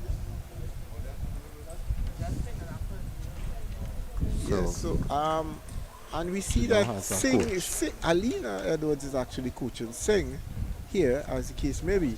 And as we focus our attention back to table 1, where the game between Budan and Raja has started, and we see the score is even at 1-1. So let's see what will be the outcome. We have to remember that Liliana Budan got to the final of the under-19, and she played that final against Imani Edwards Taylor, right?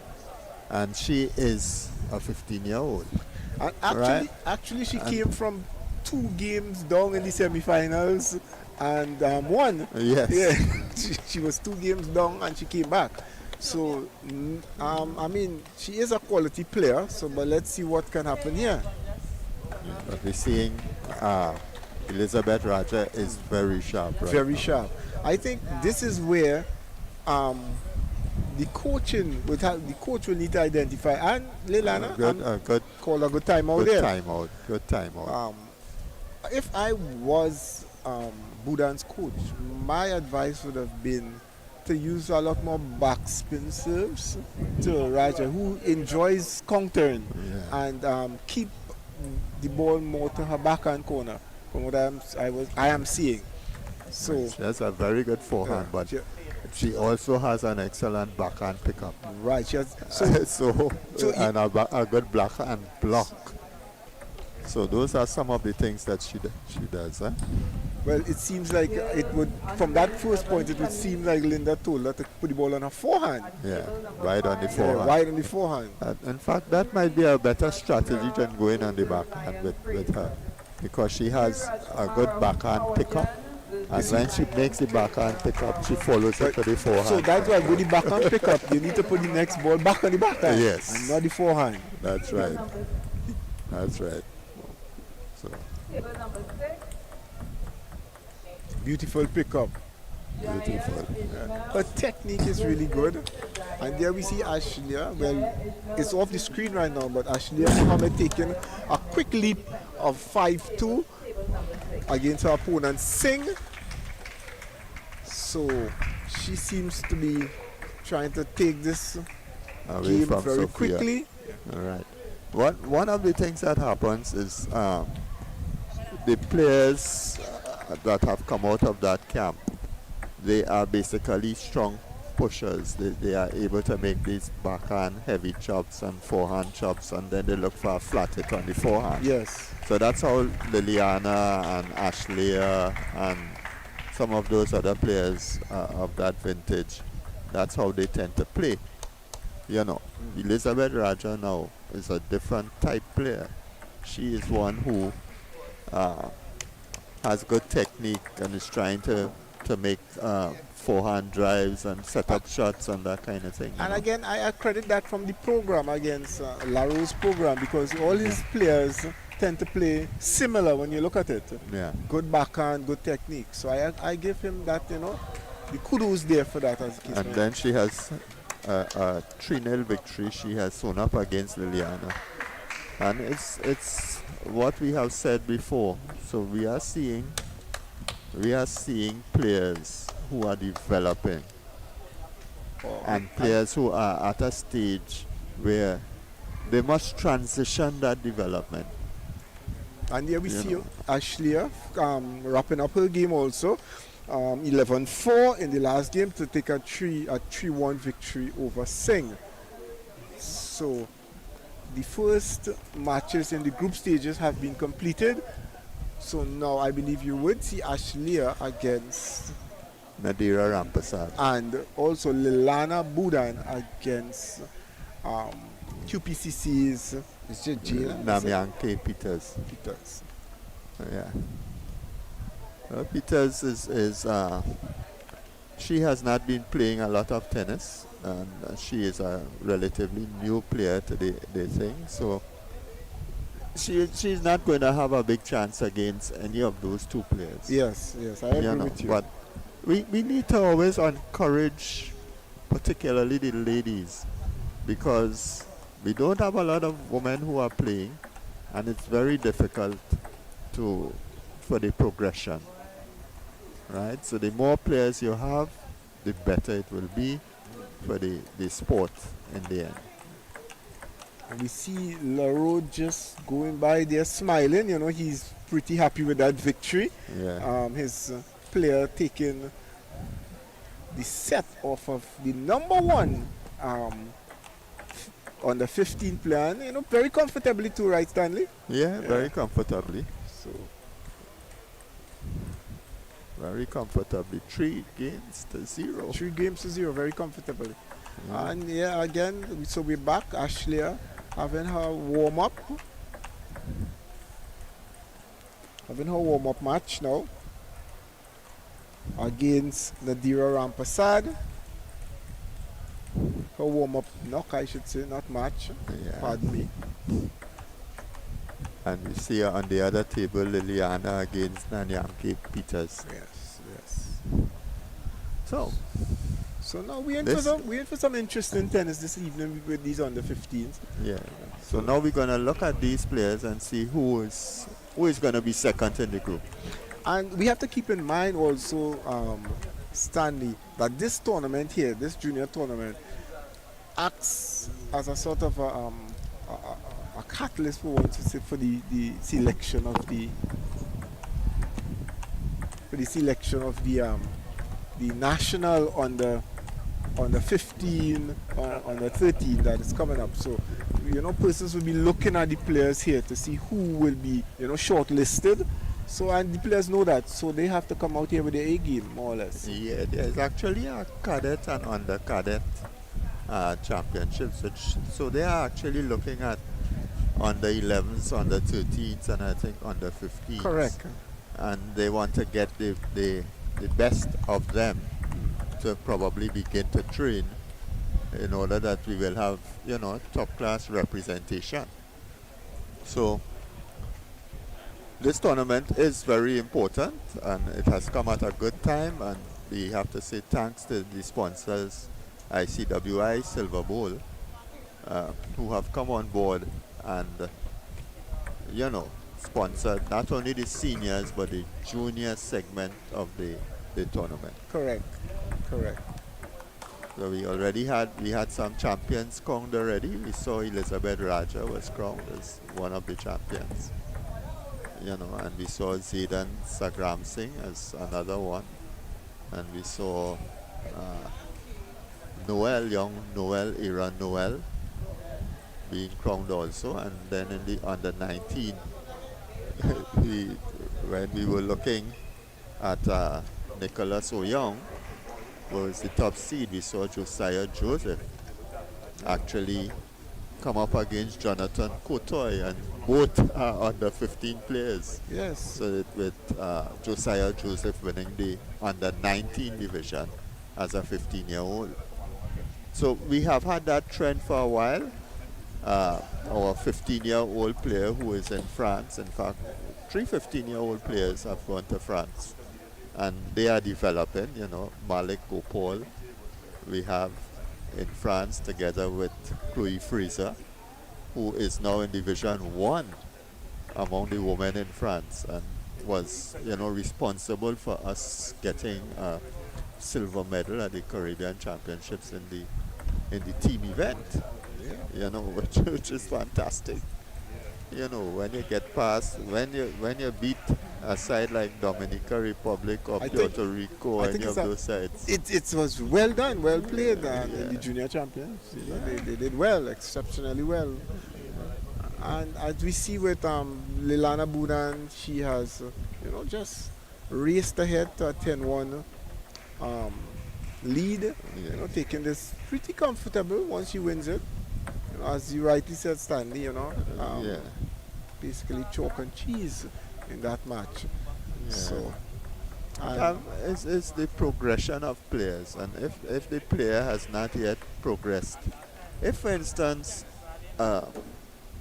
you can learn a new service that is so devastating that the other player is not able to play it back, vertically you have the game sewn up, of course, right? If you could also make a backhand push that has a tremendous amount of backspin, and the player is getting difficulty to get it over the net, it's a tremendous advantage for you again. And as you talk about sewn up, it seems like Ashley Mohammed more or less is trying to sew up this match The group, pretty yeah. quick herself, Yes. trying to top the group as fast as possible. So so she can probably relax and prepare herself mentally. For next time around. Yeah, but she is getting a fight. Nadira Rampasad. Nadira Rampasad is starting to put up a fight. Yeah. I And, think Nadira Rampasad will do well against her, Both are very similar in their styling, but one of the things I see, Nadira Rampasad has a better backhand. We're seeing a better flow in the technique in her forehand shot. So maybe the coach might pick up that, because Ashleigh has a very experienced coach. So, So, but as we talk about coaching and experienced coaches, you'd see the quality of a player if, yes, you have a coach, but if a player can detect the weakness for themselves, yeah. that is a plus for that player, and that is where you would actually see that player going on a little further than having, someone actually have to tell them, the coach tell them. So I don't know if Ashley would have picked it up, because after she missed, Nigeria missed, she started putting the ball on her forehand. So Yeah. Maybe she picked it up. yeah, so it appeared like she picked it up. So she Mohammed wrapping up that first game there, 11-6, and we return to the game with Lilana Budan And I am Kay Peters. and Miss Peters. So again, Lilana rushing off now to a 5-2 lead. Seems to be somewhat comfortable. Yes, she's very comfortable. Very, very comfortable. Going up to 6. Peters with a backhand serve. Not Lilana imparting her some backspin, forcing her to make that unforced error in the net. Yeah. So Lilana serving at 8-2 in the second game. Ball pops. And then her foot movement, failed her. Her field. I think the balls started Stood swinging up. away from her Yeah. also too. So yeah. Yeah.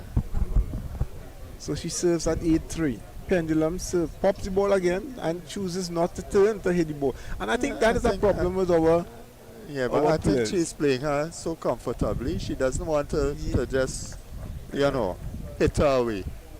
She's just, keeping the ball on the table On and the making table a little to- yeah. game of it, which is very, very nice of her.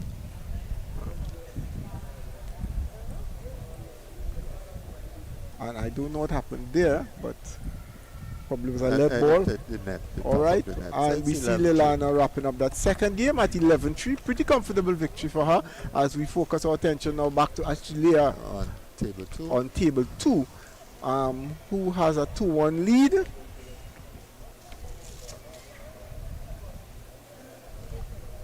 Over Nadira Rampasad.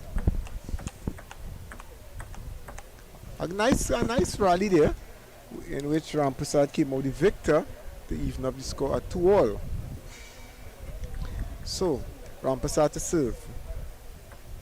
Pendulum serve, backspin. Actually, are trying to push the ball wide push on it a wide, forehand, but yes. misses. Just misses the edge of the table there. You don't want to be too clever. Exactly. It's 3-all. Yeah. So actually, I'm imparting some, a little backspin to have a little uncomfortable, let her force that error. And then it's how you pick up the ball also. Yeah, exactly. So we need to see, if you look at her technique with respect to the ball on the backhand look a bit faulty there too. But look at where she's starting the loop, the top spin from, right? And she started it with the racket closed also. So just watch it. If it's all right. You didn't get to see that one. No, because that was a good flick there by Ashley. Down the forehand. And there we are seeing where A good pickup a by very good pickup there off of the serve. So Ashley changes herself to the backhand serve. Good pickup. And, basically just keeping the ball on the table, like. yeah. Basically, she's just keeping the ball on the table. Again, going for aggressive stroke. This stroke, that shot wasn't no way there, Sandy. That was heavy the backspin. ball came very short. I think the players need to be able to ascertain how high the ball is going to bounce. All right, whether or not the ball is going to bounce high after it bounces, and you can hit then at the top of the bounce if it's high. Again, what young players need to realize, there's something called shot selection. You have to, which shot to go at, what technique to use. So, not because the ball is high that you'll just go. It could be high with a lot of backspin. So you need to, You need to know what is what. Exactly. So we see Ashley copping up 4 game points there. Yeah, she's now leading 10-6. And that's it. She finishes with a beautiful backhand flick down the middle of the table. As we focus our attention again now to Lilana Budan, who has just ran up that 9-2 lead. She seems to be very comfortably on her way to finishing second in her group. Yeah, she's going to close off there now. So. And fortune favors a brave there. Peters getting a net. Lilana forcing that chop, trying to make it, very deep and fast. Deep and fast, yes.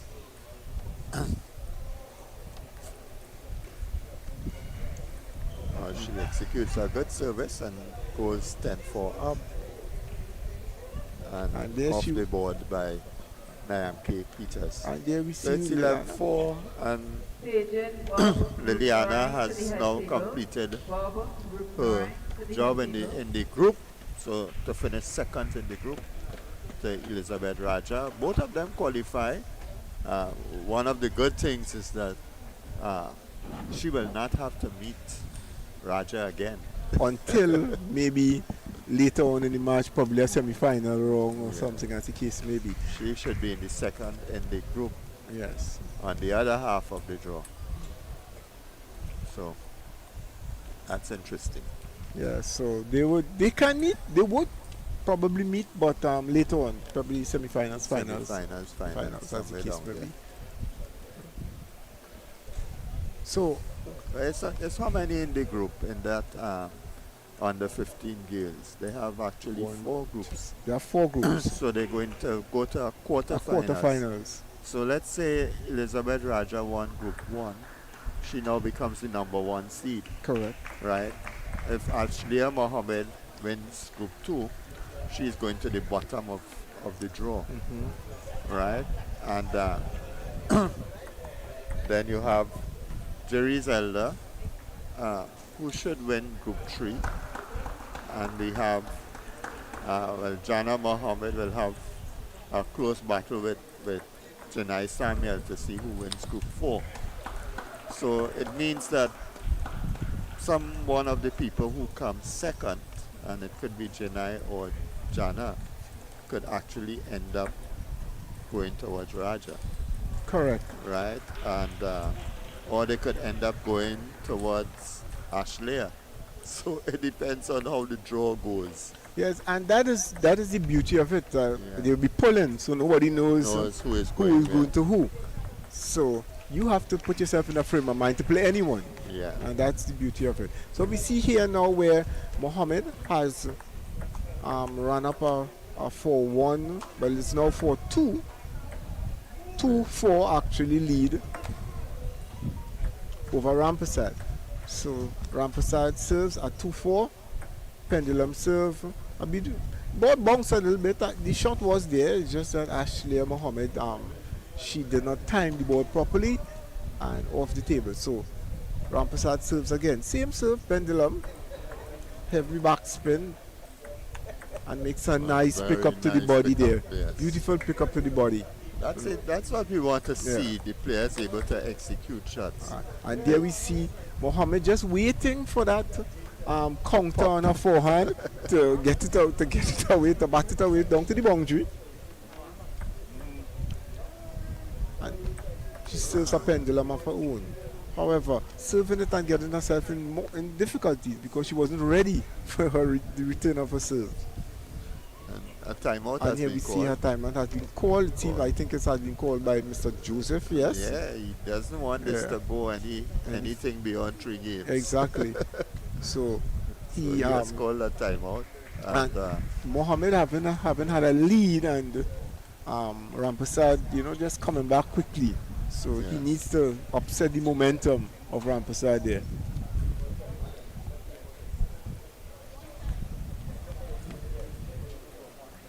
And off the screen right now, we have the final match in that group between Raja and Peters. So Yeah. the score, Raja already running up a 4-1 lead, 5-1 lead over Peters, who is now going to serve at 1-5. She ups her backhand, so Raja flicks it, picks it up nice, flicks it. However, Peters sends it out deep to the baseline, forcing Raja to play that ball in the net. She tries the same thing again, but this time she misses. Regardless of how she serves, Raja will be able to pick that ball Yeah. up. So she has her work cut out. But we're Yeah. back on So we're back on to table 2. table 2 with Mohammed and Rampersad. The score evens up, but it was even. Rampersad now taking that point. So Mohammed is behind 6-7. Rampersad explodes with a beautiful forehand. She made a turn, it was close to her body. She got into a good position and she put it away. Exactly. It's 8-6.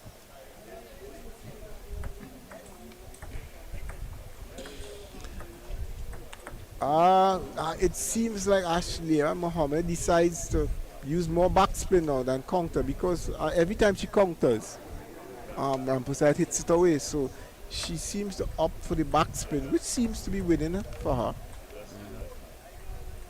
It's 8-7. 8-7. Again, she gets a shot. And really well done by Exactly. by Good Rampersad. defensive play, and then placing the ball properly in the forehand corner. It was very good to see that she kept her racket above the table and angled it properly so that she was able to counter that flat hit from Ashley. So now Rampersad has 3 match points. Ashley has just saved 3 game points actually. Ashley has just saved 1. Yeah. So the service is over to Rampersad at 10-8. She tried to make that Mohammed- turn again. Mohammed opted to just keeping the ball on the table with the backspin. That was the right service. And again, just the spin returning. The execution wasn't there. Again, shot selection. That was supposed to be a top spin, not a flat shot. So actually, it serves at 10-all. And This time getting the advantage of the net, but not making use of it. Ashley goes up 11-10 and has a match point at this point in time. Rampersad serves. And that is it. Ashley has just wrapped it up at 12-10 to top her group. And Nadira Rampersad actually had a few chances to actually win that game. But having made the wrong shot the first time, she proceeded to make more wrong shots. Yes. Because if what basically happens is that a player gets a shot, a ball with backspin, and they play it into the net. And if the next ball comes ordinary, you may find they sometimes find themselves trying to lift the ball a little more than they did the previous time. As a result that, of course, it's going to go off the table. So all that is part of the learning curve for players and, coaches, and it's things that they could go back to the table and work on to ensure that the players, develop the way that they should develop. Correct. You are so correct, Stanley. And we are back now to the match here with Raja and Peters, where Raja has a 6-2 lead against Peters. Raja just simply controlling the ball, allowing Peters to make the mistake here. Not really exerting herself too much, it would seem.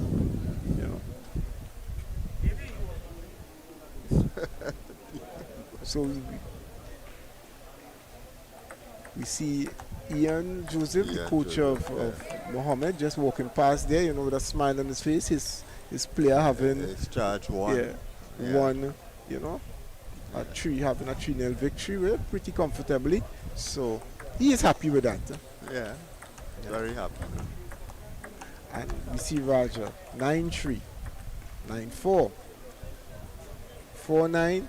Peter serves to Raja. Peter gave Raja, he's gifted her that point by serving into the net. So Raja to serve with 6 match points, and she takes it with the very first point. Yeah. So it's game point, sorry, and she Game points, took it with the very first point. As we look on the next table now, they're about to begin. And this is interesting because it's between Sophia Singh and Nadira Rampasad. And both these players now, having both lost to Ashleigh Mohammed, they are trying to, continue in the tournament by coming second in this game. And this is where the nerves would kick in, because you don't have another chance after this.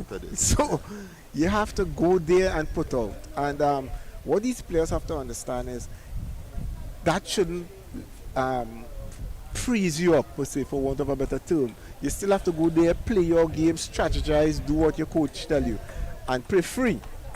So, but we'll see what will happen here. It lends to be an interesting match. Like in talking with young Gabriel John, when I asked him, which was the win that was most significant for him, and he indicated the win when he was an 11-year-old, having played a number of tournaments, and the most he would come was third. And he got that breakthrough by winning an 11 and under tournament when he was 11 years old. And that, that is what inspired him to really try to work harder and move up. And okay, that one win was important for him. Well, again, there is, in any sport, there is that one win that sets you.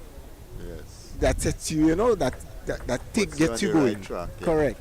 So with him, with that, like I did recall having a conversation with my club mate, my friend Reza Burke, and he was telling me that what motivated him was he won his very first tournament. I believe it was at Cannings in those days, and he was told that he would never win another tournament again with his style, and that was motivated him and set him on the path that he took.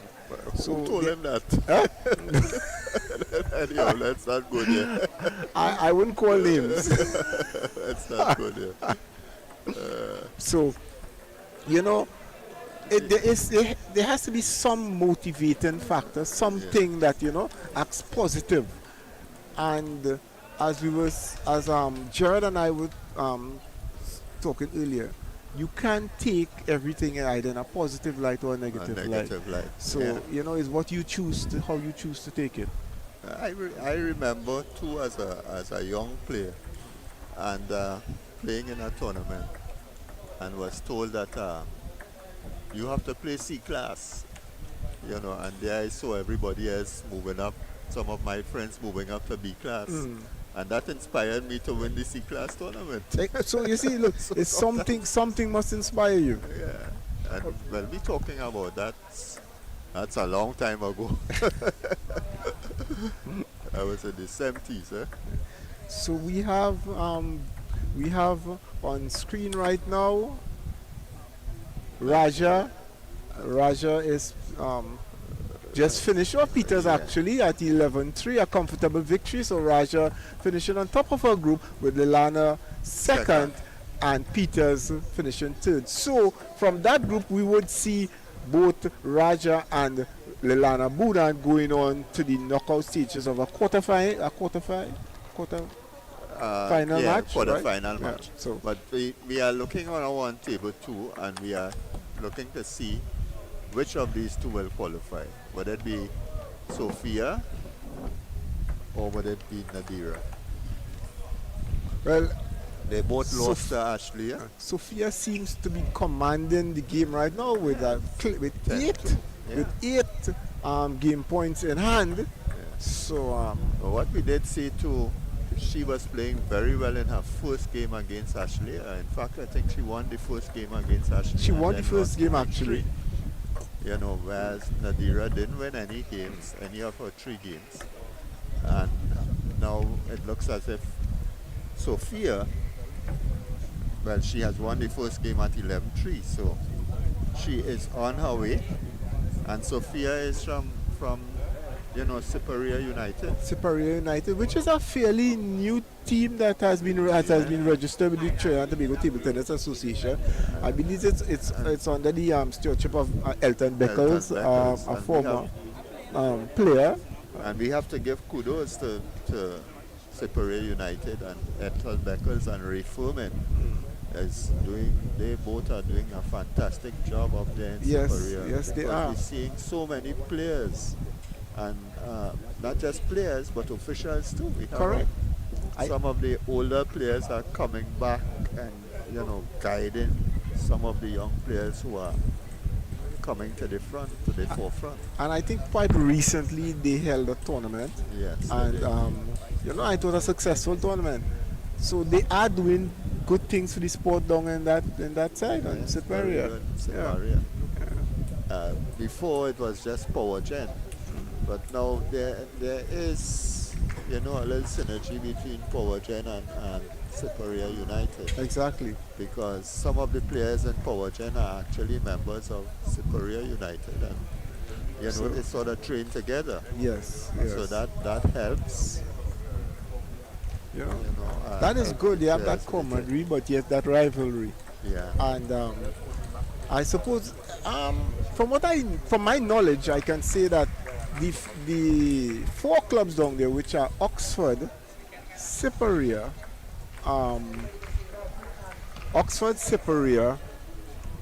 Power Gen, and Petrotrin. Petrotrin. They do, they're doing really good down there because they have that synergy, as you say. All of them, you find players would practice in each other's club, have that oneness with them. And they have a lot of internal tournaments, Yes. What is also good with them is they all have their own venue. And they have venues that they have in use all the time. Yeah, you find correct. like in Port of Spain, many of the clubs don't have a venue. They have to use, for instance, like Crusaders. They have to use Himalaya, and that might be available for them, twice for the week or 3 times for the week, as the case might be. Right? Blasters, they're fortunate in the sense that they have Carnage, the youth facility there. But these youth centers, they're not always available because there are other activities that go on there. So that puts things at a bit of a disadvantage. Yes. And Queen's Park have their own venue now, but the other clubs to get a club going is very difficult because you need to have a venue and you need to have a good venue. How are things? Correct. What And do you think about in the East with respect to clubs and venues? I think we have the same problem basically because um, Hawks, their venue is the school, and they are yes, we have days at Hawks, but that again depends on if there isn't a function or something in the school. I mean, and recently Hawks has gotten the use of the Arima Community Center, which is their old home, and but again, it all depends on the availability. So, Dabadi Youths, I believe they have Dabadi. I don't know exactly what days they have it, but they do have Maloney. Maloney is open to anybody, and I think at least 4 days for the week. And quite recently, I know Edwin, remember we did some commentary there, has gotten the use of that school to the back of Massey stores, somewhere there. So yeah, it basically is the same thing. Same problem. Yeah. That we don't. The fact that we don't have a home for table tennis too is, So there is a difficulty in getting, a good training venue where the tables are there and the players can go anytime and train.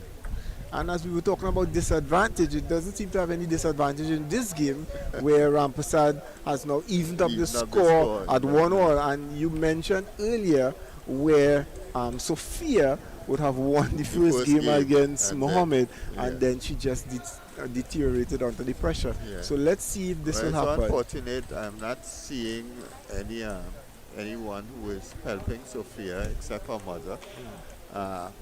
Not seeing anyone from Superior United, any of their coaches. I am seeing Beckles across there and the official score, but I don't know what is happening. Well, maybe her mother is a good coach. So. Probably, yeah. Yeah. So, but the mother is taking the mantle, has taken up the mantle of coaching her, and she did well because she pulled back a game actually. So, yeah. No, she won the first game. Yes, what she won the first game. Okay, She yes. won the first game and then lost the My second apologies. My apologies. I see like the mother just took Alina to coach, so Alina will be the one taking over the coaching. Yes. So the players actually need that little assistance. Yes. To get the best out of them. Correct. So I always like to see the players, each one have a coach who could, direct them as to what they're doing wrong and what they can do to improve their game and what. Yes. I mean, and here we see we Alina. all know Alina is for all the players because she is supposed to be the technical director. And here we see on screen Alina was actually giving some advice there to Sophia. So Sophia is back on the table to continue her game. Let's see what will happen. Regardless of all the advice, the player is the one who will have to go and, of course, implement what they ask them to do. So at least you've seen a very long point there, no? Well, I don't know what the advice was, but right, that's a pretty good. There's more consistency now on the table in terms of the longevity of the point itself. Again, we see a nice long rally going on there. So that's what we want to see, definitely. And it all goes to show that there is that development taking place. And you will be surprised, but a player plays a tournament and they realize, look, I can keep that ball on the table, I can make the shot. Thereafter, when they come to play the next time, their game has gone up a little level. Yes, correct. And that's what we want to see. I saw Sophia winning a really nice point there. Yes, very nice. Was a very good shot by Rampasad, and Sophia just blocked it. Aggressive block down the forehand. And for instance, that now, when the ball actually comes up high and you're not playing off the momentum of the other player, to move into the correct position and to have the right follow through to be able to finish the point. All those are important things. Again, what I'm seeing, the weakness of these some of the younger players and more so the female players are the footworks. So they Yes. get into a defensive counter chopping footwork stance, Yeah. and they continue that way. That is why you're not seeing them turning. Yeah. So they're very comfortable staying right there, Right there. instead of looking out to turn and change the stand to make the aggressive shot. And I think so the footwork needs to be worked on. Yeah, That that was pretty good. That was But pretty then good. that's one shot. So when you make that shot now, all right, you can't make that stop and stay there because the player could block the ball down on the corner. It was a very strategic play there by Sophia, because she would have placed that ball in the middle. Rampersad making the turn, leaning, so she off balance, and then the next ball down the forehand. Yeah. So it was a very strategic play. Very good. Very good. But again, it was just a matter of her racket being there.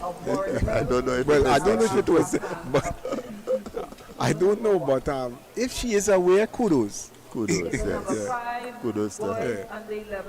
And she has raced 8-5 lead. of Warrenville United versus Trent Sampat Independent. Tristan backspin. Sumari Good backspin, good of push it. Warrenville versus Trent Good I- pick Sampat. up that. Good And pick up. once again she did. And that was beautifully played because exactly. now she was able to transition and get that onto the Exactly. backhand. So we are seeing better exchanges this and game. That is excellent again. So that shows that these players are developing. And if we have that type of development of all the players, then they're going to push the other players. And as they push each other, everybody is going to improve. Correct.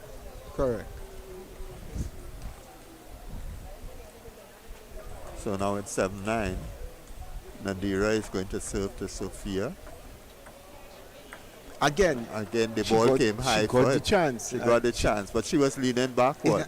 In a defensive footwork and not Yeah. willing to make the effort to move. Yeah, she did.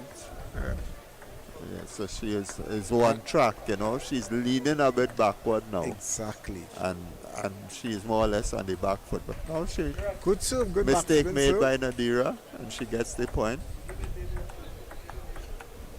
Oh, that one was played nicely by Nadira down the backhand, and it's 10-all. So it's anybody's game. It's eh? anybody's game at this point in game time. At this point in time. Ah. Push a little long. Yeah, just missing the edge of the Edge table there. Again, she's hurry to serve, too hurry. They always tell the players, they lose a point, don't be hurried to serve the next ball. Exactly. Exactly. Give yourself time to compose yourself, and then you serve. And there we see the yeah. likes of And the under 10, is it? Under 11. Under 11 champion. Yeah. He is getting ready to Oh, he's do playing battle against. on that side of the table. So, it would mean Arab was second in his group. Arab would have been second in his group if he is playing there now. So it's easy to more or less kind of understand the results. So this boy is under 11. So Arab Basant would have been second, and Tristan Sumaru would have been first. Right? And that is the same guy, that's the left hand I Yeah, was telling you right. about. Yeah. And over here, Zaydan was first, and I think Cohen Mark might have been second. I'm not sure who came second. But over here, I know that Trent was first. And who won between Sentil and Smith? I think Sentil might I have am won. not sure. We're not sure. But we will see them. Yeah. So I just see them on the table, you know who won. Exactly. So on that table, we see that they now had the toss. It would appear that Zaydan Sugram Singh won the toss. That is the under 11 champion, Right. and he will be serving to start this. And he playing against Arav Basan. Yes, he will be serving to start this battle. And he starts a beautiful serve. However, Bassad up to it and just pushing it very wide on the forehand, taking the first point. No, actually, it was a net ball. Yes, that one. Arav is And there we see where Sugram saying, Zaydan really understands the game. He moved the serve just a little. Yeah. And Arab is showing he has some He has ability, ability. also, because I'm seeing, how he's looking to attack the ball. Correct. How he's serving with top spin. Nice top spin, semi-hammer serve. So Zayden has gone up 3-0. And again, right intention by Arab. Arab Bassan. But I think what Zayden has is that ability to defend. He has touches, and his defense very strong for a Very little player. strong, yeah, Very yeah. strong. So passing him, kind of hard. Yeah, And he has gone up to 7-love Arab to a is one player day- who is playing, you can see, Yeah, really he- playing. So now Arab with a Arab would have, and see, but Arab will be, he is under the guidance of QPCC. So we have the likes. and they know his talent. The likes He of knows what Shona. he's doing. And there's Zayden taking that easy with the serve.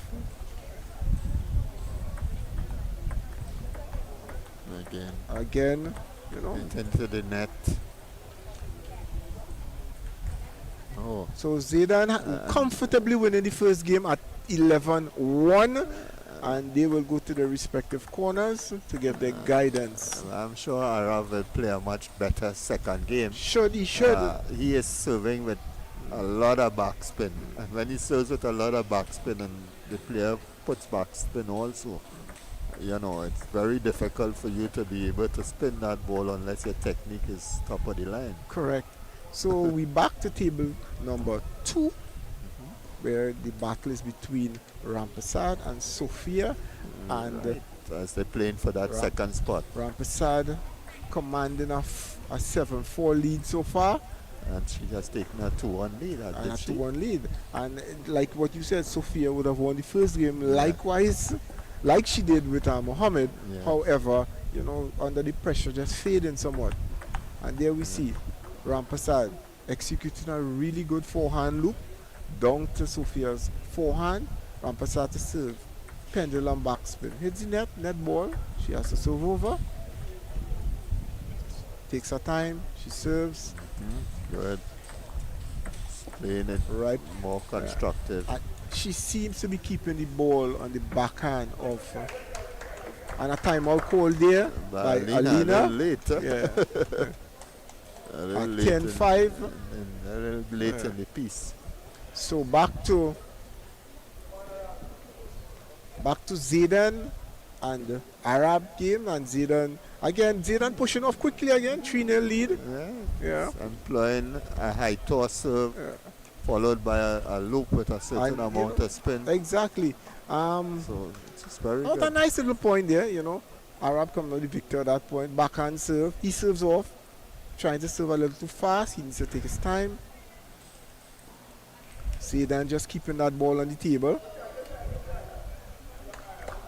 Very much in control. Yeah, just Yeah. not doing too much actually, just keeping the ball on the table.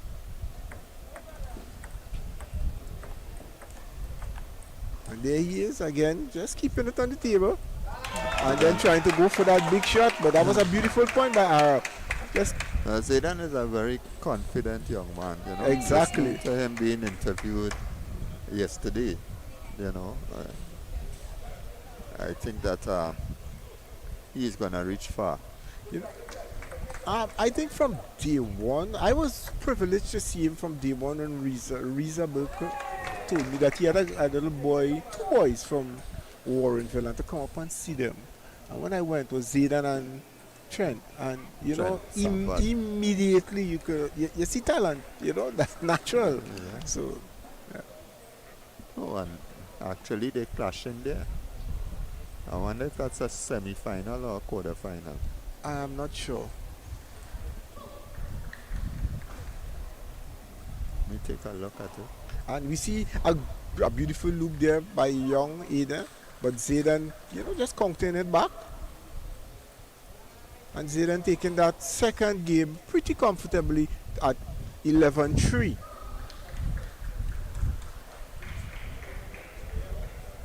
So they're back to the corner. Zidane's coach actually is his big brother.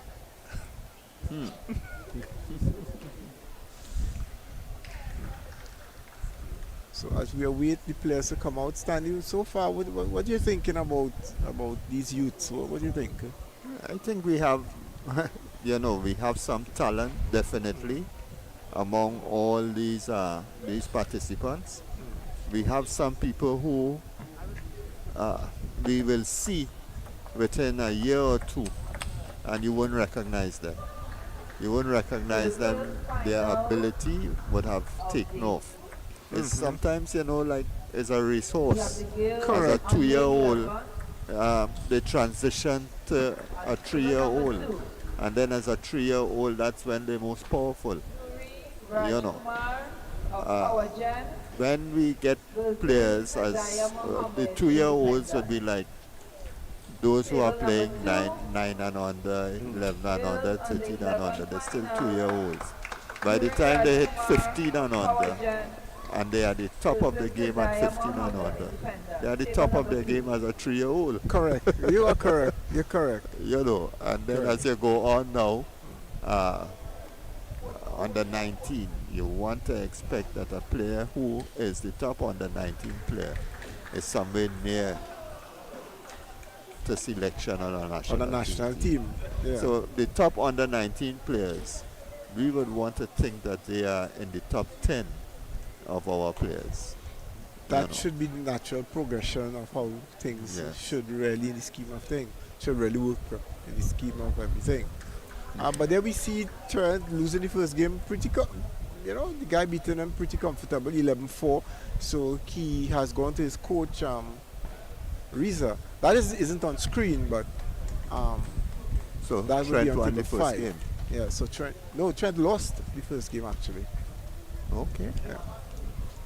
So Tristan won the first game.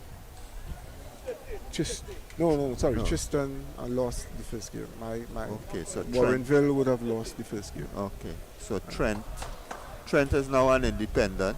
Yeah. He was playing with not crossing you, Stanley. We see where Zidane Sagram Singh comfortably has a 9-1 lead. Yes. Is very, very comfortable win. Basically 10-1.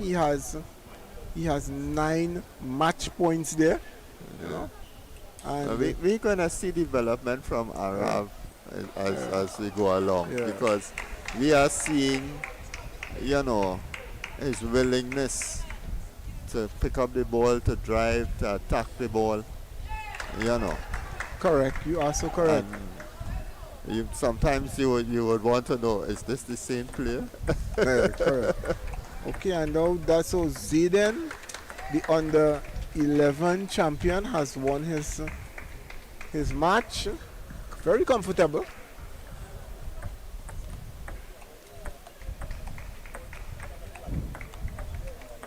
Look at these two little ones. Good technique, both of them. Both of them. Those are the two I was saying if we could invest in like those two. Yes. Yeah. That's Zuri and is it Zuri Rajkumar and Hidayah Mohammed? Yes, exactly.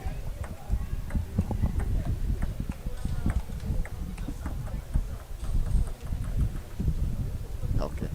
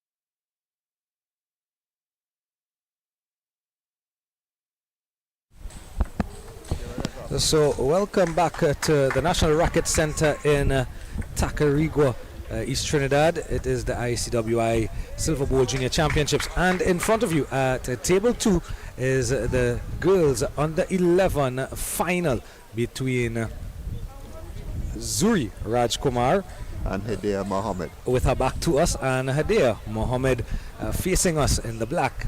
Already 2 apiece, and this should be an interesting one as Stanley is alongside me to call this exciting finals. 2 young ladies who we can see from an early age that they, welcome they are back. talented. Welcome back, Jared.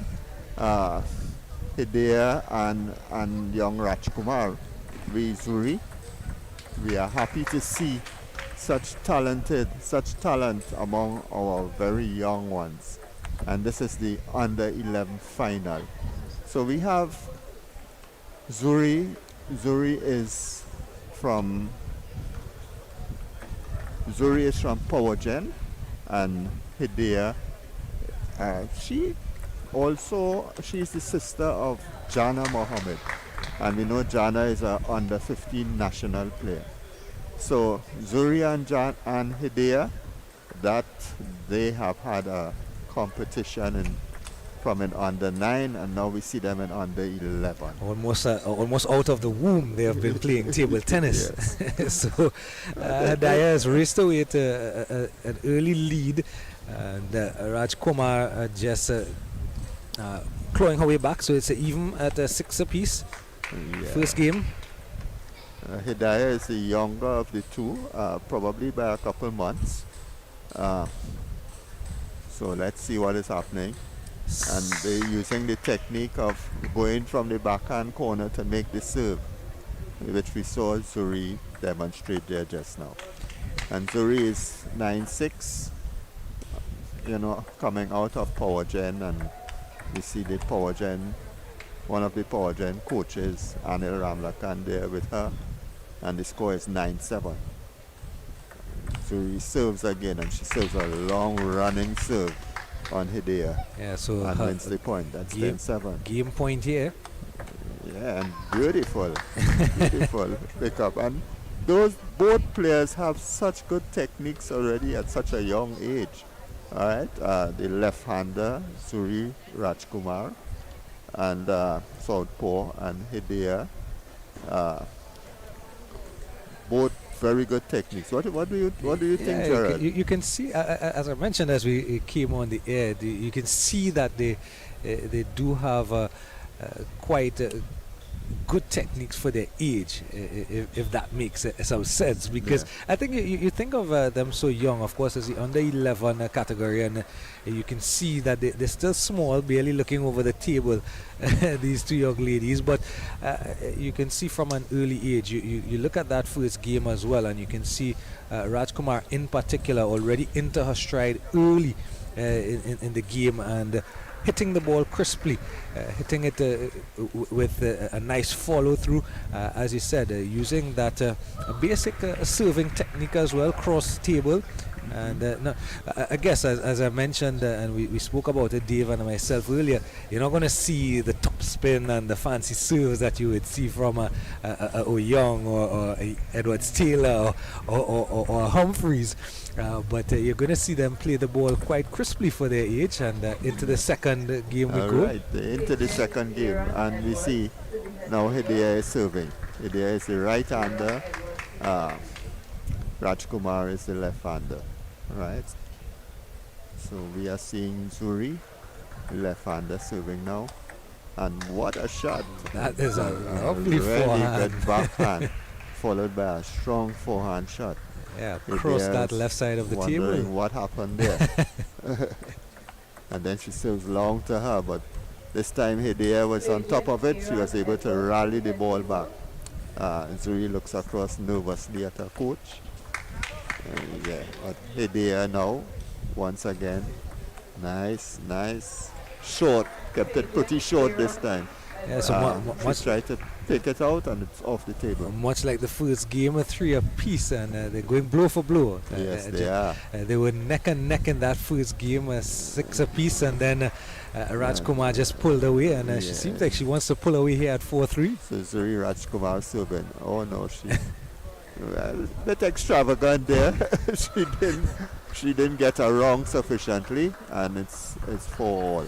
I think she saw the open table. That was a good movement across by Hidea, but didn't get it on, and Zuri is 1 point ahead. 4-5. Very quickly, a little backspin service played into the net by Zuri Rajkumar, and Zuri is going to be serving to Hidea.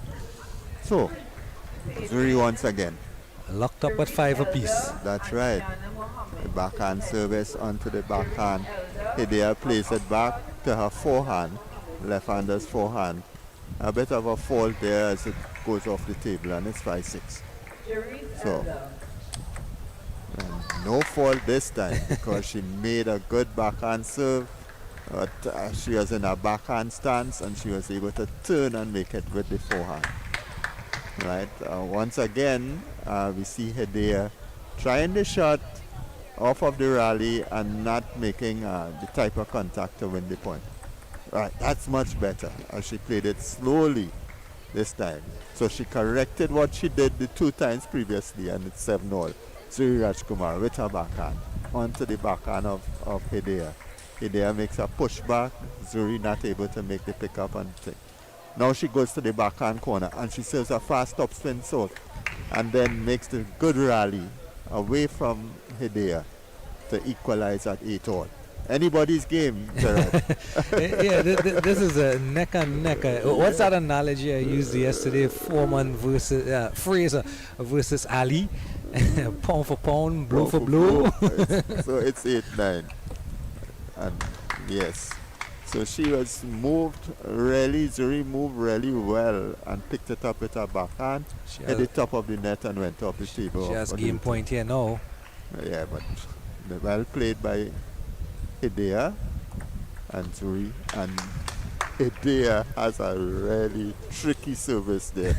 And it was strategically used because it was used at 10-9.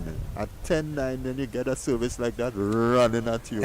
You know, you have to make sure that you cannot at all, because if you try to play it back too easily, it's a good chance that she'll be able to get a good strong hit at you.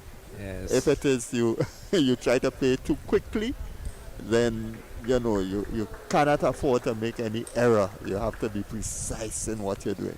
So 11-9 in the second, and a 2-love lead from for Zuri Rajkumar. And she's 1 game away from the under-11 championship, the Silver Bowl, the ICWI Silver Bowl Junior Championship. We're so proud of these 2 youngsters. They are 2 excellent little players. Zuri Rajkumar and Hidea Mohammed. And you can see the excitement. You can see the excitement and the enjoyment, and she wants to get on with it because she was in the corner having a word with her coach, and her dad was wiping her brow, and she was pushing his hand away because she's so focused on what the coach is saying, and she wants to get back to the table. Yeah, and on the other end, Alina is there. She has a little fan, and she's putting it on her. She gave her some water to drink. She's cooling her down. Because as a young person, what is going through your heart and your feelings as you play, these early tournaments and this early set of matches that you have. And it really is amazing when we see children at this age able to execute what they are executing as youngsters. So, Zuri has taken an early lead, 1-0. She's making the backhand serve. She has the backhand stance. And, she has a lot of strategy because the first serve, she made it with the backhand onto the forehand. The second serve, she made it with the backhand onto the backhand. So that's a lot of strategy she is already employing. As compared to India. The understanding of the game, the understanding of what you need to do to win or to get over your opponent. And even this morning we chatted a bit about the mental side of the game, and it's not that just that mental side of pushing through losses, but that mental side of the learning of the game as well. Learning all the different techniques as you highlighted, the backhand or the pendulum or the push as they go correct. through their career. Yes, Gerard, you're quite correct there. And the score is 3-all. So Blow for we- blow again. we're going again. Zuri forging a little ahead, 4-3. And a timeout, I think, has been called by Alina Edwards for Hedea. Zuri has come to the table. She's all smiles. She's all confident. She's fanning away. It's pretty hot here at this. It is. It's at not this like yesterday. complex, you know. There was some rain yesterday. It kept it cool. Yeah, It's, it's not air conditioned. I had a little walk earlier during one of the breaks, and I went out to some of the lawn tennis, and I could tell you out there is even hotter than in here. Yes. And of course, a hub of activity today, the National Racket Center in East Trinidad.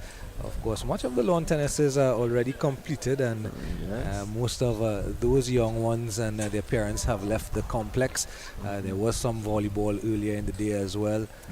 And of course, we're finishing up. This is day 2 of the ICWI Silver Bowl Junior Championships. A couple of the under 15 boys just having a knock around up at one of the far tables there. But of course, our focus is this table 2, the finals of the girls under 11. Gerard, today we have seen this particular facility bursting at the seams. Indeed. Because there was no parking even. There was no space to walk even. I mean, there was lawn tennis, there was volleyball, and there was table tennis. I think there was also netball as well. Yeah, and I mean, thousands of children.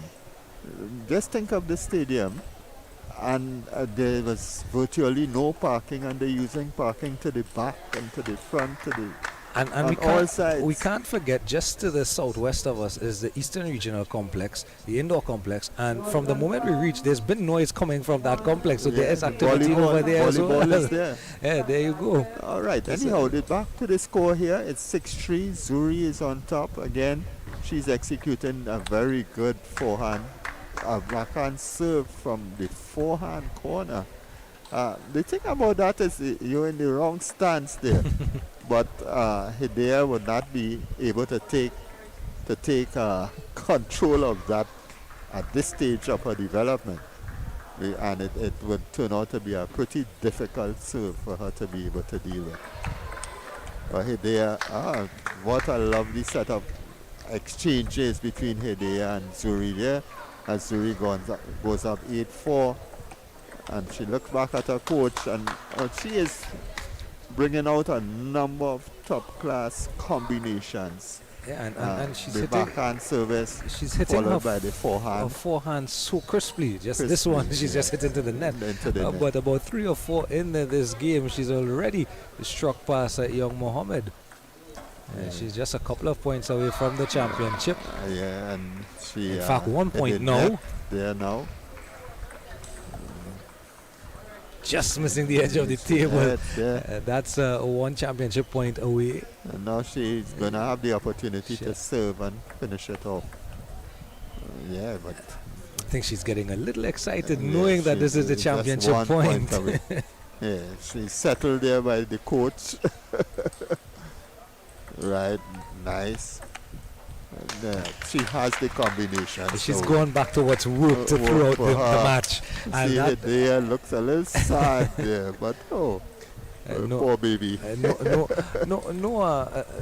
nothing wrong with coming second in a scenario like this, as we Yeah, spoke those about through two the match. They players- are developing. Those man. 2 players are developing, and they will both be representing Trinidad and Tobago. I can tell you that. I'm seeing really good ability from both of them. They are the finalists, and they did well. Yeah, so Zuri So we Rajkumar see- just in the left, the right corner there, just getting Yeah. congratulations from her coach, her dad, and her siblings, all lined up at the banners, adorning the table, the court, adorning the court. And your under 11 girls singles champion, Zuri Rajkumar, and a happy Rajkumar family in front of us here. So we have crowned a number of champions across the weekend, Stanley. We've crowned Yes, the we boys have. under 9 in Zayden Sagram Singh. Yeah. The boys under 11 final is still to be played. The girls under 11, we've just crowned young Zuri Rajkumar. Yeah. The boys under 13 still has to be completed. The boys under 15 is in its knockout phase. The girls are under 15 in its knockout stage as well. We crowned a couple of the under 19 champions yesterday. The boys and the girls singles. No surprise, Imani Edwards Taylor on the girls' side, and Josiah Joseph on the boys' side on the 19. We crowned the mixed doubles champions. We crowned the doubles champions under 19. And we're moving fast along in day 2. So we're gonna probably take a little break now. Yeah, when we get And back, they're we're gonna have the semi-finals of the girls under of the 15 girls under at the 15. ICWI Silver Bowl Junior Championships 2024.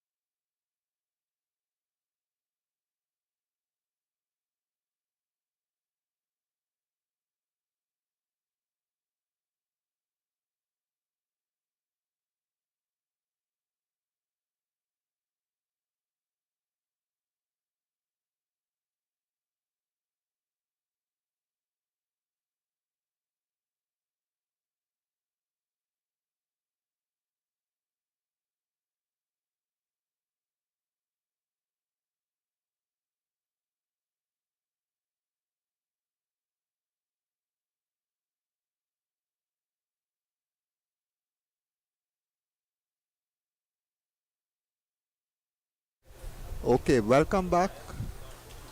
And we are at the top 16 stage. This is Stanley Hunt resuming commentary. And we are looking at the top 16 stage. We have Josiah Joseph against Ricardo Sagram Singh. Josiah Joseph won that game. No, he's currently playing there against Ricardo Sagram Singh. Then we have Cameron Kojo and Yannick Lewis. We have Sekel McIntosh and Jared Simon. So we are at the game between Sekel McIntosh and Jared Simon. They're on table 2. And Sekel McIntosh has already chalked up a 1-0 lead against Jared Simon. Jared Simon is the number 4 ranked under 13 player. Quite good, but I think on Sekel McIntosh we know is an under 15 national player and has done quite well in the under 19 division as well. So it's a big test for Jared Simon, whether or not he would be able to compete against Sekel McIntosh. The score is 1-1, with Sekel McIntosh having won the first game. Jared Simon is a left-hander. He has a good block. He has some good defensive work, but he is going to have to cope with Sekel McIntosh, his speed and services. If he can get past that, well then, you know, he would be able to put up a good show. But it's going to be very difficult for him, but he will just chalk this up to experience. We have his coach, Anthony Sandfly Brown.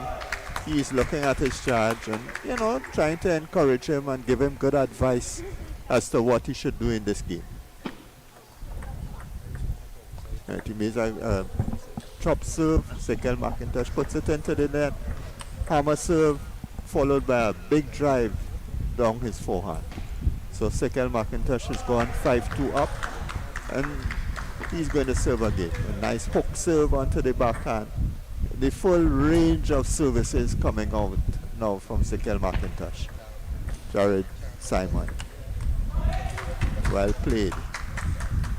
Well played, Jared, but Sekel takes that point and it's 2-7 once again. Right. Thing about that service, it was a bit short, no footwork from Sekel, and so Jared gets that point and it's 7-3. Reverse serve. You know, full repertoire of shots, of serves he's going to use against Jared Simon and make it as difficult as possible for him. How Jared Simon withstands the barrage would more or less dictate how he's going to, his level that he's going to improve at and how quickly he's going to improve. He has to remember some of these things that happen, and then in his practice sessions in the future to work on that so that he will be able to deal with it when it comes his way again. But it's a step up for him because, as I said, he's under 13. He got to the semi-finals. He was 4th place in the under 13, and now he's coming up against one of the top players in the under 15. It's 10-5. Hammer serve. Couldn't deal with it. He needed to make a top spin against that rather than try to push it, and he pushed it up the table. So welcome back again. Welcome back, Gerard. Gerard Basu is back here with me. I think he probably got something to eat. I did that earlier in the day. Hello to you, Stanley. Hello to everyone. Of course, the ICWI championship, the Silver Bowl championship, now into the round of 16 for the boys under 15, and all tables occupied at present, and two games still to love lead here for Sekel McIntosh, and in his corner the unmistakable voice of Britain. I told Dave earlier we will hear him before we see him, and so said, so done. Yeah, but he is ever present. Right, but just to let you know, we are at the top 16 stage, the final 16 of the boys under 15. And these are the players that we're going to look at to represent Trinidad and Tobago. The best out of the 16 will be representing TNT. Yeah. right? Josiah Joseph is the number 1 seed, and Jonathan Kotoy. Josiah Joseph is at the top of the draw, and Jonathan Kotoy at the bottom. And do you know that these are the 2 players who played the final of the under 19? Yeah. So, there is going Josiah to be, got one up on him last evening. but on the way there, there's a number of interesting propositions, and we're going to look and see whether, what is going to happen. Josiah Joseph will have Sikel McIntosh to think about in his 8th, and in the bottom part of the draw, Jonathan Kotoy, he has Daniel Bim very early on. He has Aiden Noel. He has Matteo Molino, and Joshua Bim, Josiah Manley. He has a number of players there in that under 15 category. I think the bottom half of the draw is the tougher half of the draw, looking at how they match up here with the draw. Of course, into the 3rd game we go, and Sikala has jumped out early, 7-1 lead. Yes. Looking to wrap up victory and get into the quarterfinals early. Now just a couple of points away from locking up victory here against Jared Simon. Crusaders versus Queen's Park, if you will. Yes.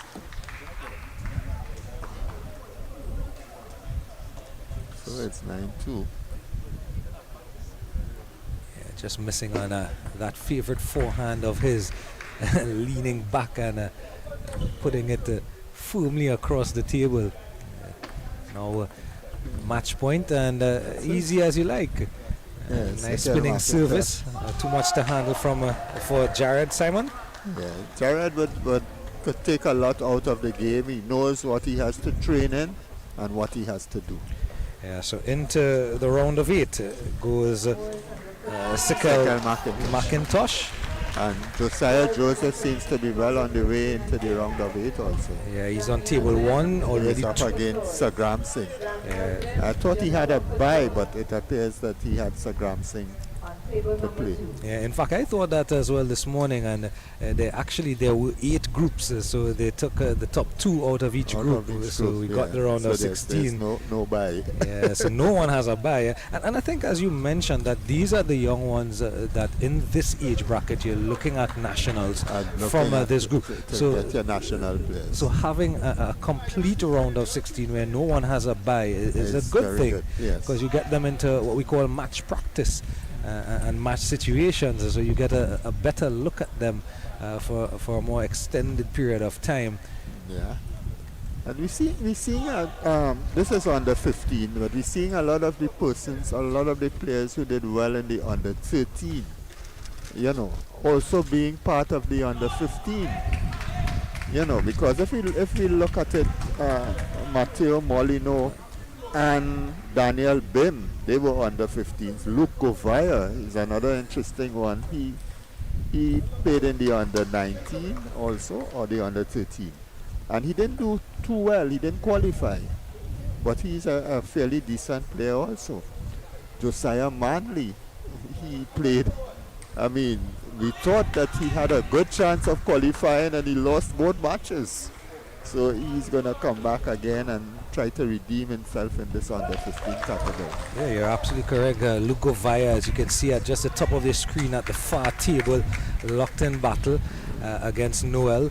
That's Eden or Aaron, is it? That's the bigger one. That's Eden is the bigger one. Yeah. And Govaya, you're absolutely correct. He played in the under 19s yesterday. Yeah. He didn't get out of the round robin phase, but a good experience nonetheless for him. Yeah. And now coming back down into his age bracket, you expect that he should do well, but he has his hands full with Noel. Without a doubt. Can't make out the scorecard from his vantage point. He's just blocking the scorecard there, but I could tell you it's a 7-4 to Noel in that one. And Josiah Joseph on table 1 has just locked up victory. So Josiah Joseph will also move into the round of 8. Right, he got past Sagram Singh. And Sagram Singh, the bigger brother of the under 9 champion, yes. Zayden. Zayden. And Zayden won the under 11 also. So his brother is a double champion. His younger brother. Good pedigree in the Sagram Singh family. Definitely. And when we look across to table 5, just out of our view, we can see now in at table 5 one game apiece. That's the Molyneux and BIM. And we are seeing Nirav Basant and Ethan Ramcharan. That's a pretty interesting game. Basant is from Queen's Park. He's a under 13 player playing in the under 15 against Ethan Ramcharan, who is, I think, the number 4 seed. So he got his baptism of fire there. He is out. I think so Ethan Ramcharan is qualified also. I think the table to watch though, Stanley, is a table 5 because it's Molyneux and BIM. That's the younger BIM, is it? That's the older BIM. one. That's the older J-BIM, right, Jonathan. And they're locked up at a game apiece and 3-all in the third game. Yeah. And we see a good game going on down there also. We see a game that's we not bringing that game, but it's a little distance away. It's the game that with Yannick Lewis and Cameron Kojo. You know, Yannick Lewis is a pretty good player. And it's a 6-4. 6-4. And I think Lewis it is who is leading 7-4 now. Right. Crusaders. And he's down a game though. Is Lewis? So Yannick Lewis is behind. In fact, Lewis is behind. In fact, yeah. Yeah, that's interesting. Yeah, he's behind Love 1 on sets, but he's leading in the second. 8-4. Okay. So quite a few games going on now. And yeah, if it's not going on, some games are about to start again. Yeah, so three of the initial 4 games are still in progress. That's Molyneux and BIM on table 5, and Govaya and Eden Noel on 6, and table 3, that game you just mentioned with Lewis and Kojo. So we're looking forward to the Manly and Aaron Noel game. That should be it's going to that's go going to go on table 1. Table 1. Yeah, in your frame now as the toss has happened. Yes. And then table 2 should be the last game. Yeah, but I see Jonathan, like he's looking to play, waiting to play here. So probably he has to play. No, this is Jonathan Kotoy. Yeah, Kotoy hasn't played yet. He hasn't played. Yeah, so Kotoy is awaiting at table 2. Played Daniel Bim, so it should be Bim coming to play. Or is it that Bim is not here? We will soon find out because he is waiting. Yes. There he is, Daniel Bim, now Daniel entering Bim is coming up. the arena. Yeah, and Daniel Bim has a good pedigree because at the national championships last year, he won both the under 11 and under 13 championship. Right, so that's pretty good. So Manly and young Noel. the younger Noel. Yeah. I have to look back at the paper Aaron- to remember which Aaron one is Noel. which. Just going through their warm-ups here, and the umpire just getting the cards ready. So that's table 1. Manly there in the black, and Manly and Aaron Noel. the younger Noel in the red. Yeah. So I think we'll be looking at 2 games. Aaron Noel and young Manly, Josiah Manly, and also Daniel Bim and Jonathan Kutoy. So those are the 2 games we'll be following. The one on the screen now is between Manly and young Aaron Noel. Yeah, Bim just getting into the frame there as he walks across to collect the ball. So these will be the final 2 games in the round of 16, the final 2 matches in the round of 16 for the boys under 15 championship. Well, some still going on. Cameron Kojo and Yannick Lewis is still going on. Joshua Bim and Matthew Molyneux still going on, and Luke Govaya and Aiden Noel still going on. But we're going to look at Josiah Manley and Aaron Noel. And we're going to look at Daniel Bim and Jonathan Courtois. Daniel Bim and Jonathan Let's see who's going Courtois. to start first. Courtois and Bim. All right, so Manley looks like they're going to start first. And they're starting. Good serve from Manley. But very quickly, young Iran is into the attack and puts the ball away. Iran Noel is the under 13 champion. And he interviewed him yesterday, and he really is looking forward to this under 15. So let's see how it goes. Would be a good feather in his cap to go far in this one and getting probably to the semi-final stage, you would think. So he likes to make a heavy push. He doesn't really go down while making the push. He makes the push from fairly straight up. That backhand push, a heavy backhand push. Josiah Manley now puts that ball away from Manley, very smartly.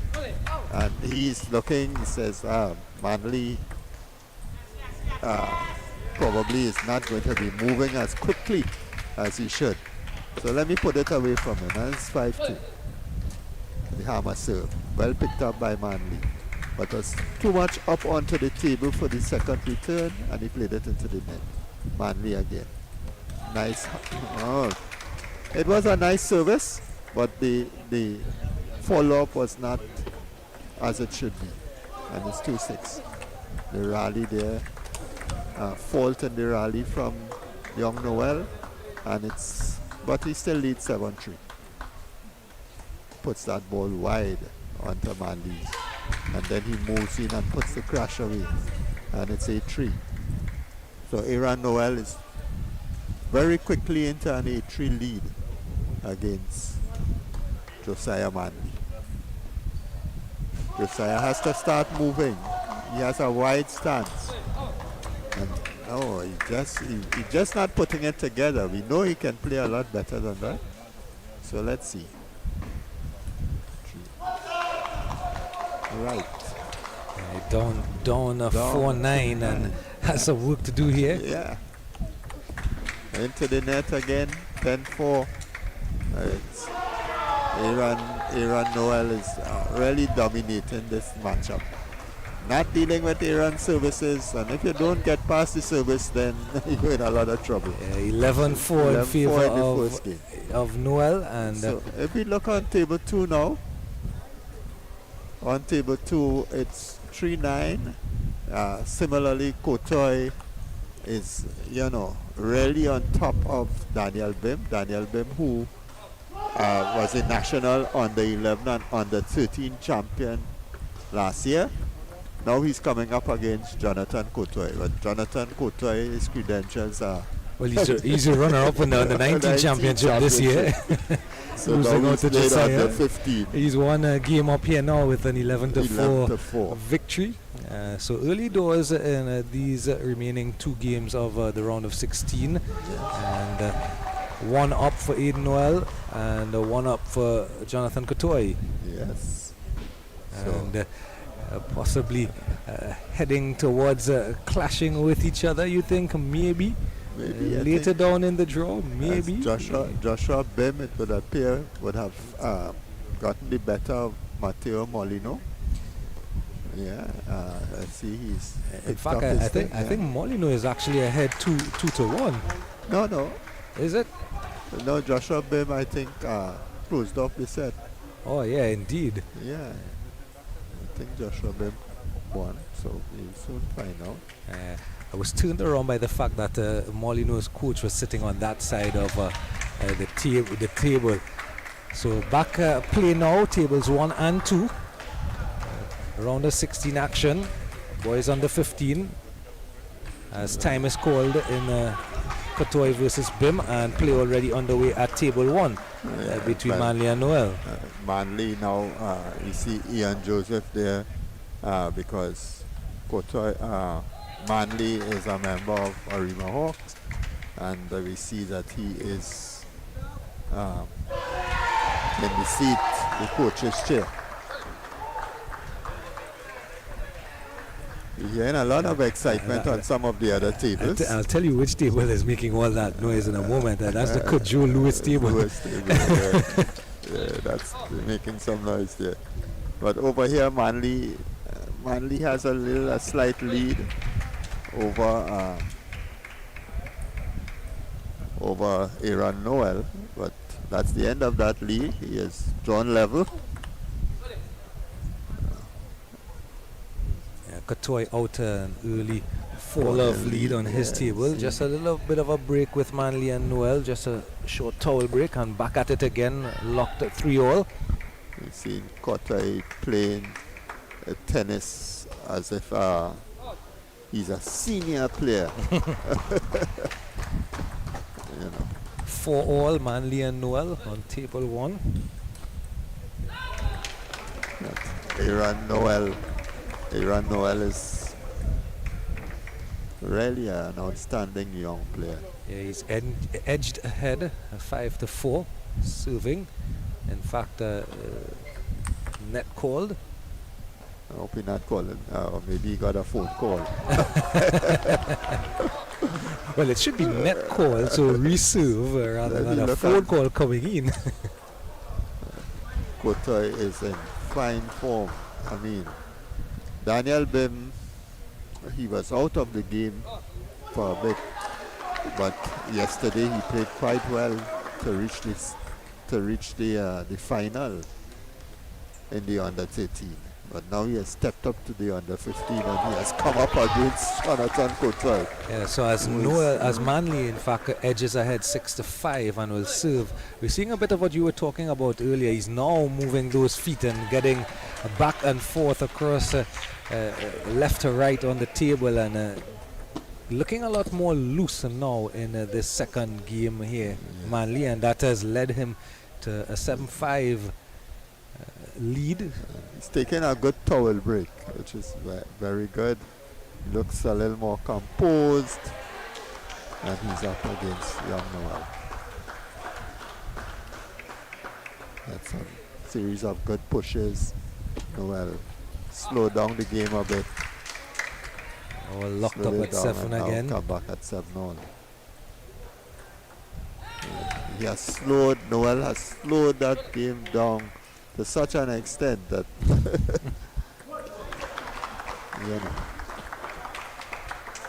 just as I mentioned, the foot movement and the looseness of Manly is now going down 8-7.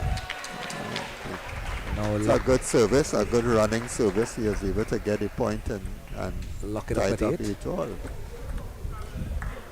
Noel is, if you notice, Noel is playing the ball very slowly.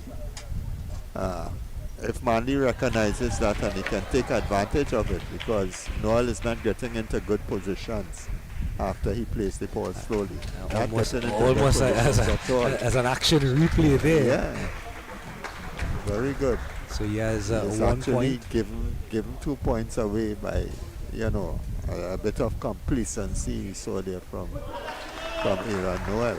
Yeah, just in the foreground of your frame there, Daniel Bim getting some advice from his coach in the table 2. And that will do it. Manly has evened it up. Yeah. So 1 game apiece. A bit of complacency from Aaron Noel, and that complacency could, you could be made to pay. Of course, you and I spoke about that a lot yesterday. Don't give your opponents a sight in.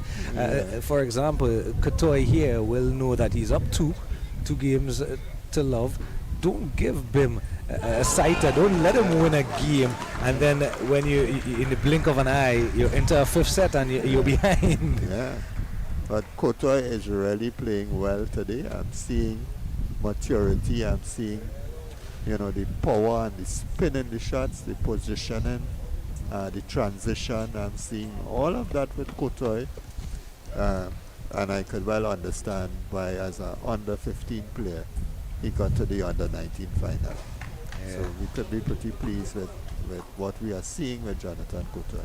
Yeah, I think you and I highlighted as they get back into running play here, the fact that sometimes you go up in the age brackets, you might be of one age category, but you play in the higher brackets, and when you come back down, you should be dominating. Yeah, and he's doing that against Daniel Bem, who, got to the final of the under 13, and as I said, was under 11 and under 13 champion last year. This year, he's under 13 and under 15. Conversely, on the girls' side, the under 13 champion showed her pedigree earlier in the day, beating the number one player in the under 15 bracket.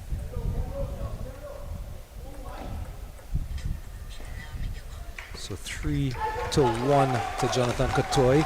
Make that 4-1 now with the cross table forehand. And the action heating up on table 3. You can hear all the noise in that Lewis Couture match. Couture looking to lock up his spot in the round of 8 here. Just missing out with that backhand. 4-2. 2-4 in fact, as Bim with ball in hand to serve. Nice spin on the serve, and that push, just pushing it a little bit too hard.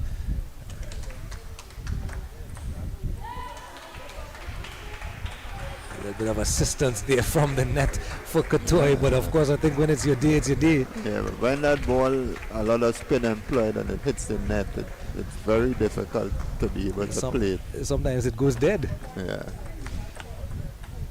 Nice rally here from Bim, and Couture stays in the game. What a fantastic point. that is a point. Eventually, Bim won the point, but a point well earned. He's earned that point, staying in the rally a number of occasions. He's not coping with the tremendous amount of spin that Couture is employing now. A 7. So I think Couture has wrapped up a victory across there, just to the right of your screen. I'm not sure. I don't know which one is wearing which color, because we are focused here on Couture, the under 19 silver medalist in the championship. Let's not call it wrong. We'll get the official word in a moment. Yes. But definitely a lot of excitement on that table. You see the congratulatory handshakes and so on, just at the top right hand corner of looks as if Couture may have won. But in picture, Bim just waiting Couture to settle, and Couture serving at a 7-5.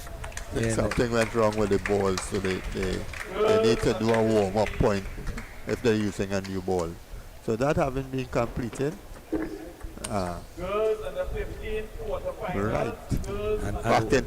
Back into to train one time, Jonathan Couture, 7-5. And while the round of 16 for the boys is finishing up, the girls round of 8 is being called to order. Yes, it is. And the under 13 champion Elizabeth Raja has been called to her table first. 1 point away here, and there you go, Couture with that lovely forehand cross table. Too much for Bim, and 11-5 it will finish, and Jonathan Couture, the silver medalist from the under 19 singles, will go in to the round of 8 in the boys under 15 championship. Back at table 1 now, with Manley and Noel all locked up at 1 game apiece and locked up at 8 points apiece. Yeah, but he got the benefit of the net that time as the ball hit the net and just rolled over to the chagrin of Manley. So it's again, they locked up again, it's 9-all. Blow for blow. Young Aaron Noel is going to be tested here now by Manley of Hawks. Good backspin, good push. Oh, and Aaron Noel pushed wide to the forehand and hit the edge of the table, and that makes it 10-9. No luck for Josiah Manley. And that was a poor service and a poor shot. It was a wrong choice of combination. And I am seeing now the 2 finalists just walk by and they on the 11, and You know, it's good to see them. See the right thing. They walk by hand in hand Yes. and having a great old conversation. Yeah. And again, now Aaron has wrapped it up. He has gotten a 12-10 victory. Manly had all the chances in that game, and you know, he wasn't able to convert when he should have converted. Yeah, so now young Aaron Noel just one game away from booking his spot in the quarterfinals. Leads 2-1 over Manly. And the customary conversations in between games. Yeah, that's going on. Of course, maybe in Manly's mind, he would be telling himself this one is long far from over, because he can still get back in this. He can win one game and then another and book his place.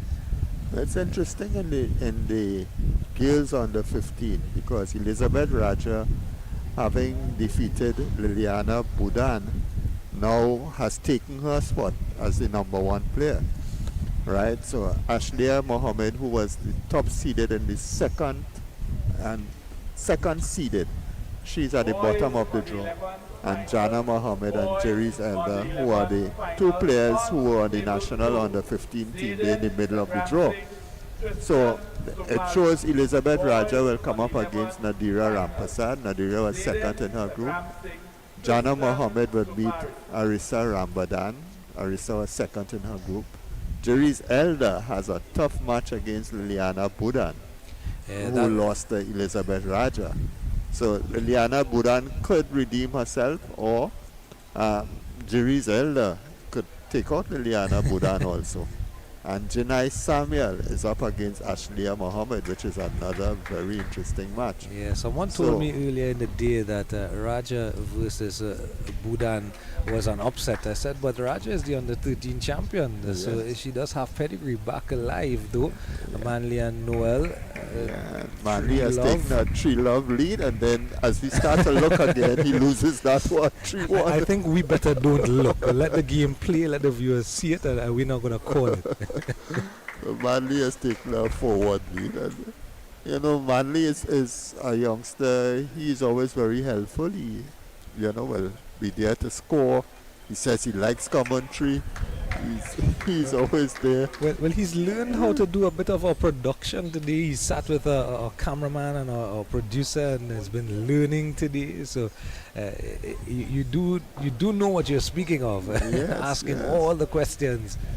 Yes, he's gonna do well. Maybe not as a player, but he would be a very good player.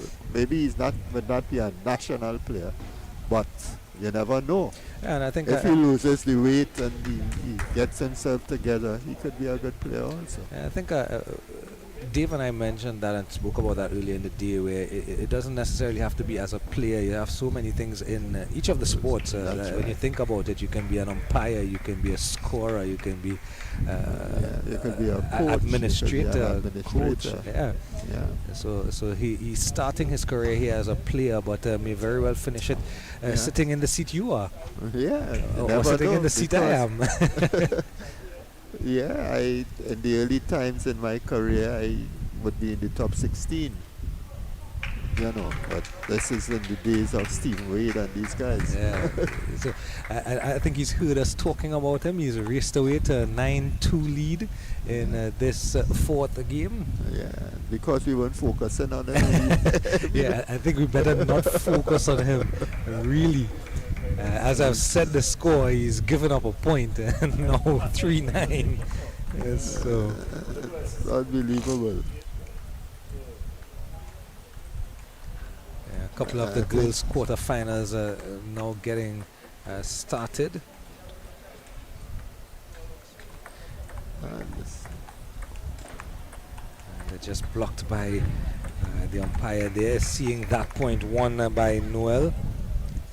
That is the staff sergeant walking in our frame. So now game point, movement of the feet, and just missing on the backhand. So giving up the first game point here is Manly. Looking to even it up at 2 games apiece. Missing out again. Looking to go cross table. And giving up yet another game point. But I'm seeing something in Aaron Noel that not very happy about. He has won, Josiah Manley has won 11-6. But,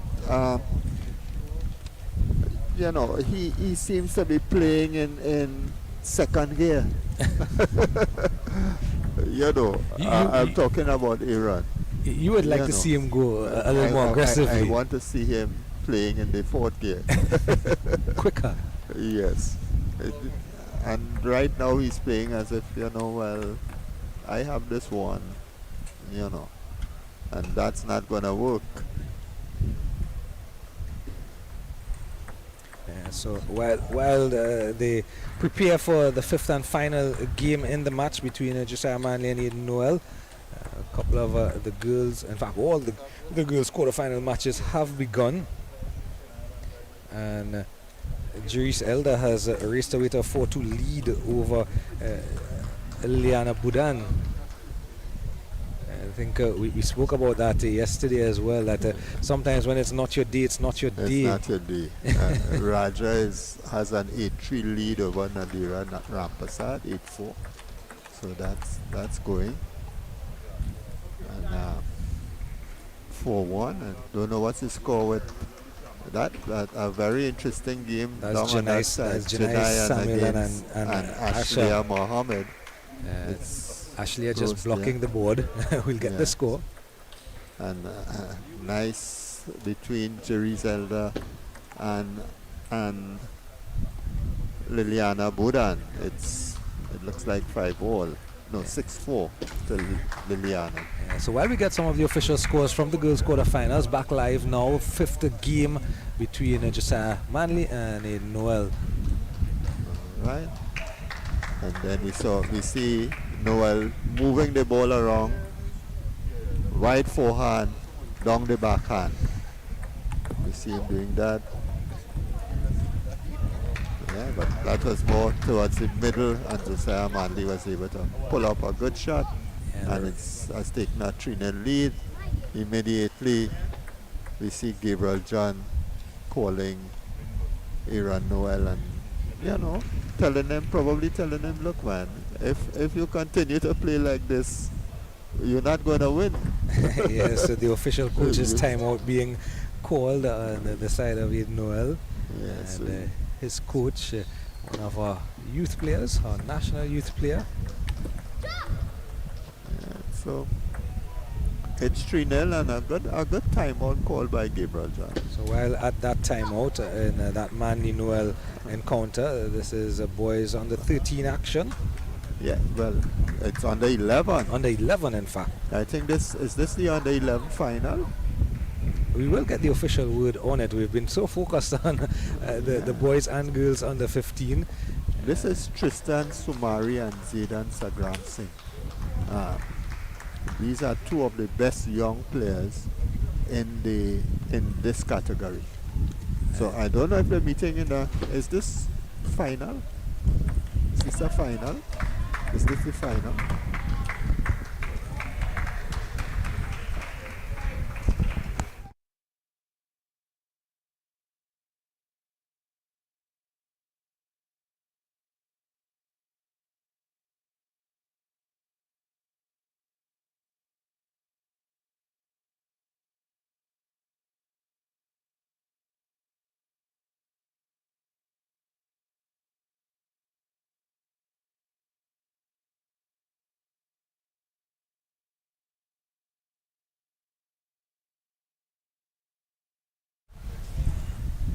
Zaidan has rushed into a 9-3 lead. So we have the boys on the 11 final between Zaidan Sagram Singh and Tristan Sumari, and they are both members of Warrenville United Table Tennis Club. And if not to remind the people again, that is your under 9 champion. Yes. And he's in the under 11 final as well. So exerting his dominance, I dare say. And Dave was telling me earlier that he was very impressed with Tristan Sumari. Right? He was very impressed with it. He said that they're both from the same club with Zidane, but he's a left-hander with some talent. So just we just flicked across there to see an official timeout on the side of Josiah Manley, and he's leading 6-3. That's the final set on that side. First set here on table 2 already in the bag, and it is Sagram Singh leading. Yeah, he has taken the first one game. Yeah, one game up. Josiah Manley looking to lock up the final few points he needs to make his way into the final 8. Hello, Daddy.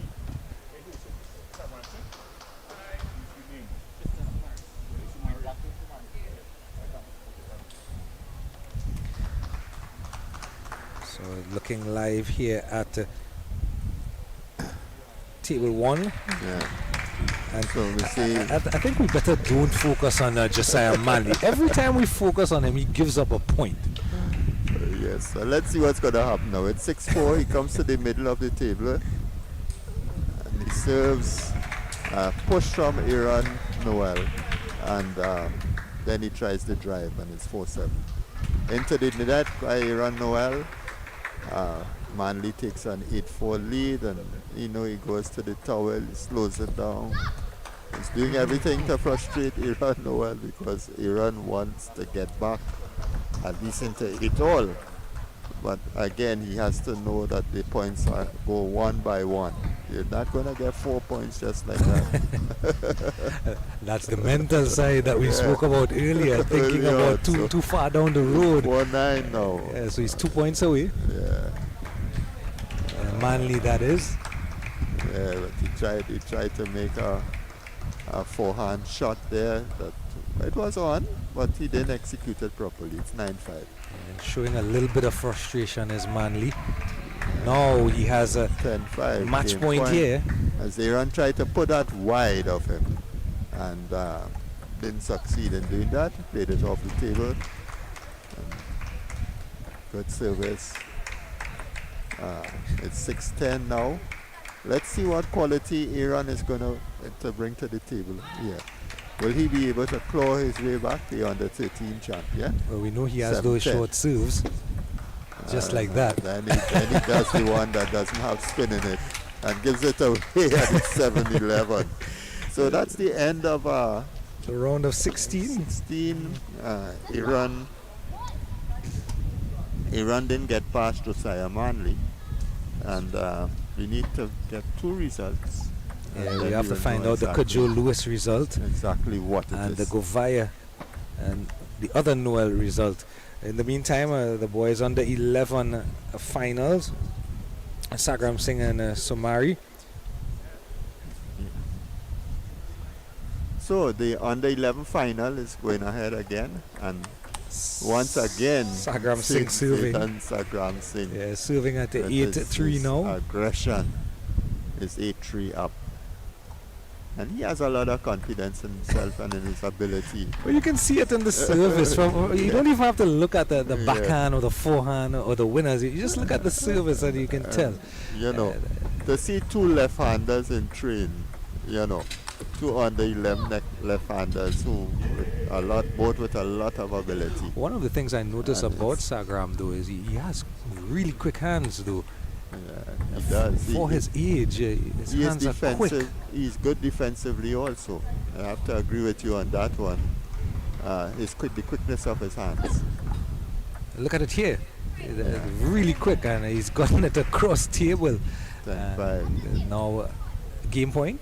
Yeah, game point. He will serve. A lot of finesse in that service. He kept it pretty short there to make sure that Zidane didn't get there. A lot of finesse, a lot of flair in his service. And now 6-10. That's a nice shot from Sumari. Sumari did quite well there. Yeah, he backed him up all the way, almost Quite into well. table one. Yeah. Good little players, man. Yeah, and you can see it, and like a broken record, Stanley. We've been seeing that throughout the day. That you can see even at the young age, you can see the ones who can definitely go far, will be national players, and possibly in future be future Olympians or in the World Championships. Tristan is clawing his way back. He's down to 10-8 now. Let's see what Zidane is going to do. Use the hammer service. I think that's it. He had the shot. He didn't make it. And then he missed the next one. So it's 10-9. Yeah, his forehand, that So powerful, it's quick going- forehand is deserting him in the latter end here. Yeah, but now he's just playing. He just wants the point and pushes off the table. And Tristan has roared back to be 10-all. So he will begin to wonder now what happened there. And then Tristan misses that forehand shot, and it's 10-11. So Sagram Singh now, nice and short.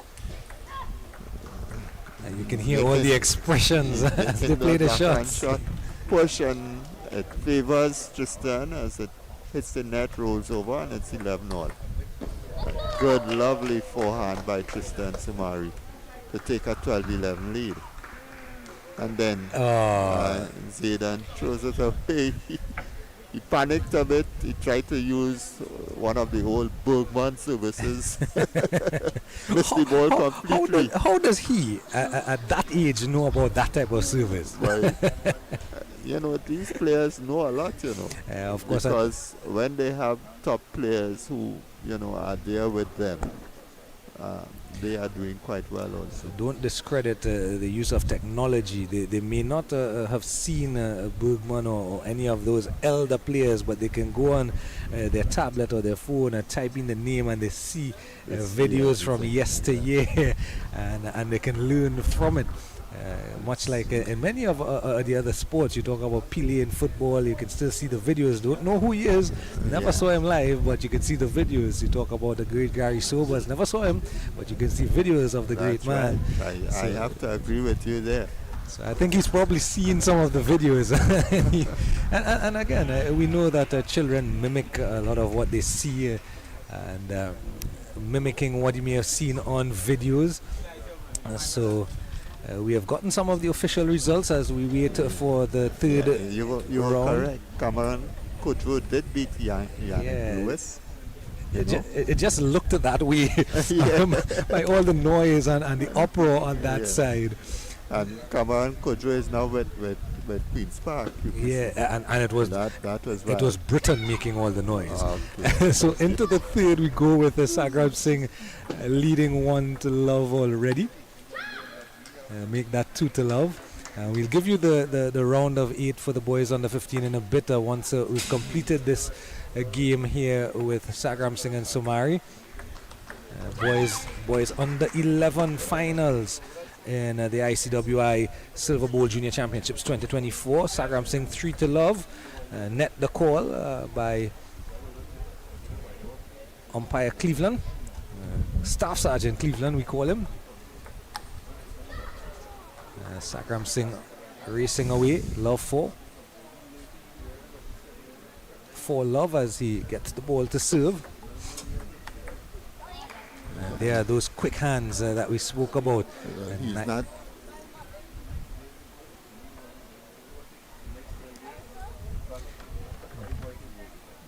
He's getting himself into some nice, good positions and using his feet well to stay balanced. Looks pretty agile. He was ahead in the second game and he stopped playing. And Sumari came back, pretty strongly. But this time, that's not happening to him this time.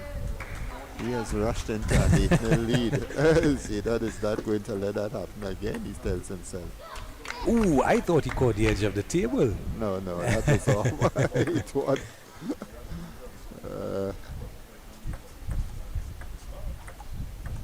Grown so accustomed to that forehand being so decisive from Sagram Singh.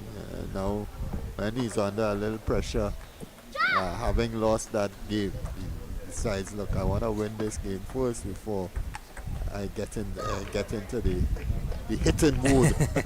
Yeah, he's a sped ahead here in the third, and just a couple of points away. Will serve at 9-3. Couple of points from taking a 2-1 lead. Again, just putting his opponent under pressure with those quick hands and powerful returns and drives. Set point here. Right. We're not seeing some of the best tennis from Zidane in this match so far. You see a lot of safe playing, as he tries to make that backhand. So he actually has given Tristan a window to get in. When you talk about backhand, and he played one that was coming off the right hand side of the table, and Somari just could not deal with it, and he ended up with the point. So 11-4. We get the chance to see it on replay. 11-4 as he locks up the third game and goes 2 games ahead. That placement. Yeah, pushing it wide. So he goes 2 games to 1 ahead, 1 game away from the championship, the boys under 11 championship, and he will be a double champion. Yes, Sagram Singh, if he can complete victory here. Of course, we have a few other double champions in and around the tournament already at some of the higher age brackets.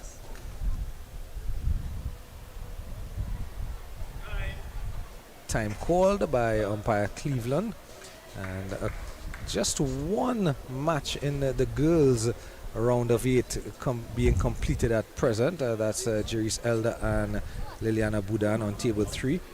We'll get that completed. Yeah, we'll get that official result probably by the time we've finished here with Sagram Singh looking to lock up his championship. He's down love 1 here to Tristan Somari.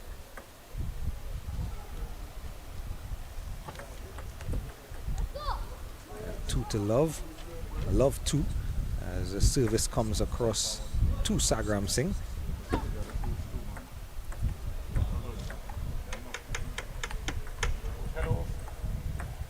A lovely rally here, and a lovely what you would call in lawn tennis a lovely drop shot.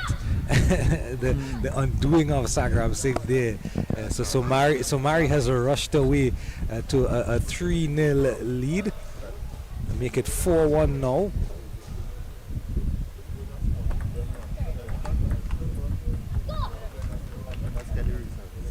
5-1 now to Somari, so he's clawing his way back into contention here for the boys under 11 championship. A couple of nice long rallies between the pair as they get more and more comfortable with one another. And probably a bit of just playing it a bit safe. 6-2 service in the hands of Somari.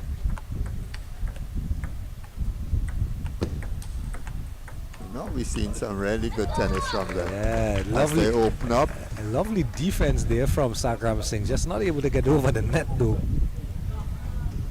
3-7. Somari is starting to really play well. Yeah. 7-3.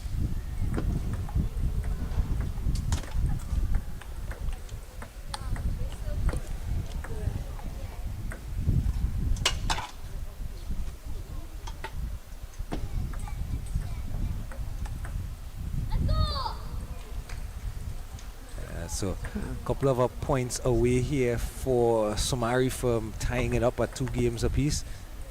A bit of a help of the net, taking it over the edge of the table. So game point to Somari, 10-3. And then to see what is really good is to see that Somari has come back and has played that attacking brand of table tennis to bring him back into contention. At the start of this game, you mentioned these are the 2 best in this age group, and if not as a sign of that, we're now locked up at the 2 games apiece.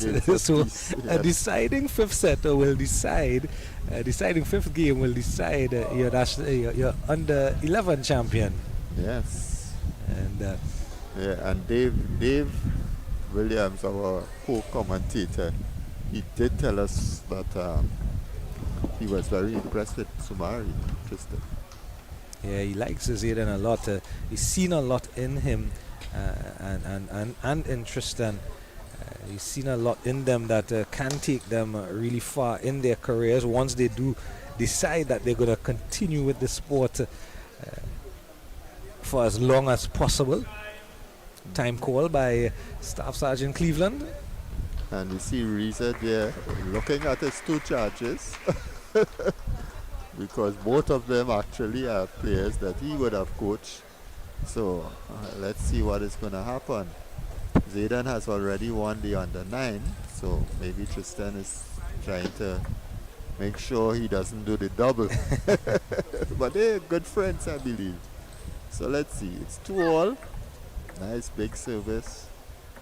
And they're so in tune with the game. You can hear even now in the fifth game, all the expressions.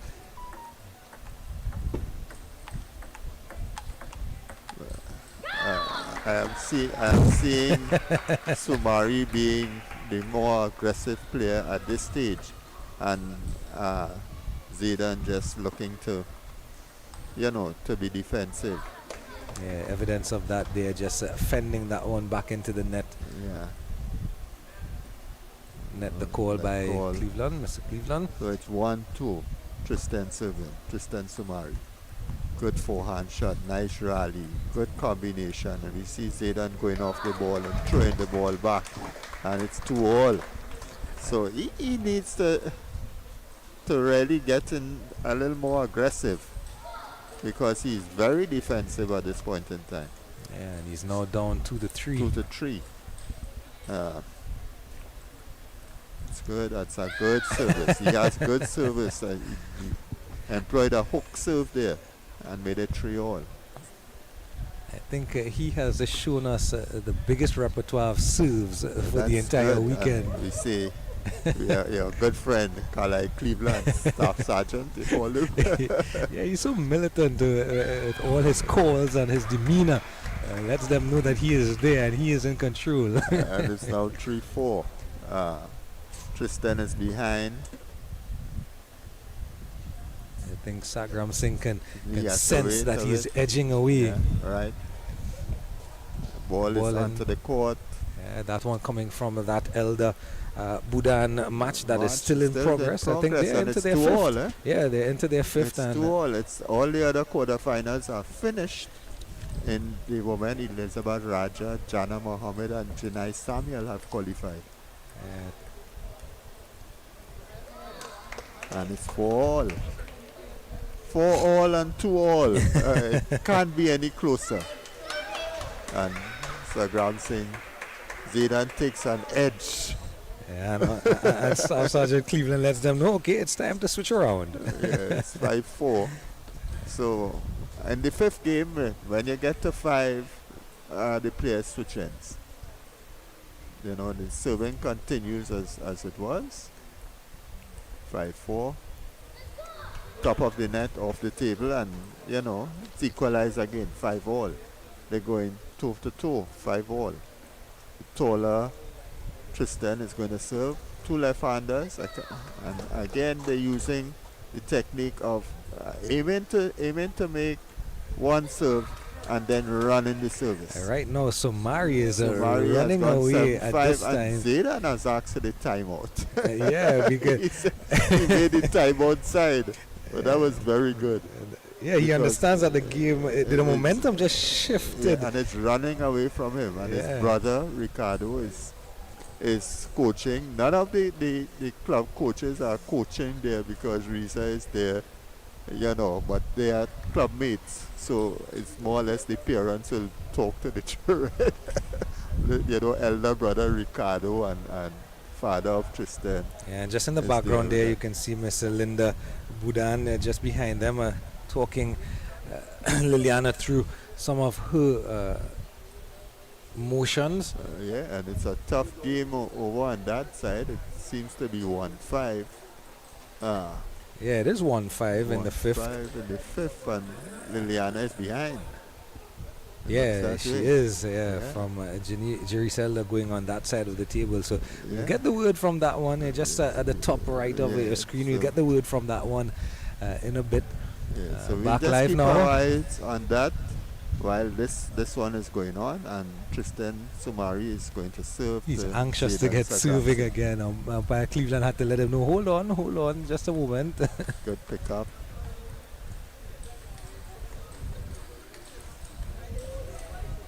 See Sagamson just lobbing from off the table. Tristan Sumari making the attacks. And it's 8-5. Tristan has gone 3 points clear.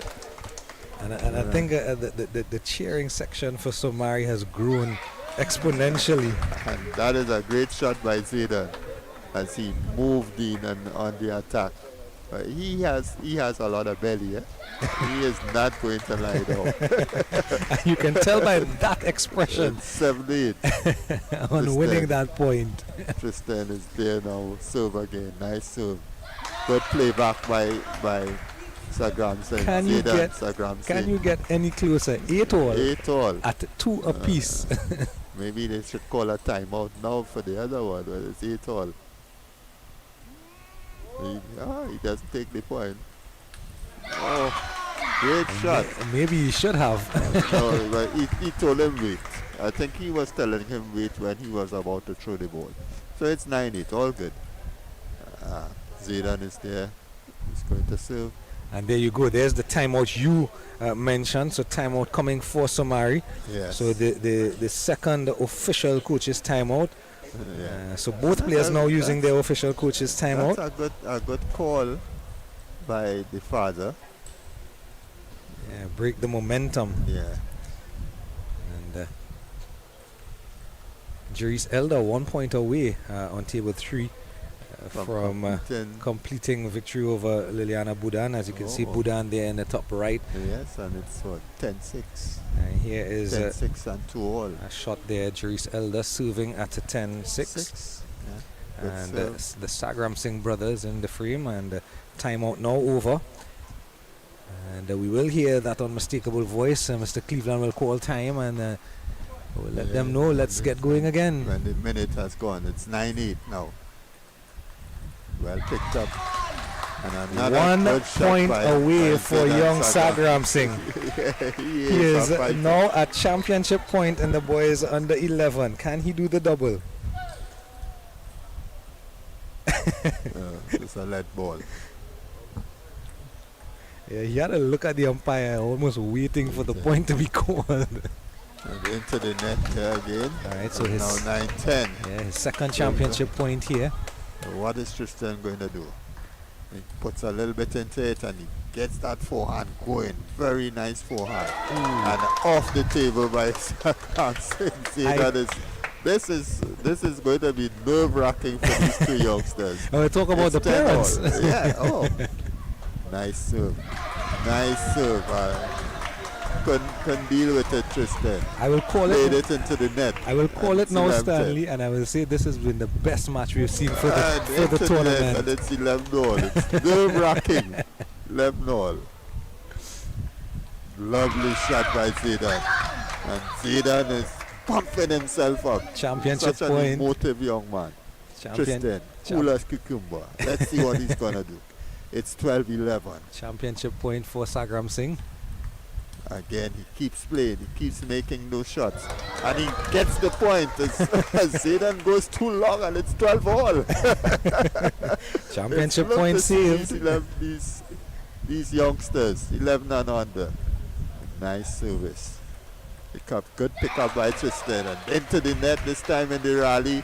Zayden knows it's one more to get. It's 13-12. But the fat lady has not sung. So still anybody's game. Championship point here for Sagram. And there you go. Got it. He has done the double.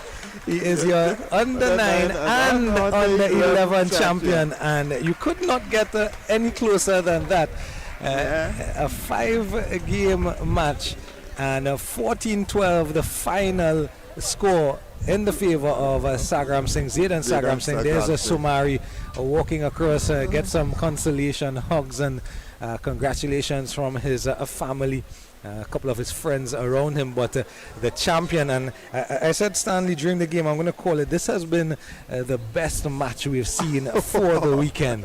You enjoyed it. I think You enjoyed everybody, it the most. yeah, I think everybody's focus, although some of the other games are going on and players warming up, I think everyone's focus was on the under 11 and now boys final. Tristan is being consoled by the father there. That was really close, you know.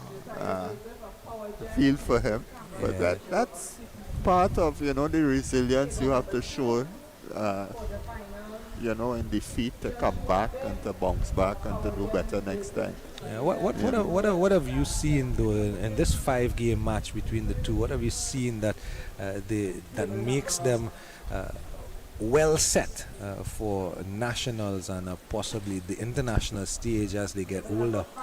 Well, I saw Sagram Singh with that determination and that fire within him.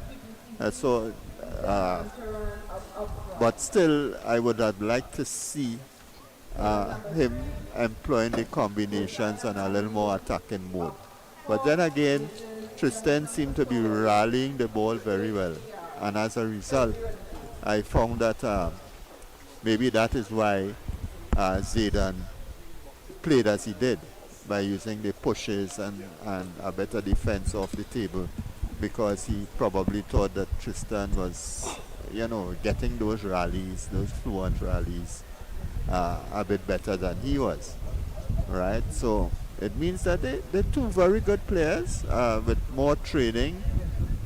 They're both going to improve, and we want to see them, you know, have the attacking mode of play. We want to see them being able to execute those shots and don't study too much of the tricks and whatnot at this stage of their career. Learn the technique, proper techniques. You know, and if you learn proper techniques at this stage, then as you go along, things will be better for you. So the boys quarterfinals, the boys under 15 quarterfinals has been called to order. The tables have been assigned. Just a point to note that Jerice Elder has beaten Liliana Brudan. Yes. So though the girls' semi-finals are set, what we're going to do, we're going to take a quick break, and when we get back, it will be action in the boys under 15 quarters. Will do.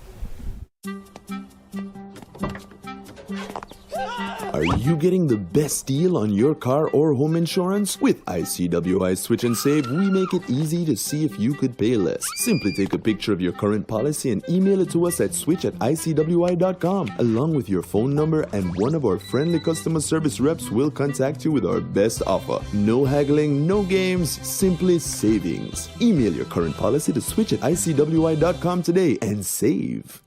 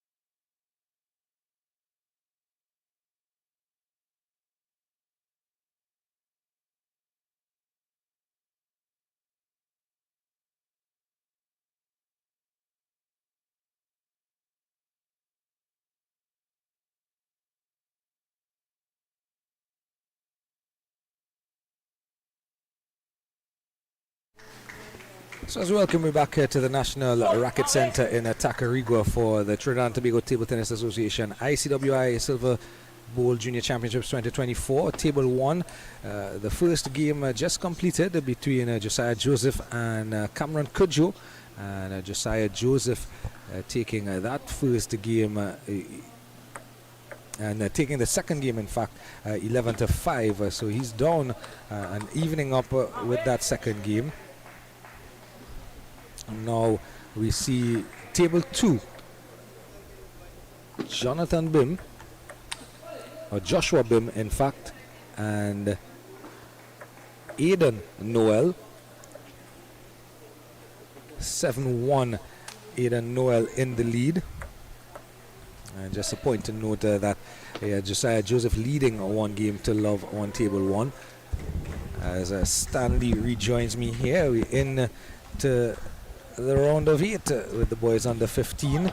Josiah Joseph already locking up his first set over there, and 9-1 here for Aidan Noel versus Joshua Bim. That's a big lead. Now 9-2. 2-9 with Bim serving.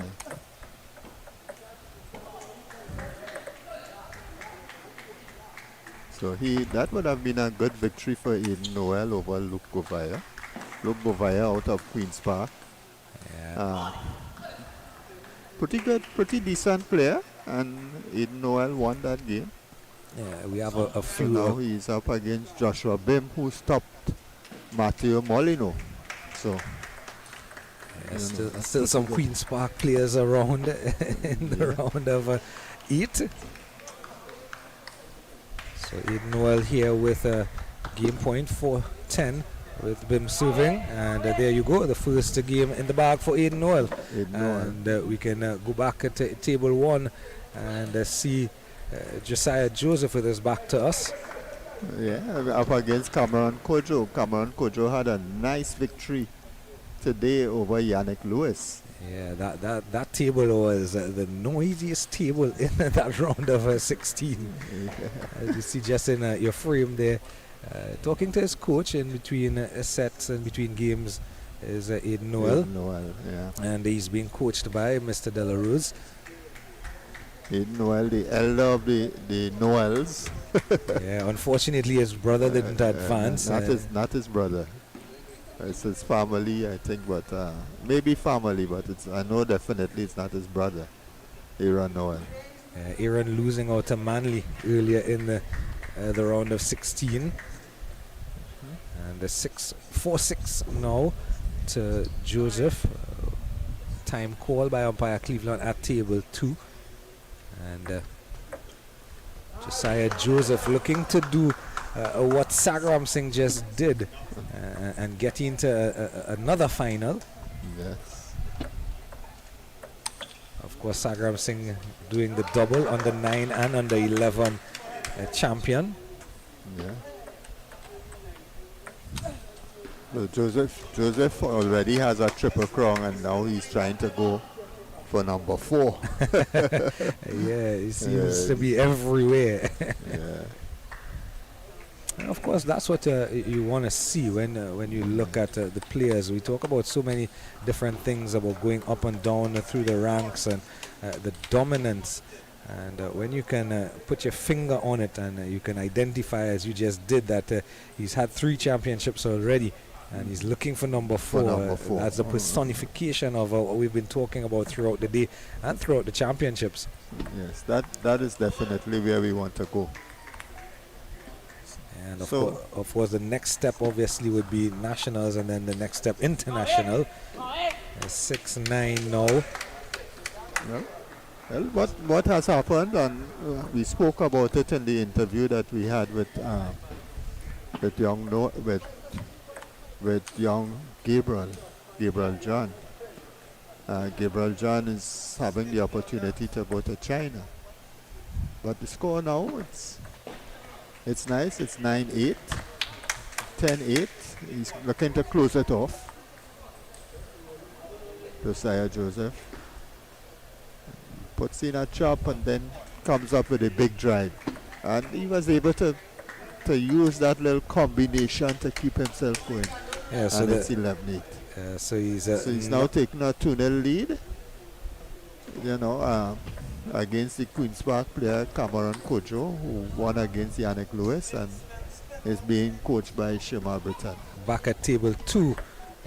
Bim has a 4-7 lead over Noel. Yeah, Ben has worn down Noel a bit. He slowed him down.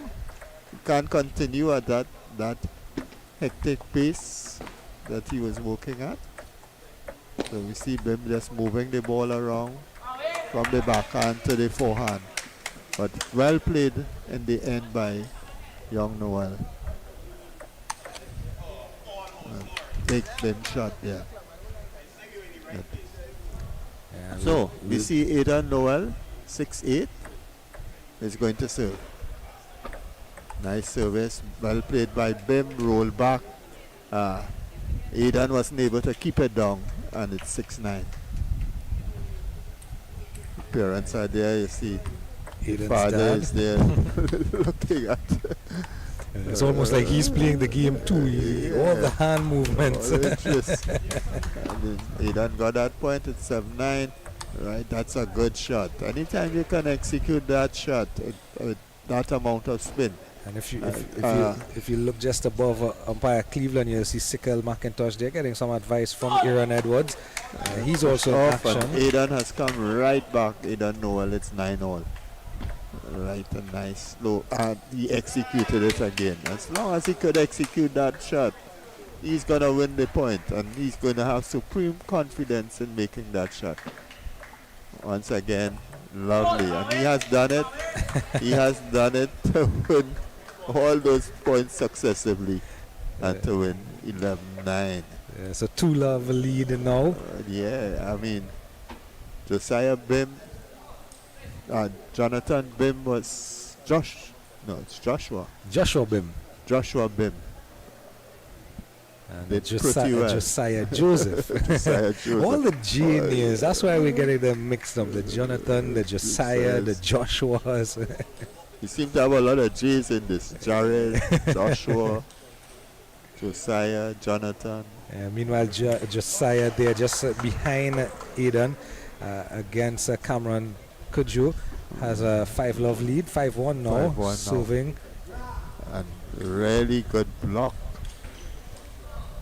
Really good block from Cameron Kuju. Yeah, a series of powerful forehands, eventually getting the winner. Right, 2. It'll be 6-2 now with that unforced error into the net. Well, it was a good serve. I don't think he was able to cope with that serve there. And surprisingly, I don't know who. Britain has called the timeout. His coach has called the timeout. So doesn't want the game to run away from him at all. Yeah. So at 6-2 to Josiah Joseph, it seems to be running away. Of course, remember that Kujo is down 2 games. Yes. So this is happening here. So Sikel McIntosh has a 2-0 lead over Ethan Ramcharan.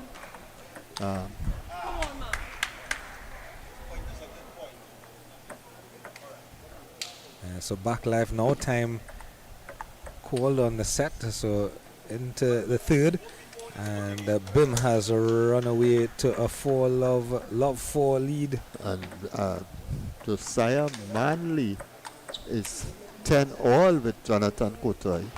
Fantastic. Yeah, to keep up with the under-19 finalists, Jonathan Kotoy. Yeah, but you can see Kotoy just to the right of your frame there, top right-hand corner, playing at table 3.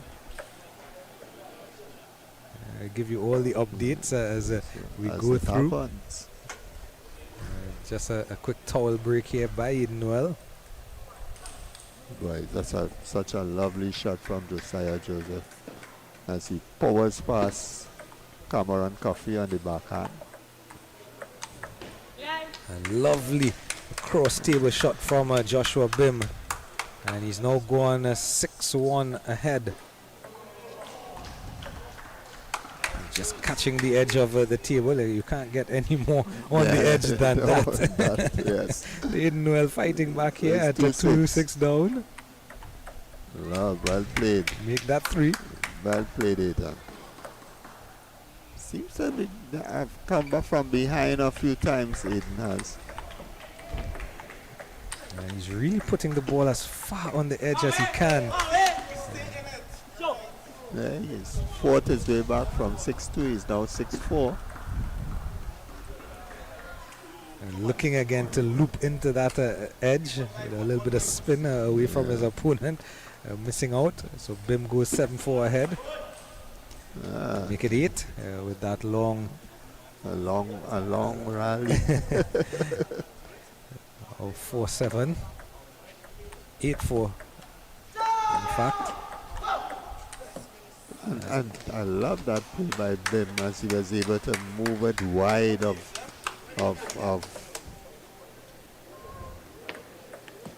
young Noel. Yeah, his dad just letting him know we're going all the way down. Play to the end. And Bim fighting back here. Bim leading 9-6. He needs to win this game, and he did what he's supposed to do because he made a good strong attack, and Noel wasn't able to, just keep it in play. With game point, he'll want to repeat the 6-10. dose and close it out. He goes And back he to the does. shot, and it's off the table, and it's 11-6. So he's fought his way back from 2-love down to 2-1 now, Joshua Bim. And it seems that the Kotoy match... It's 13-all. yeah, and the Josiah Joseph and Kojo match has been completed. Josiah Joseph has won that one. As you see the table now clear behind Aiden Noel. And of course we have on table 5... Sikel McIntosh has won too. Sikel McIntosh over Ethan Ramcharan.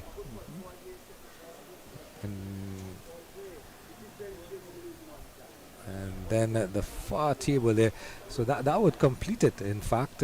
So just this one to be completed here at the table 2. So Josiah Joseph will face Sikel McIntosh in semi-final 1. And Jonathan Kotoy and Josiah Manley still in progress. Yes. And we are looking at Aiden Noel and Joshua Bim in progress for the second semi-final, bottom half of the draw. What I'm liking, what I'm seeing with Elizabeth Raja, she's warming up there. She's going through her paces, and I think she is going to be a handful in this under 15. We will get back to that because that will be played right as soon as we're finished with the round of 8 here with the boys. I hope that she doesn't get too tired. Just 2-all now.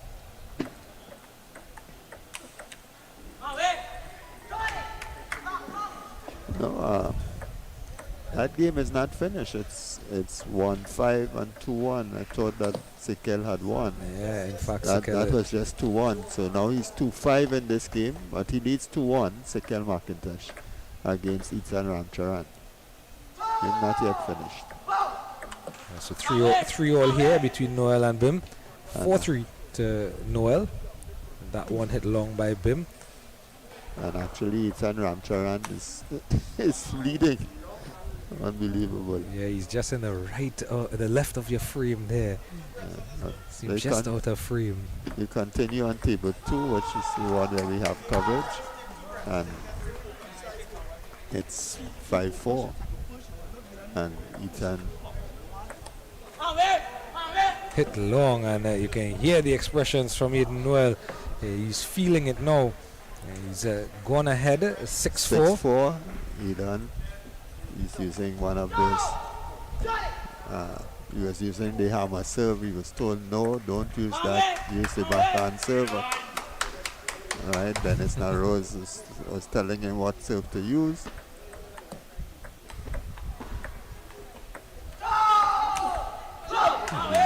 Got his power going there. And now has taken up an 8-4 lead, 4-8. He's gonna take the towel break. 4-8. And just outside of your frame, table 5, it's getting heated. Yeah. So back live now, table Ramcharan 2. is pumped. As is Aiden Noel. With every point he wins now. It shows that he could play and keep it on. He really showed a lot of maturity there, did Aiden Noel. Yeah, Keeping that ball on the table.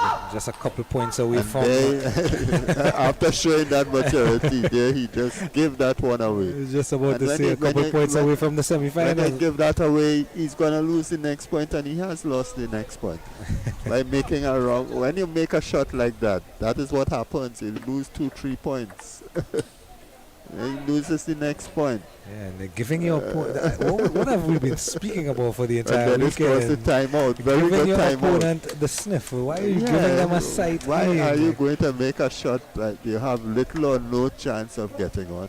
And then after that now, it throws your whole timing off for the next 2 or 3 points. And I think what you're saying, I have said that time Mr. De La Rose has just told him that. That is La Rose. Yeah. I think he had to call a timeout because he threw away 3 points. You know, first time again, a shot that had no chance of coming on, thrown his timing off, and he was playing so relaxed and so cool, you know. And it threw everything off. The next 2 shots were off. With the Sickle McIntosh just in the top left of your corner Yes, there, that Sickle table is tied up, to locked all. up at 2 games a piece. Ethan Ramcharan is doing quite well, and Ethan Ramcharan actually was one of the seeded players. So time called here by Staff Sergeant Cleveland. And they're back on. Aiden Noel looking to lock up his spot in the semi-final. Right, back down to how he can play. Finishes it. Yeah, so that was a good timeout, and he got him back on track. And that's what Mr. Rose just told him. Got There you him go. back on track. Alright. You don't make shots like that. You make shots like that, you're gonna lose 1-2 points after.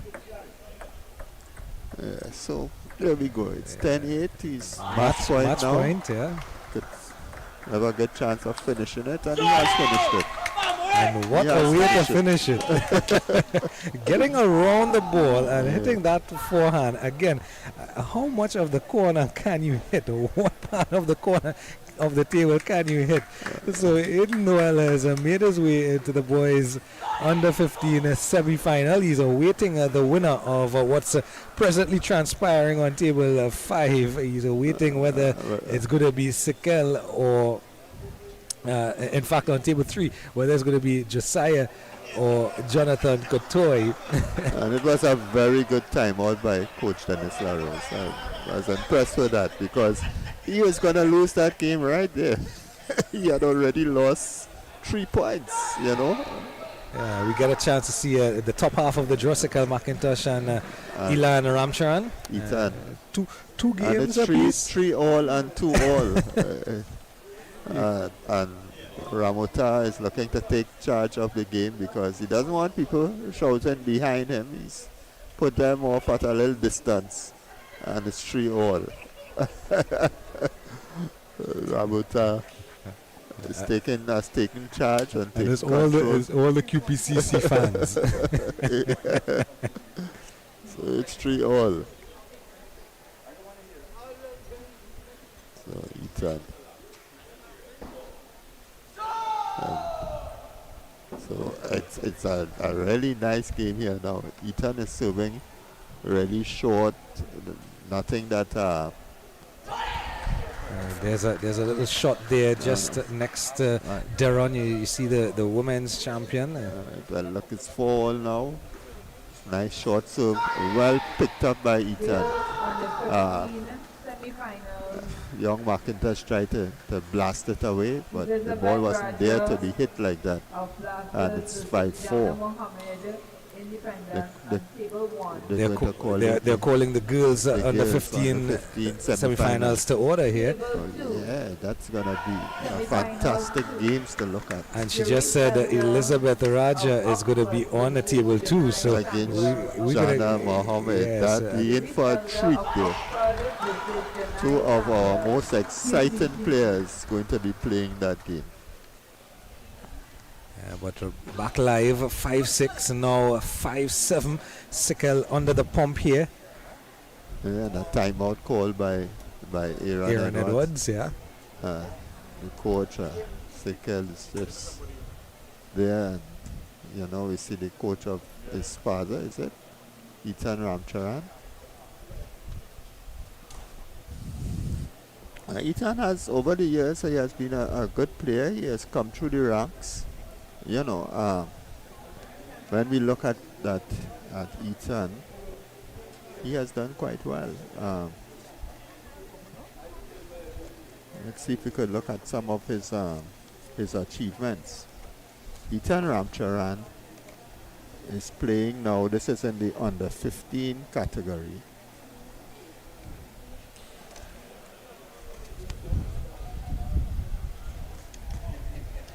Right, we see he is ranked number 5. Right, he's born the 16th of December 2009, so he's still pretty young. Right, he was ranked number 5, and Gabriel John was 1, and Josiah Joseph 2, Jonathan Kotoy 4, Malik Gopal 5. Well, Malik only played one tournament. He's in France. So Ethan Ramcharan has been thereabouts, and as Gabriel John did indicate to us today, when you could win your first tournament, that's when things change for you, Or when you could reach somewhere really where you had not reached before. So back live at the table 5. McIntosh serving at 5-8 down in the 5th, and we'll go 5-9 down. And in fact, coming up on table 2 will be the Jerry's Elder Janai Samuel semi-final. That will be a very good game, I can tell you. And McIntosh here is having some words with the umpire, letting him know that there is something with the ball, probably some moisture, and it caused the loss of that last point. He's now facing a match point here, McIntosh against Ethan Ramcharan. Yes. And just missing out there off the edge of the table, so a bit of a life here for McIntosh. Ramcharan will receive at 6-10. Taking his time is McIntosh. A lot of spin, but not able to handle the return, hitting it long, and I don't know if you'll call it an upset. I guess maybe by rankings, maybe it is an upset. But Ethan Ramcharan moves into the semis and will now face Josiah Joseph.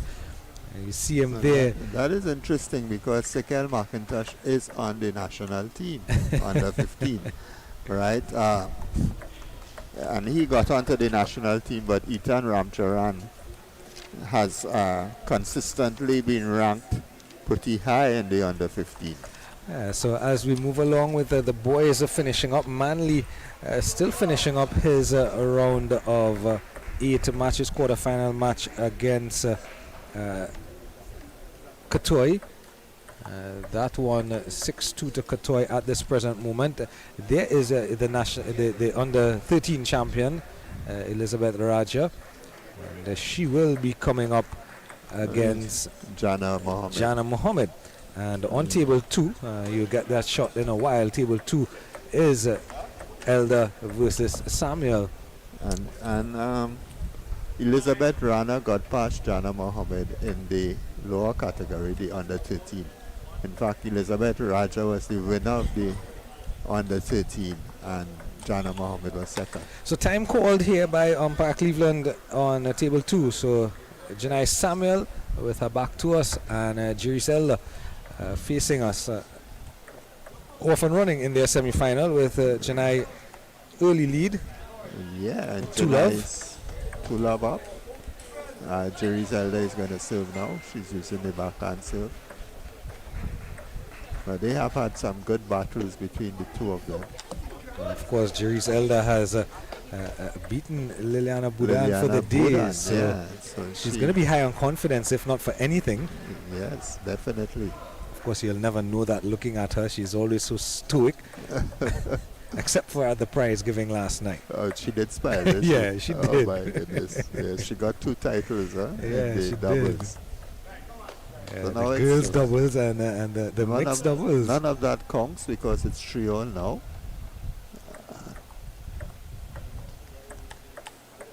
Oh, beautifully played by Janai Samuel. A lovely block. So the left-hander is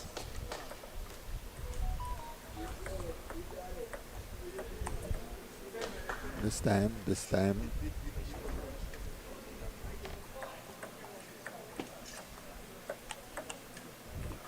Right, so in getting there, Janai Samuel got past Ashleigh Mohammed and, Jerissa Elder got past Liliana Budan. But now it's 6-5. So it's anybody's game. It's early stages. And let's see what's going to happen now. Jerry's is going to serve the backhand service from the middle of the table. Tries to rush it into the middle of Janai's body, but it goes off the table and it's 7-5. So the service now goes to Janai. Nice and short, but push wide on Jerry's forehand and wins the point at 8-5. Jerry tries to initiate a backhand pickup. Doesn't do it quite well. It goes into the net and it's 5-9. 5-9. A push, a nice long push by Janai Samuel. Takes her to a 5-10 lead. And again, and she seems to, against Liliana, I understand she was 2-0 down and came back and won 3-2. Yes, So speaking about 2-0, Elizabeth Raja already out to 5-1 5-1 lead. against Jana Mohammed. Yeah, as I said, Raja is a double winner. She didn't lose anything yesterday. I think she did try to play in the under-19 division, but she didn't lose anything in her categories, either under-13 and now today under-15. She did play mixed doubles as well yesterday. I think she won there. Yeah. So good run of form over the tournament. Yeah. Going up and down through the age brackets and age categories. And the thing about it, I think she had taken a break to do the C exam. And here she is coming back and playing well. But she has her work cut out against Jana Mohammed. Jana is a good player. Yeah, Jana clawing her way back to 6-5 now. But she puts that away.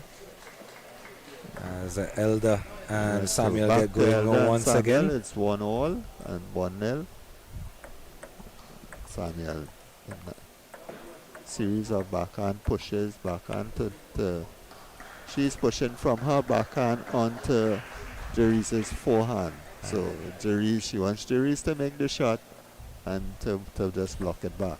And the So scorecard. she's making her push on her forehand, and she tries to move on to the backhand and make a drive from there. Doesn't execute it well, and it's 2-all. Just at the top right of your screen, Jonathan Kotoy there. That's the only boys' game that's still going on. Oh my goodness. But Elder looking to claw her way back and win a game, even it up at 1 apiece. It's evened up at 3-all. Yeah, it's 3-all here now. So you see, she is bending her back to make these pushes, but I want to see her make the top spin, and that top spin, I'm not seeing her making it as well as she should. Yeah, it's almost like they're Before. challenging each other who can push better. Yeah. So I'm seeing Jana that forehand push isn't looking as right as it should be. But I'm sure Shema would probably tidy up on that. And I see Bob Rooknarayan is coaching Cherry's elder. She is from Oxford, and Bob Rooknarayan is now with Oxford. And a lot of misses by both players. Huh? Yeah, 5 all. Elder had gone out 5-3 lead and then lost the last couple of points. So now it's knotted up at 5 again. And there you go, challenging each other to see who can push better. And just missing the edge of the table on the right hand and the left hand side. A little miscue on her service there from Janai. It's all Now beginning to open up a little bit a more. little bit, yeah. Now looking to test out those forehands and backhands. Yeah, and Elizabeth Raja has won the first game against Jana, 7-11. No, that was a better play, but then she hits it off the table. It's 8-7. Janai leads 8-7. 9-7. 7-9. Jerry's to serve. But still, I'm not seeing that phrase of play that I want to see. I'm seeing a lot of pushing and not seeing, that transition into attack. That is so important. So it's 10-8. Janai Samuel into serve. Nice backhand serve. Into the net. 10-9. Time called by Britain for because that Janai time Samuel, he the wants- QPCC player. He wants her to win this first game. Yeah, And sometimes so- kind of unusual. Your player is ahead and you still call timeout. Yeah, but we are seeing that it's quite likely she would lose the next point. So if it is, she can do something now while she's serving to win the next point, 11-9. That timeout is at least giving her one game. Yeah, so time called here by Mr. Cleveland, and we're ready to go again. Game point for Samuel. Yeah, Samuel is serving. So let's see what the plan is. Right? And she uses that lovely service and wins the point. So he knew, Not too long. he knew what he was doing there. It was a good timeout. The thing is that she doesn't have any more timeouts now. And So she has got to play for herself now, Dwayne. As long as the game starts, she has got to be up to it. yeah, and I think Dave was mentioning that when he explained for the viewership that there is one timeout per player. And you can call it any time. There's no specific time frame to call it. You can call it in the first set, in the first two points if you want. But unfortunately, it leaves a situation where if it's a If you 5 look set, let's look at Raja. If we look at Raja for a you little don't bit. have it again. There you go. So Raja has taken a 5-4 lead, but that one was a bit careless from a bit off the table. Right, good spin, good rally. And again, now Jana plays the ball with a lot of top spin in it, and she needs to take charge early on the ball, and to put it away. So it's 6-5. It's going to be a little closer this time around. 6-5. Good finish again.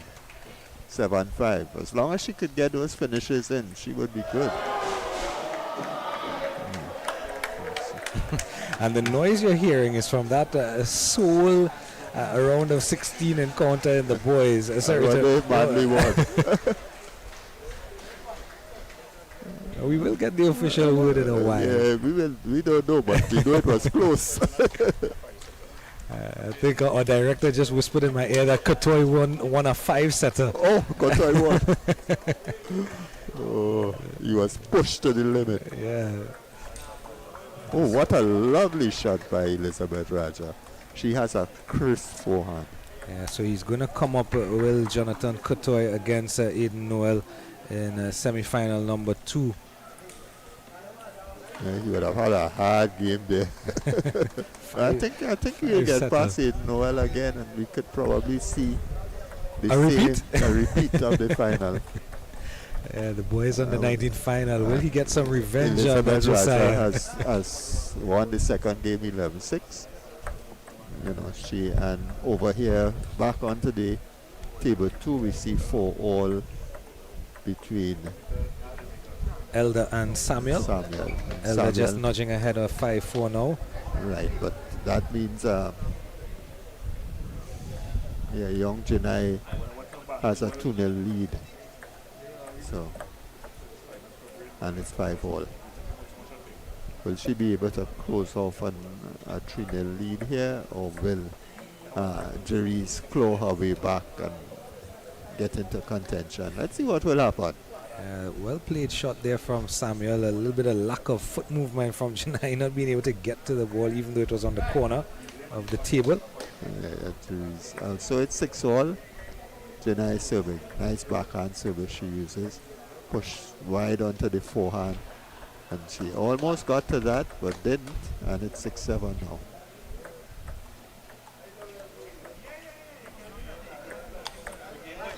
Right. Spins. Gets onto the forehand.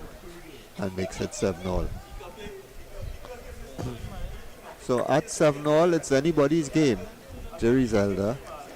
Yeah, but I think stoic in expression. Anybody's game, but I think a little bit of the pressure is on Elder to actually win the game so that she can get a chance of getting into a fourth game. No. I can't believe that she tried to push that. That type of spin and so high, you hit it away. 7-9. Right, she got that one, 8-9. Let's see if she'll continue on the same track. Good spin. Good push, backhand.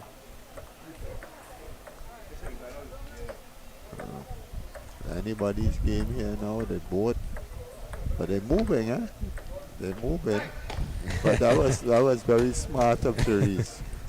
Down in the backhand and then into the forehand. And now she's going to use that big forehand backhand serve. Well picked up and played by Janai. Yeah, so she has game point, her second game point here at 10-9. And again, so she's got one back. She tried to push that ball. There's no way you should push that ball with that kind of spin. You've got to rally that ball. So it's 11-9 and Jerry's has pulled one back. Bob is there, trying to get Jerry's to remember the things that she has to remember when playing. Right? Shema is also telling Janai that there's no way that you're gonna be trying to push that ball that has that side spin coming up on the table when you could hit it away. So some small errors there, and then they're gonna move on. In the meantime, we see Jana taking a 5-2 lead over young Elizabeth Raja. Hopefully she can pull one back just as Elder has done on this table, on table 2. Seen some crisp forehands. That was a very good forehand by Elizabeth Raja. There's this call of time from umpire Cleveland. So back ready for play with Elder and Samuel into the fourth.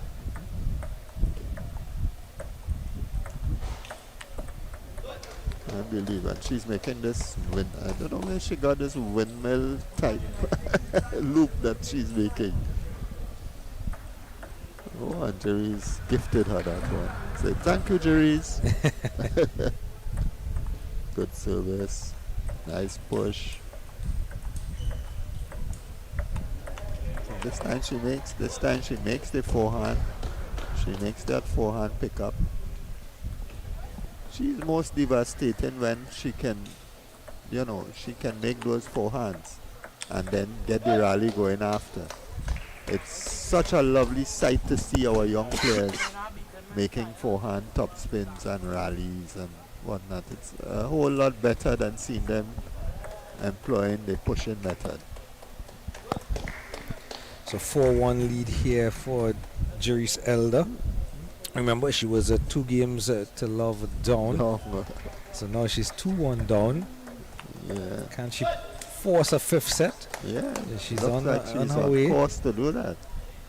And now this time Janai doesn't have a timeout. 1-6.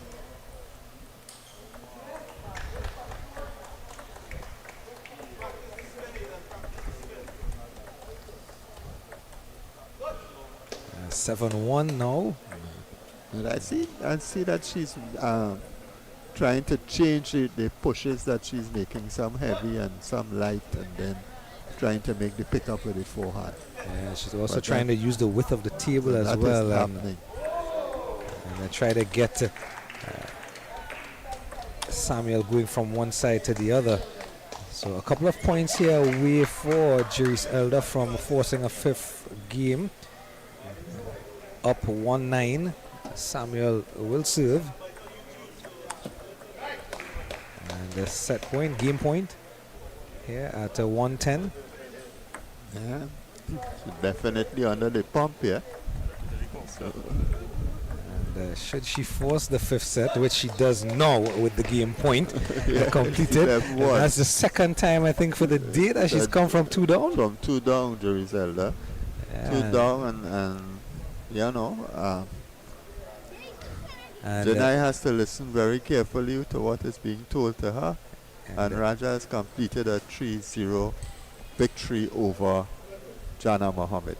yeah, so she is into the final. Yeah, she is. And will await Elder or Samuel. And presently this Elder versus Samuel on table 2 is going into a fifth game. Yes. And of course once these girls are completed here, or we can in shorter time, in short order, we can expect to hear that the boys at semi-finals will be called to order. And top half of the draw, Josiah Joseph and Ethan Ramcharan. Bottom half of the draw, Aidan Noel, Jonathan Kotoy. Kotoy. So we could see I the would repeat like of the under-19 final. I would you like to think? know the scores in that game. That 5-setter that Kotoy had to go through with the Manly. I want to see if Manly is going to come and tell us what happened. He was just here actually. It just disappeared as a time called by umpire Cleveland, and we're back in play. Table 2. So a very Set good first 5. point there.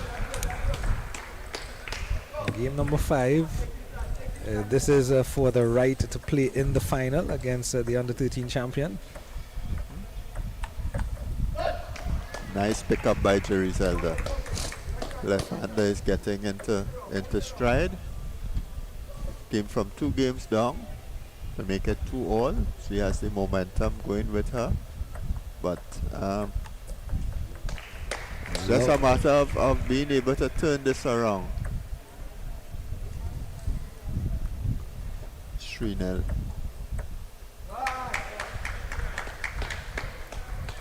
And now So 3-1. Jenna is going to serve again. At 1-3. Right. Kept it short. Series of pushes. Then she tries to make the forehand shot. Misses the ball completely, and it's 1-4. Yeah, so the semi-finals of the boys under 15 has been called to order. Table 1 will be the Kotoy Noel encounter. As Jerry's Elder just missing out there on that one. Looking to get that one on the corner of the table. Yeah, it's 2-4. Really close here. They're now up 5-2. And Jerry's Elder today has come back twice from 2 down. She came from 2 down to beat Liliana, and now she's coming from 2 down and is leading 5-2 against Janai. And the customary change of the side of the table as we are in the 5th set, and 5 points on the board. But again, as we said earlier, we're not too happy to see that type of play from our youngsters. We prefer to see them, constructing their game rather than just pushing and trying to keep the ball on the ground. on the board. So Janai Samuel keeping it close here at 4-5. Nice backspin service, a nice push, pushed into the net, and it's 5-all. So it's belly there now. Again, try to push too hard this time. 5-6, and Bob Rupnayan uses his timeout. 5-6. Janai Samuel used her timeout a lot earlier in the second game to ensure that she got the second game win. And now we are seeing Bob Rupnayan at 2-all using his timeout. What type of strategy do you think that they would use, Jared? Don't let me put you there. Well, I you, think what you asked me the question, and I paused because I was trying to pick what Bob was saying. I was going to answer. I was eavesdropping on Bob's conversation with Jerice, so I could answer and say what he said. All right. What did he say? And I didn't hear. Oh, you didn't hear? Okay. Very diplomatic, Gerard, as usual. And it's 5-6. Jerice is going to serve. Nice and short. And she continues to push. Right. And then I was able to make the forehand pickup. I thought that,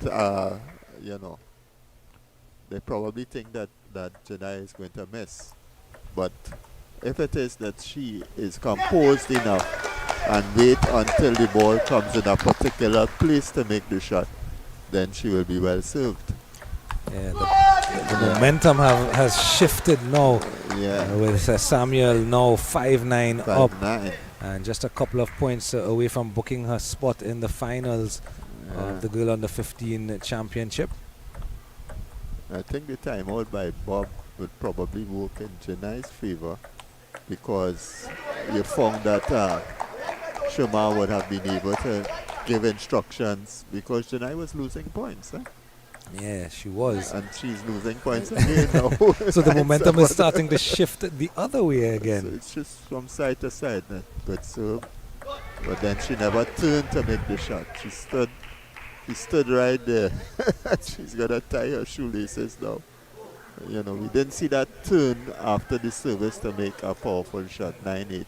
And she has the shots. And now she serves off the table. And right next to us is Elizabeth Raja, keeping warm. And she is excited because she knows the winner of this encounter is her opponent in the final. And I think she is ready and raring to go. It's almost like, let's play right away. Yeah.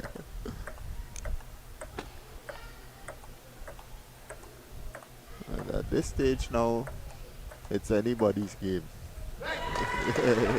So match point here. Yeah. Match point here for Jerice Put another side spin in that ball and caused Janai to push off. And it's 10-9. Nerves of steel now as they just keep going, and she goes for it. She goes for that pull, that top spin, which doesn't come off.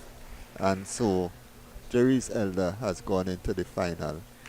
So Jerice Elder versus Elizabeth Raja, the under 13 champion, will play in a final to get the under 15 championship. And can she do the double as was done earlier in the day by Sakram Singh? We wait and see. And in your frame here, we're just waiting on Katoy and in Noel to get started. That's the semi-final number 1 in the boys under 15, and the boys under 15 semi-final 2 between Josiah Joseph and Ethan Ramcharan, expected to get started on table 2.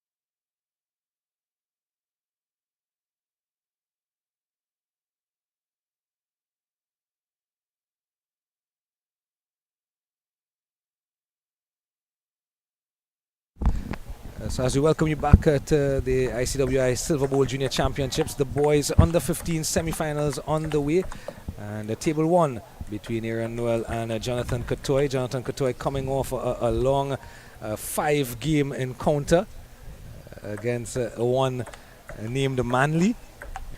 He's now picked up position in the commentary booth. And an early lead here for Jonathan Katoy, 2-1, and DW joins me once again. How are you doing, Dave? You're back? I am back, yes. So DW. Now, Jonathan Katoy, again, we are seeing where a little kind of the youth comes into play there. He has had a 2-point lead, and, bam, 2 erratic shots, and, it's even again.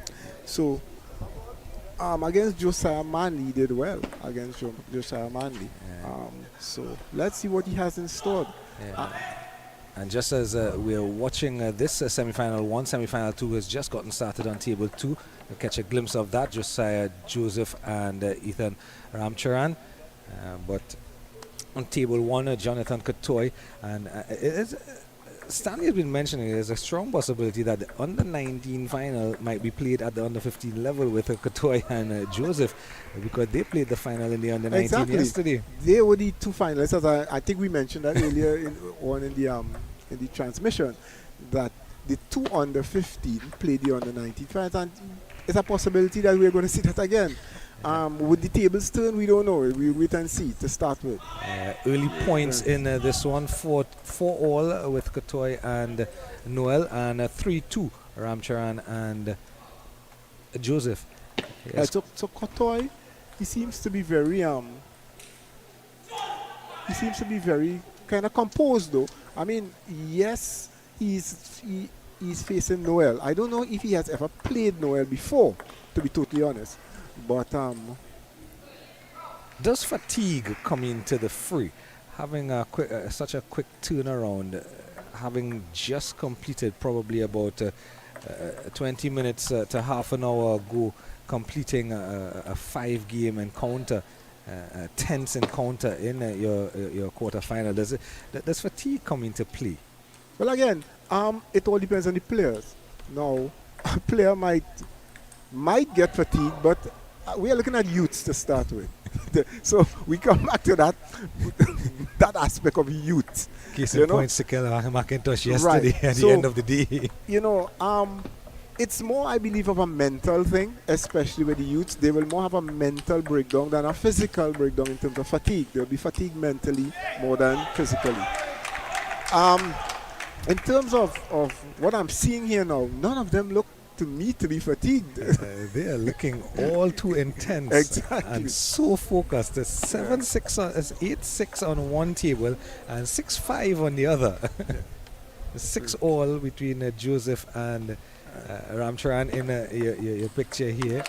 See, Katoy smartly playing the ball. He saw that Noel was positioned in a form position, and he placed the ball down to the backhand. So he is playing well. Look, exceptionally well. Good shot.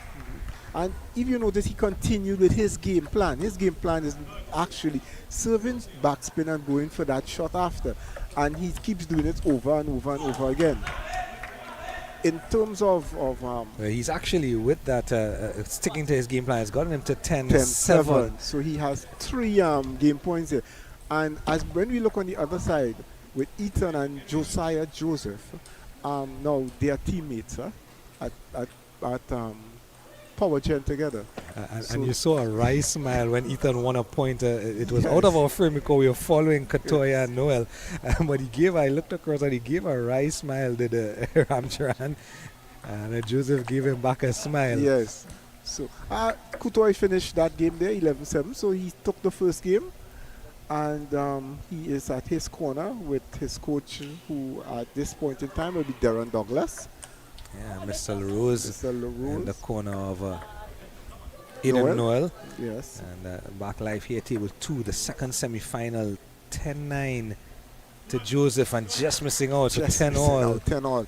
So, and Ethan also, I think he is a quality badminton player. I don't know if he ever made national, but he's a quality badminton player also.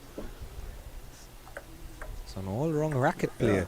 Probably would get into lawn tennis as well. And that's a beautiful return there from Ethan.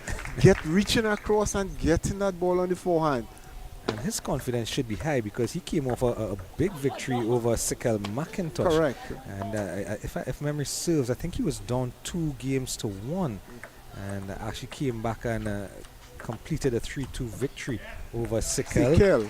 And would you believe, in front of the entire QPCC support, they had to be moved actually by the umpire. They were making so much noise encouraging Sikel. They were generating that but so what they were saying there is that it would have been affecting. And there we see have the juices on again. He spins the ball. Good touch there. And what a beautiful point. Good touches. So there we see Joseph coming back from being down 10-8 to take the game at 14-12. Yeah, and I think the umpire himself was a little bit surprised that that rally ended in that manner. He froze it, carrying over the card. So back alive now with Noel and Kotoy. Kotoy up 3-love in the second. Love 3 with Noel serving. Kotoy earning himself back a point. Yeah, exactly. A beautiful half-long serve. Services like that, you don't know whether to loop the ball or to push the ball. So you're caught in between. And again, even the push was half-long. Kotoy, he has to be guessing actually what to do. Second guessing himself actually. And Kotoy to serve. Beautiful shot there by Kotoy down Noel's backhand. Noel didn't have a chance there. Yeah, and the power just added to it. 4-2 now. Takes a quick towel break. And of course, you're allowed those towel breaks in between points. It gives you a chance just to get rid of any moisture along the hands, especially along the hands. So actually, towel break, you're allowed it every 6 points. So like 4-2, 4-6, you're allowed a towel break every 6 points. So 5-2 now for Kotoy. Kotoy edging his way forward. Noel, they have getting the shot, but not moving quite enough to make room for himself. So caught in between his body and the ball. And there it is, another half-long shot there by Noel. He seems to be catching Kotoy with his half-long. Because why? Kotoy steps a little way off the table. So the ball drops and...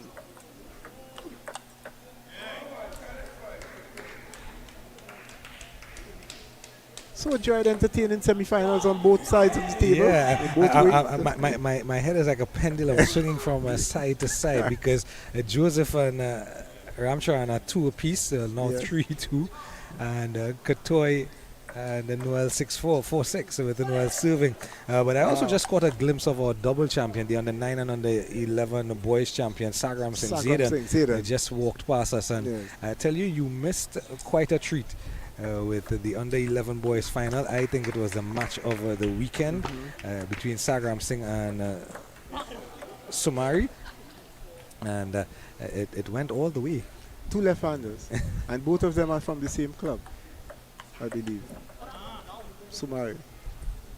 Yeah, indeed, I think they are. Yeah. We will definitely check it back. I think they had done a bit of moving around. Yes. And 7-5 now turns to 7-6. And that was a good block there by Noel, I think when Kotoy made the shot, he thought the point was finished. Yeah, just let up at the last moment. He's gotten one up here, so it's 8-6. And here we see, at a marvelous block there by Ethan Ramcharan.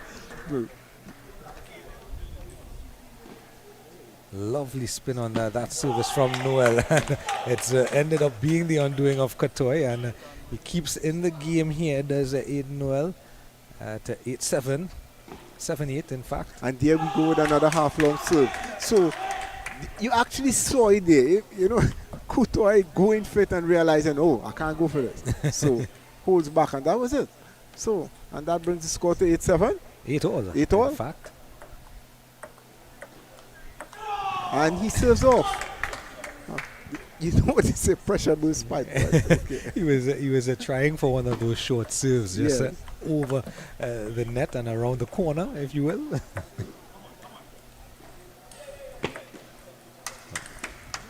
Lovely. What a lovely Rally. point there. Rally. You know, coming off. And Noel did well because one of the shots came off the top of the net. And he did well to keep it on.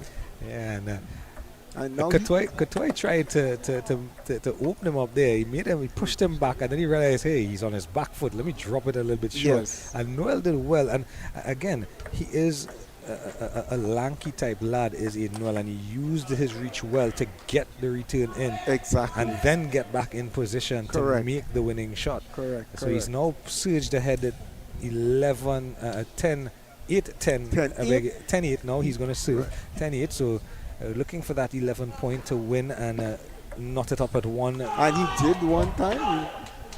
He made no mistakes there. None whatsoever. Much to the delight of his coach, Mr. De Rose. And on the other table, we see Joseph up 10-9. And Joseph taking the second game to carry his score to tally to 2-0. So a close battle on one table and seemingly a mismatch on the other table. But if we learned anything from the previous match on this table with Jerry Selder, 2 love down is no lead at all. It's no lead. You only count your lead when it's 3 Love. Oh, and that is or it. 3 out of the 5. 3 out of the 5. Correct. So, as sports, you know, uncertainty. And So we await the players to come back again and see what and they have to offer after speaking to their coaches. And of course, upon completion of the semi-finals for boys under 15, the girls' finals will be played on table 2 here. And that's going to be, again, just a reminder, Jerry Selder and Elizabeth Raja. Elizabeth Raja will be looking to do what young Sagram Singh did earlier in the day and do the double. And make a double. Yes. The under 13 and under 15 champion. Correct. Who knows? Or maybe following the footsteps of a young lady who we've seen around the facility today, the under 19 girls champion. She just walked past a little while ago. And she is the senior women's champion. Yes. So back play in semi-final number 2 on table 2. Joseph and Ramcharan. 1 love up, and now 2 love up for Joseph. Joseph, most likely with it, having 2 games up, you know, his confidence will be high. I expect to see him going for his shot. But Ethan, you missed a marvelous shot there by Ethan. Joseph was even laughing, he's smiling. They're both having fun. As you mentioned, they're both club mates. Yes. So always good fun, good competitive fun. On the other side, though, we are having that rivalry, that real rivalry. There isn't much smiles over there. So we have Courtois serving. 1-1. Courtois goes for the shot. Beautiful shot down the back, and he's even telling himself to calm down, to take it down. Don't be too hyper. Shows a lot of maturity there with that gesture. And Courtois serves at 2-1. And he serves in the net. And there we have Joseph. Ethan having some fun lobbing the ball. Joseph to serve at 2-3.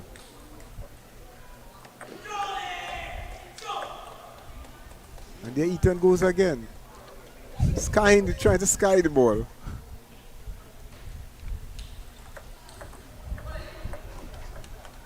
Beautiful pick up there by Ethan.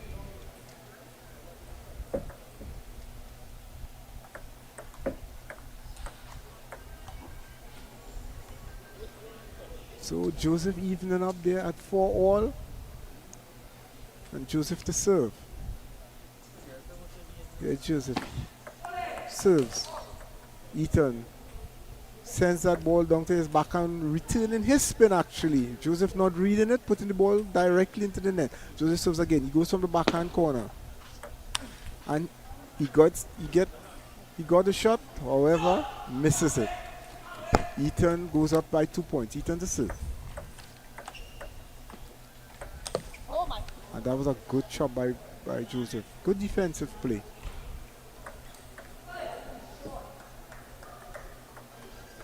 Good serve by Eaton.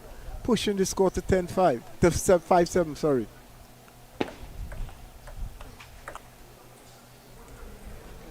Joseph realizes that when he spins the ball, Eaton is getting problems. So that is what he will have to do.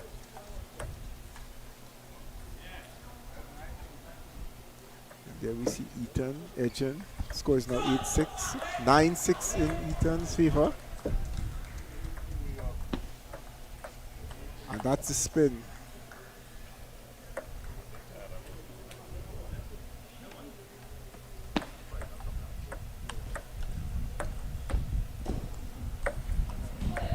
And there we see Eaton skying the ball again.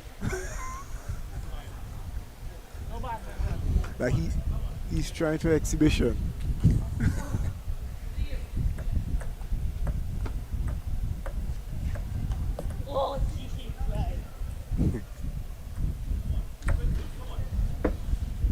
I don't think you can get any closer than this. As you're calling the Josiah Joseph Ethan Ramcharan match, we're just glimpsing across at Katoya that it's almost identical. Yes. So 10-9 now to Ramcharan. What a magical shot there by Joseph. Make it 10-all.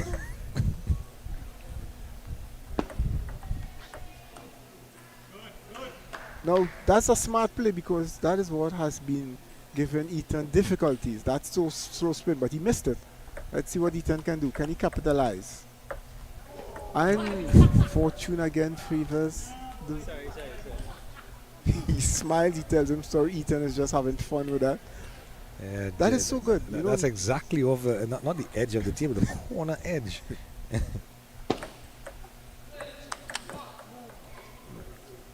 So Josiah Joseph just edging ahead here now, 12-11. And Eaton, a marvelous backspin serve. Josiah turned, but did not calculate the amount of spin.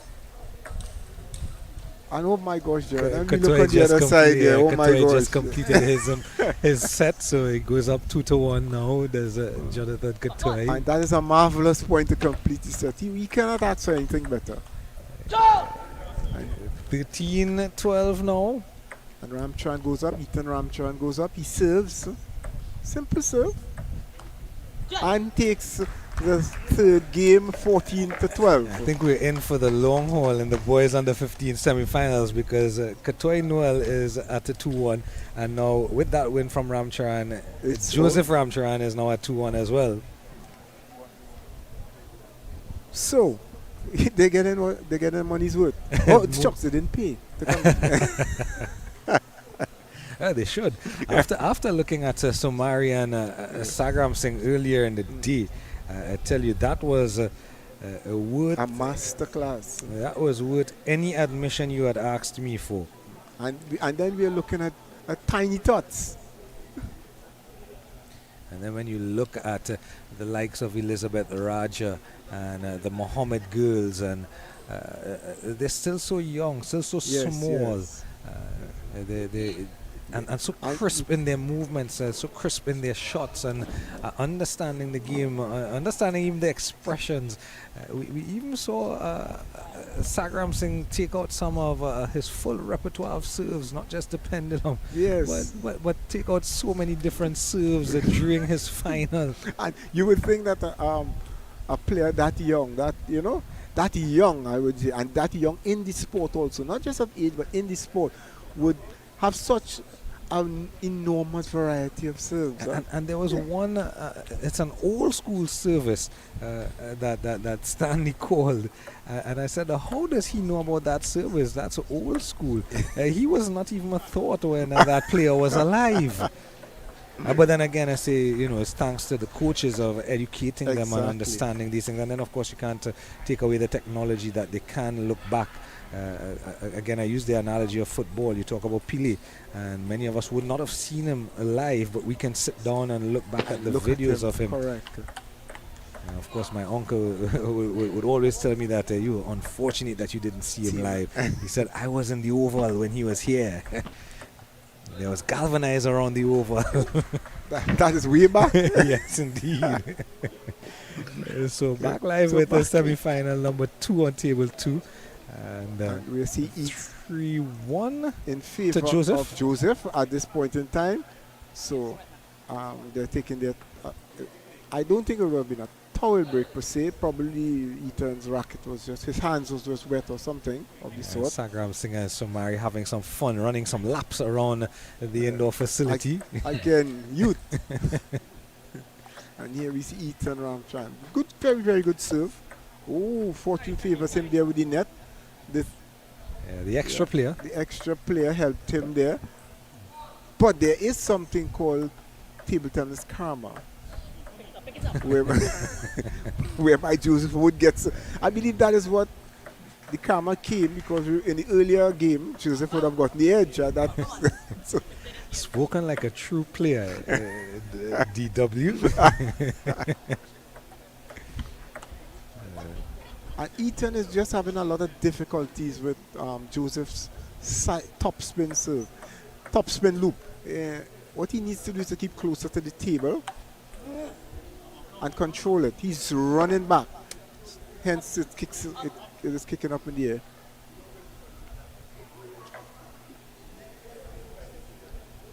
And a timeout call there Yes. by. I tell you, both tables are going the identical manner, because there's also a timeout on the table with Kotoy and Noel. So Is it that it's linked and we don't know? possibly. I think Kotoy and Joseph have some telepathy going on. We let them win one, and then we'll just lock it up and close it out at 3-1, and we'll then- meet again in another yeah. final. And Kotoy is telling, because I need to meet you in this in this final. Is he going to get some revenge, Yes. Jonathan Kotoy? Of course, we've crowned so many champions already throughout the championships. Zayden Sagram Singh, boys under 9 and under 11 champion, and Zuri Rajkumar and Hadaya Mohammed earlier playing in the girls under 11 finals. Elizabeth Raja, the under 13 girls champion. The under 15 for boys and girls nearing its completion, with the semi-finals of the boys in progress. Yes. Yesterday we crowned our under 19 champions, Josiah Joseph and Imani Edwards Taylor. Here And, we see Josiah going up 7-3 here. So maybe he wants another crown. He's hungry for it.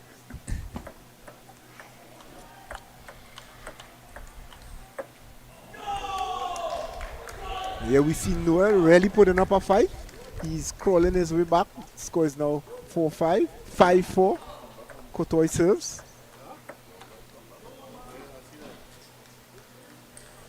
Great serve by Kotoy. And proper execution. so 1 point away here is Josiah Joseph. And there we have Reza Burke walking by. And there it is, that powerful backhand off the top of the racket of Ethan Ramcharan. He put up a good fight, of course, winning one game in the encounter, but succumbing in the end to Josiah Joseph, who will go into another final here at the ICWI Silver Bowl Junior Championships, as we get a chance to see that winning point. And Elizabeth Raja and Jerice Elder getting called to order on table 2 for the girls' finals. And here we see on the other table there where Kotoy and Noel. Kotoy edging forward. He's seen the finishing line. He is. He's now at 9. He is now at 9-5. So And Mr. D. Rose is just asking them just to give him 2 minutes, because I think he's going to be in the corner of Elizabeth Raja. yes, a good top spin there. Noel not giving up, keeping the fight, keeping it strong. Mr. Laro also, pushing him forward, pushing him on. But Kotoy, not an easy. Kotoy missing, telling himself to calm down, stay calm. He took his own timeout. Kotoy.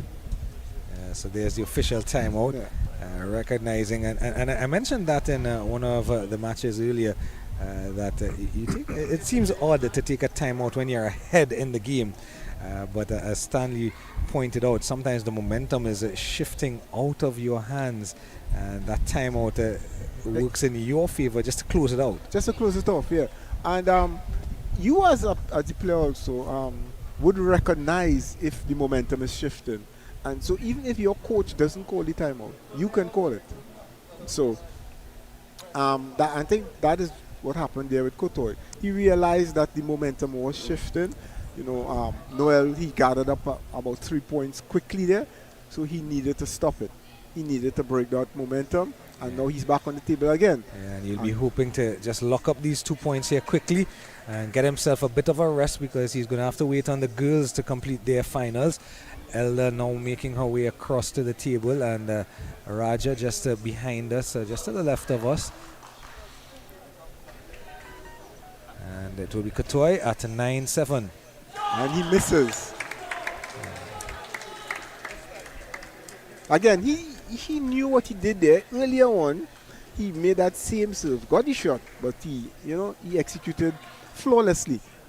This time getting it, but missing.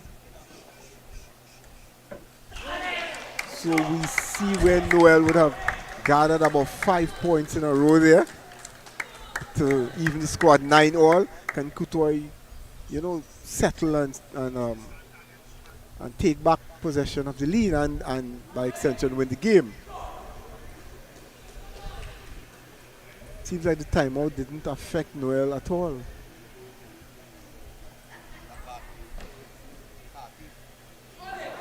All right, so he's now 1 point away. Jeriselda there in your shot as well. Just getting her final instructions from her coach, Big Bob.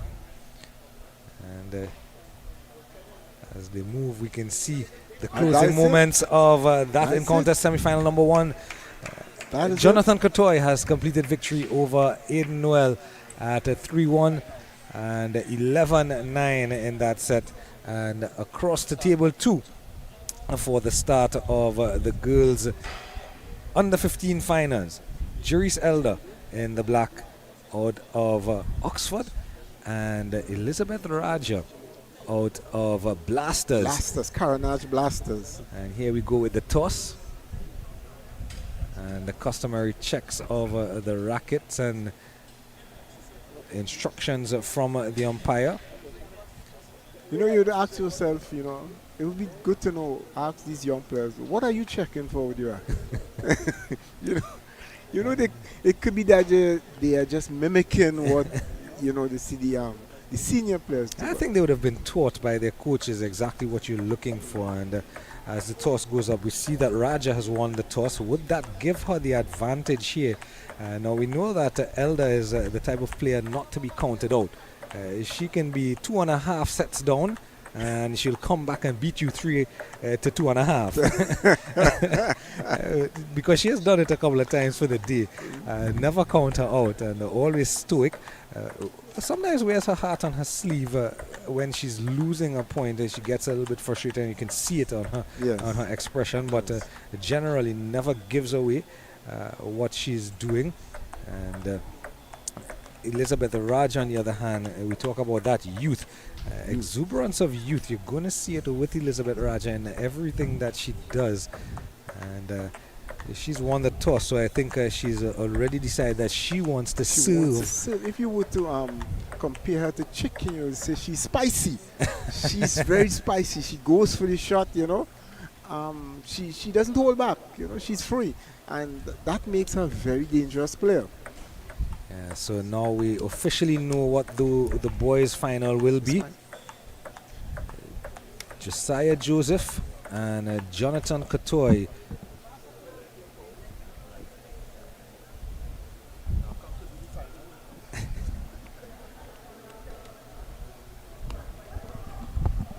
Which one, the girls or the boys?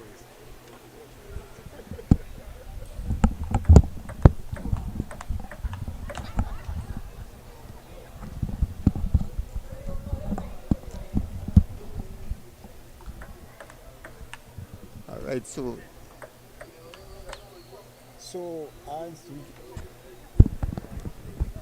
as we enter the finals, we are looking at the finals of the girls under 15. Psalms with Juris Elder up against Elizabeth Raja. Elizabeth Raja. Now, as Gerald and I were discussing earlier, Raja, she is going to go for her shots. All right. Well, Stanley Hunt back with you together with Dave Williams, and we see in the final of the under 11 between Elizabeth Raja and Jerry Zelda, and it's 2-0 already to Raja. So Raja, we know, was the under 13 champion, and now she has stepped up in the under 15. Last year she won both the under 11 and the under 13, and now she, having won the under 13, she's attempting to win the under 15 also. She's going to have Jerry Zelda. Jerry Zelda picked up 2 titles in the doubles and has fought back twice. 2-3, 2-0 up, 2-2, 2-0 down, 0-2 to come back and win 3-2.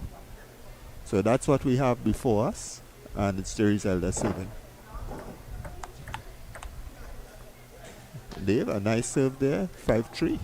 I think she has to play now. She has to play Juris Elder a little differently to Rayan do that, because to start with, Juris Elder is a southpaw, so she needs to attack more on the forehand.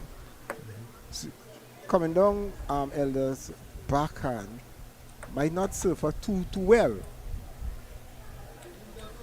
Okay. But we'll see as the game progresses. So Elder serving at 4-6. 4-6, yes, using the backhand serve. And it's a backhand serve with nothing in it, just nice and short. Then she changes around and she spins it into Raja's forehand, 7-5. Again, she acknowledges her mistake, Elder, that she served too long, so she actually spoke to herself there. Right, we see Raja missing the forehand there. Now she's good. Now she immediately goes back on. And that's what we talk about. That is the Raja we know. Going for her shots, going for those forehand loop drives and flat crashes. And she made it down her backhand, but she followed up. It wasn't just one backhand loop. It was a backhand loop and a series of 2 shots. And again, this time she needed to make 3. Exactly. So that's what we are seeing coming down the left-hander's backhand. Yes, you would pass a left-hander now and then, but and that's a beautiful shot there by Elder. And she tried to go down the forehand now, and the souls, Jerry's responding on the forehand. So it's 8-all. Short. Other backspin. Nice push by Jerry's. And pushed off by Elizabeth Raja. She's down 8-9 now. Push. Again, Jerry's has some pretty strong pushes, and I think that is what earned her the doubles title. Yes. Those pushes. Good reading there. Again, there we looking coming down that back. Yeah. And then the net came into play there because it rode off the top of the net for Jerry Zelda to take the first game 11-8. Strong, very strong game there by Jerry Zelda. Well put together. It's interesting to see here what the coaches would have to tell them now. Especially Mr. LaRode. How would he counteract Elder's form, Elder's that wall she puts up there? So she has played quite well on her backhand. She's making those backhand blocks, which is quite good. And if you go on to her forehand, then she turns and makes a good forehand.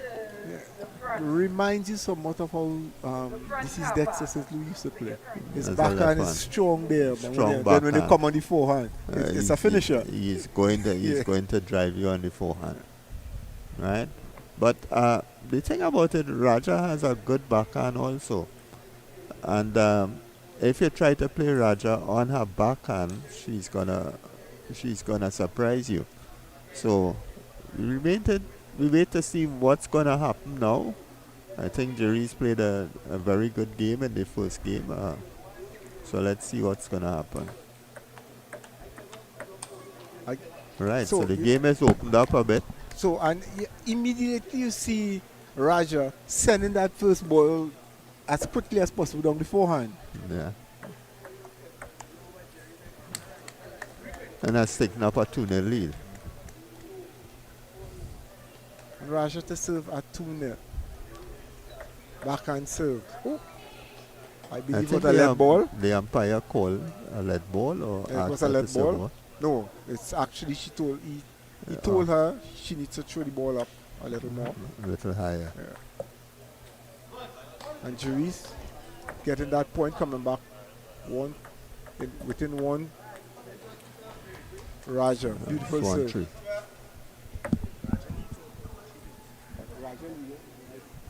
No, she won the first game. So it's 2-3. Didn't handle that service very well at all, the Raja.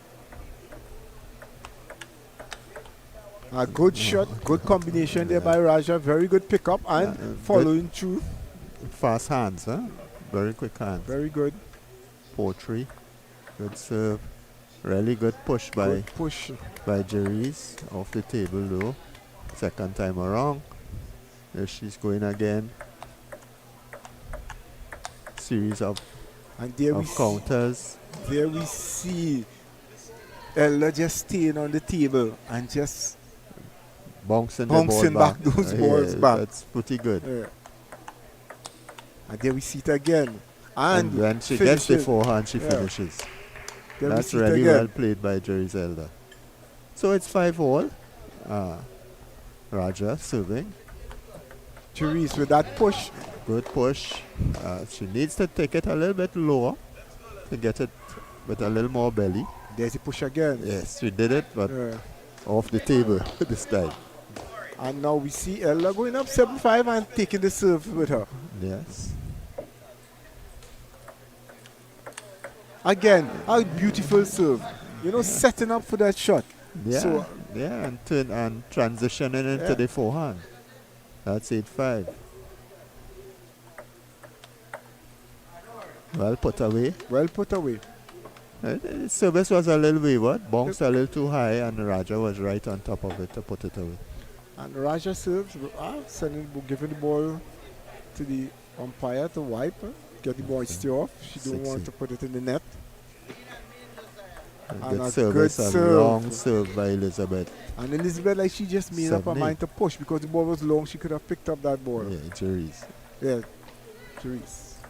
My mistake. Yeah, that's good. She went for the shot. The shot was there. 8-all. Hit the top of the net and went off the table. So Jerry's is going to serve to Elizabeth. Using the backhand serve. And nice spin. Again, beautiful back spin there, Stanley. Back spin and into the net. Raja not reading it at all.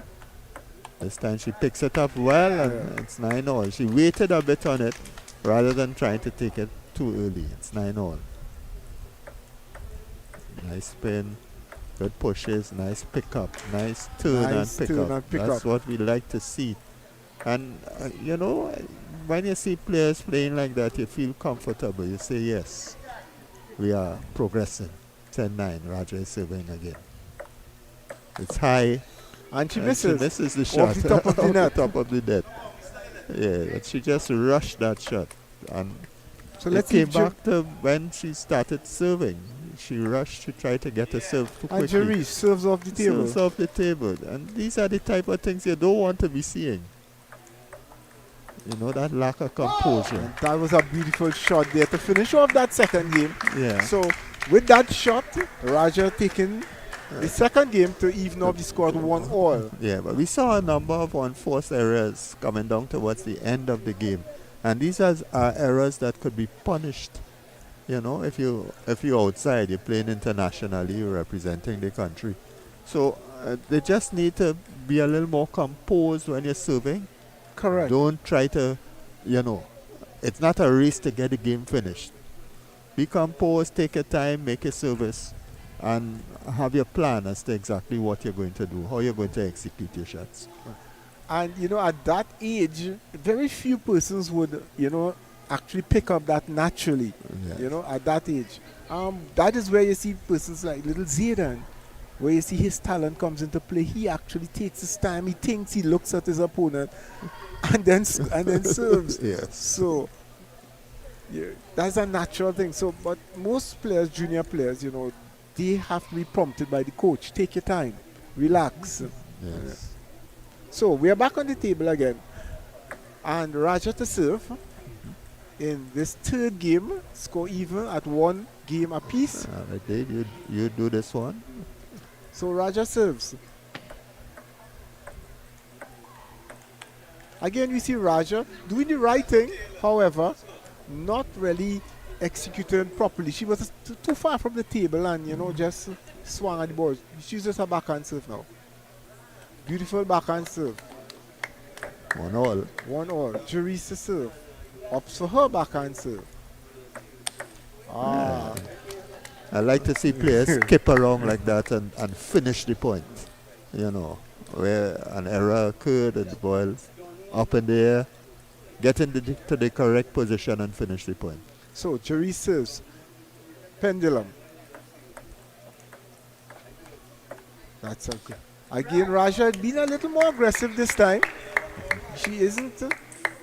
And being prompted by her coach Dennis to do exactly that, as a matter of fact. Yeah.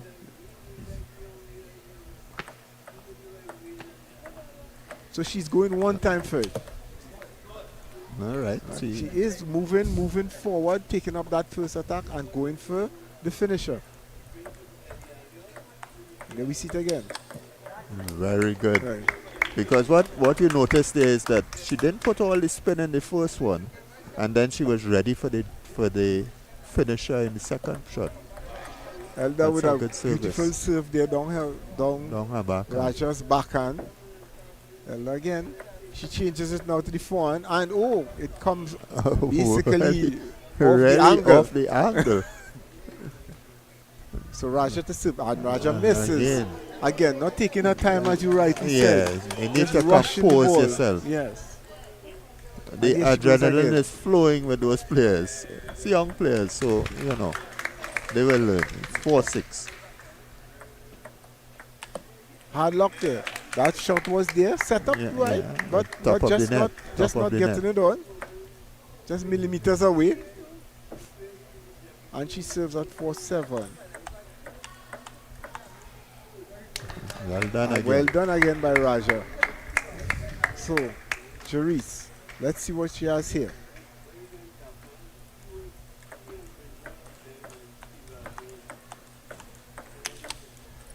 I think the difference is as soon as the ball raises fractionally, Raja is going to put that away. I think the difference is that in the earlier games, Raja was not lifting the chop, but again, she decides to open the face of her racket and just throw up the ball. Yeah. And she is getting it on now. So, Elda serves.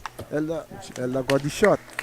But she's not looking for a heavy loop drive. No. In the first shot. She's making a top spin, sure that it comes on. And then if the ball raises fractionally when Jerry's plays it back, she's putting it away. And there we see Raja taking game number 3, 11-5 to go up in this set.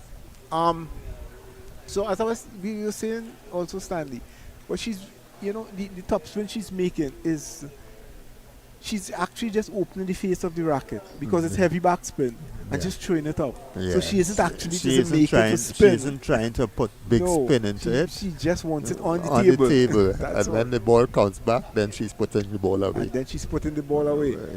And so what if Jerry's has to employ any tactics, she will have to make sure that when she makes that top spin up there, that she plays the ball a bit more forcefully to her. Exactly. So that she doesn't get that, that strong shot that she's getting.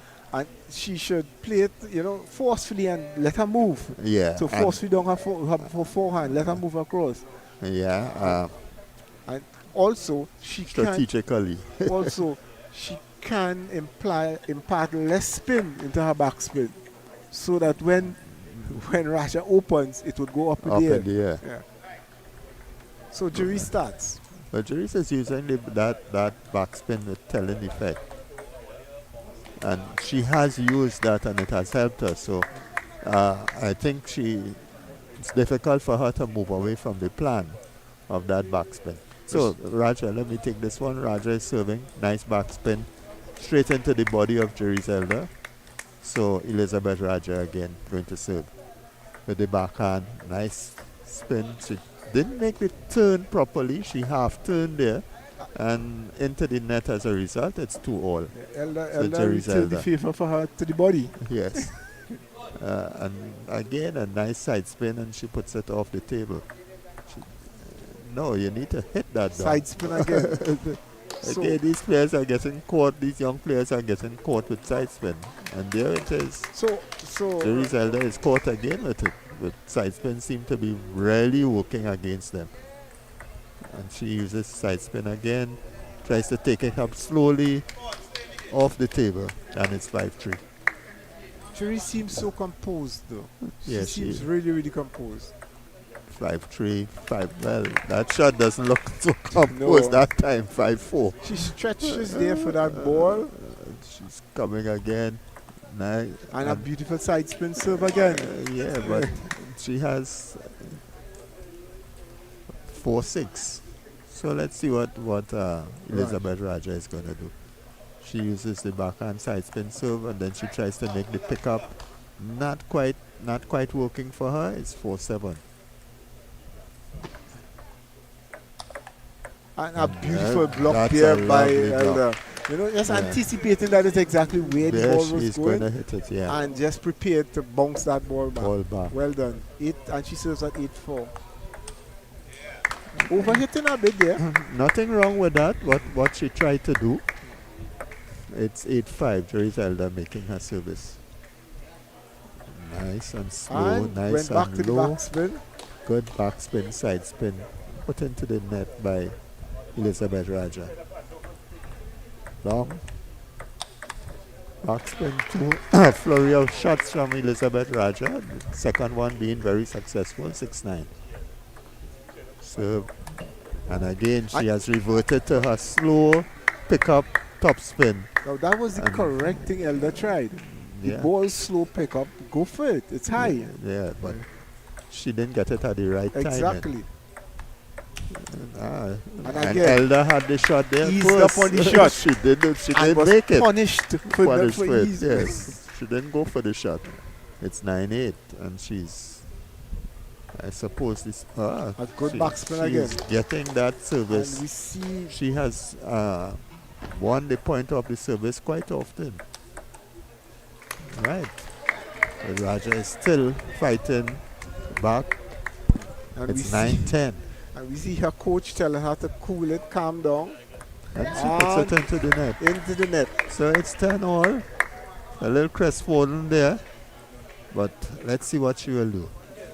She used the side spin really smart. Again. Smart side Remember spin. that was the serve that was giving her problems. Giving her some problems. And oh, what a lovely block by Elizabeth Raja. It was a good shot. A good shot off the backhand, but Raja's backhand, Elizabeth Raja backhand was there. It's the pendulum, short, spinny, nice pickup, and beautiful finish. So Elizabeth Raja is motoring on. Let's see what happens now. It's 12-11. Jerizelda is down. Elizabeth Raja is going to serve. Match point. Good side spin. They push in. Nice pickup. And that is what Elder has to do. Nice pickup, and she played it back firmly. She needs to play it firmly and away from Raja. Off the table. It's 12-all now. This time, so she made two shots. When you can make 2 shots, that's good. It's 13-12-13. So 13-12, Elizabeth Raja leads. Jerizelda. Oh no. The serve it's off the table. Off the table. Tough luck there. So the new under 15 champion is Elizabeth Raja. And she has now won the under 11, stepped up to the under 13, and has now won the under 15 title. So congratulations to Elizabeth Raja. Congratulations to Carnage Blasters and their coach Dennis LaRose. What I can say is that we will be seeing a lot more of these two young ladies in the future. Yes, definitely. Talent in all its glory there. Definitely. Yes, yes. Talent in all its glory, and by What? just looking at that, you can see the sport has a future. You know, Yes. and the sport has a future. Well, Raja will have to tighten up on her receipt of service because we see her getting a lot of services, a lot of problems with the side spin service. Dennis LaRose is here before us. He's quite happy. And he has a right to be. His player has just won. Yeah. Has just. This is the third title. Third title. Yes, third title. Exactly. Very good. So very I good. mean, he has to be elated, and And he congratulations, Mr. Larode. Congratulations to you, Dennis. Keep up the good work. Okay.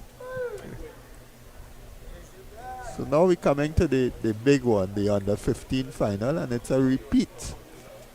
You know, the under 19 final was between two under 15 Boys players, under 15 and they are final. showing now Boys under their 15 ability. final. So we see them coming back now in the under 15 final also. So let us see if the tables will turn in this finals. Yes, yesterday when Jonathan Kutoy matched up against Josiah Joseph in the under 19 finals, Josiah Tell me came about out that. on top. It was a magical game, you know. He came out on top. He really fired on all pistons. Can Jonathan Kutoy, you know, amend his mistakes and take the title, get his revenge? I know he will be gunning for that. Yeah, I saw him play some games today, and I saw him demonstrating some very good power, very good spin, control. He was doing a lot of things that are good things. And his victory against Sekel McIntosh too. Well, it's Ethan Ramcharan who won against Sekel McIntosh. Sekel.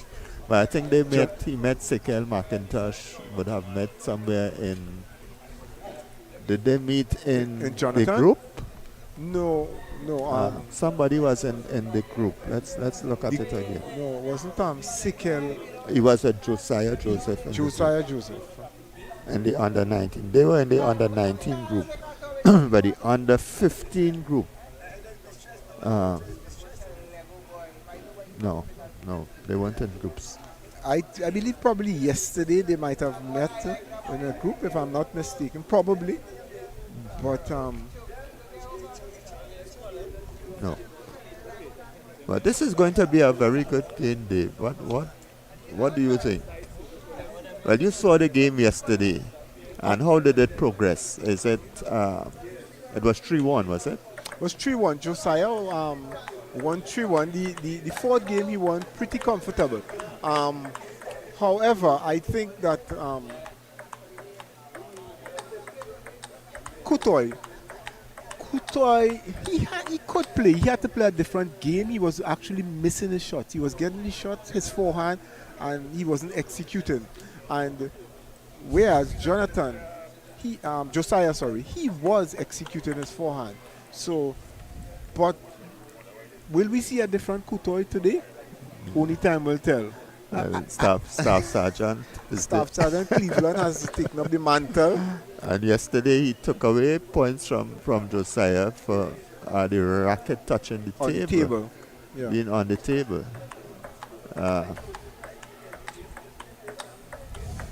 He warned him first and then he took away the point. Well, that is another point of contention.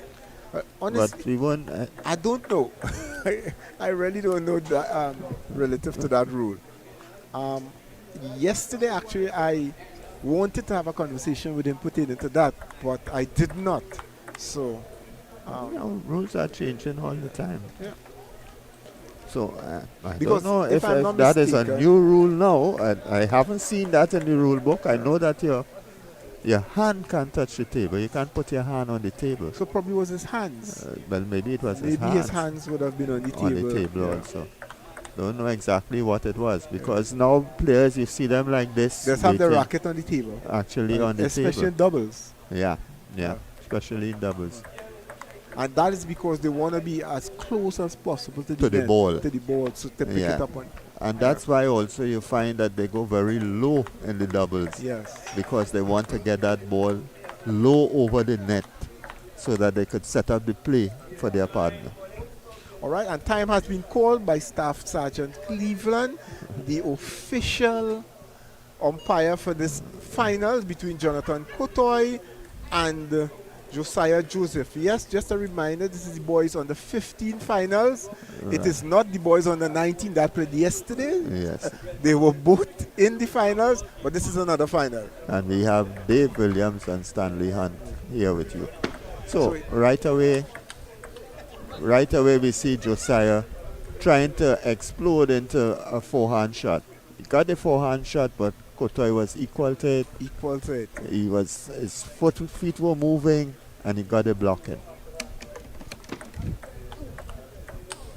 Right, this time Kotoy decides, look, I'm going to take it up first.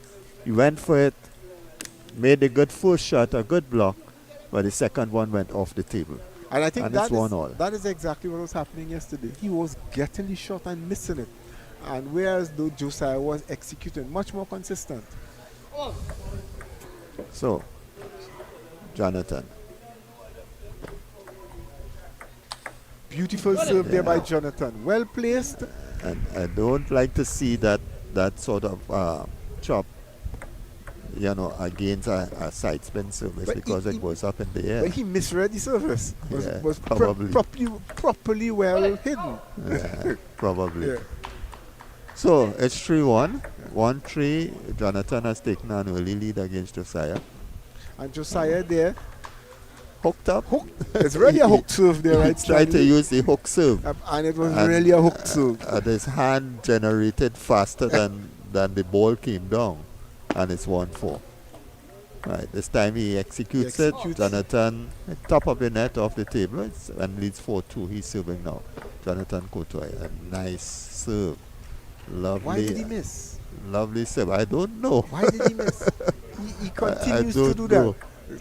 4-3. I think maybe he's a little too close to the table.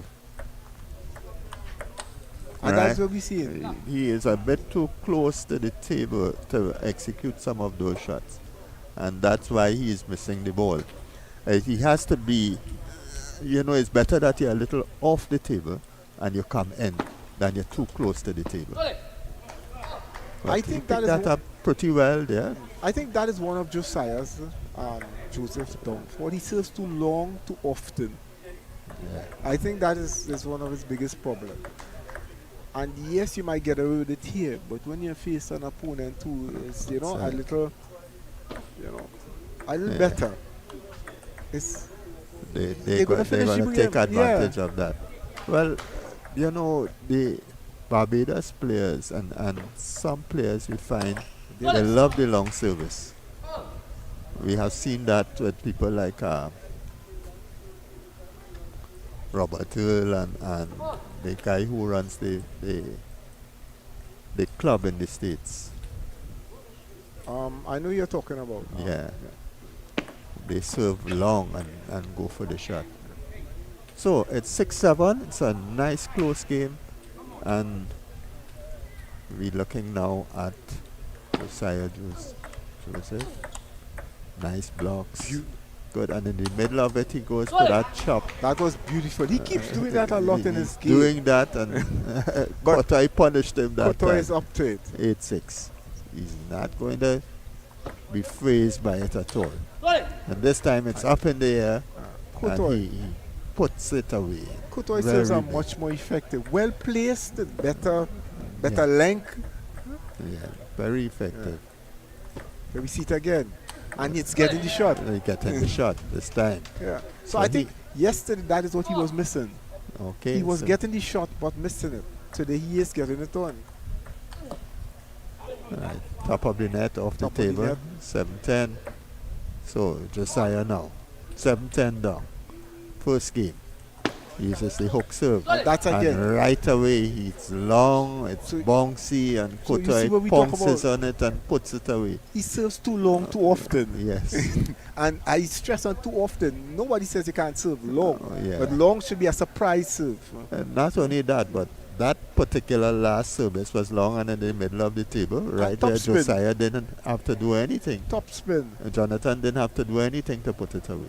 So, yes, you see the international players serving long, but look when they serve long.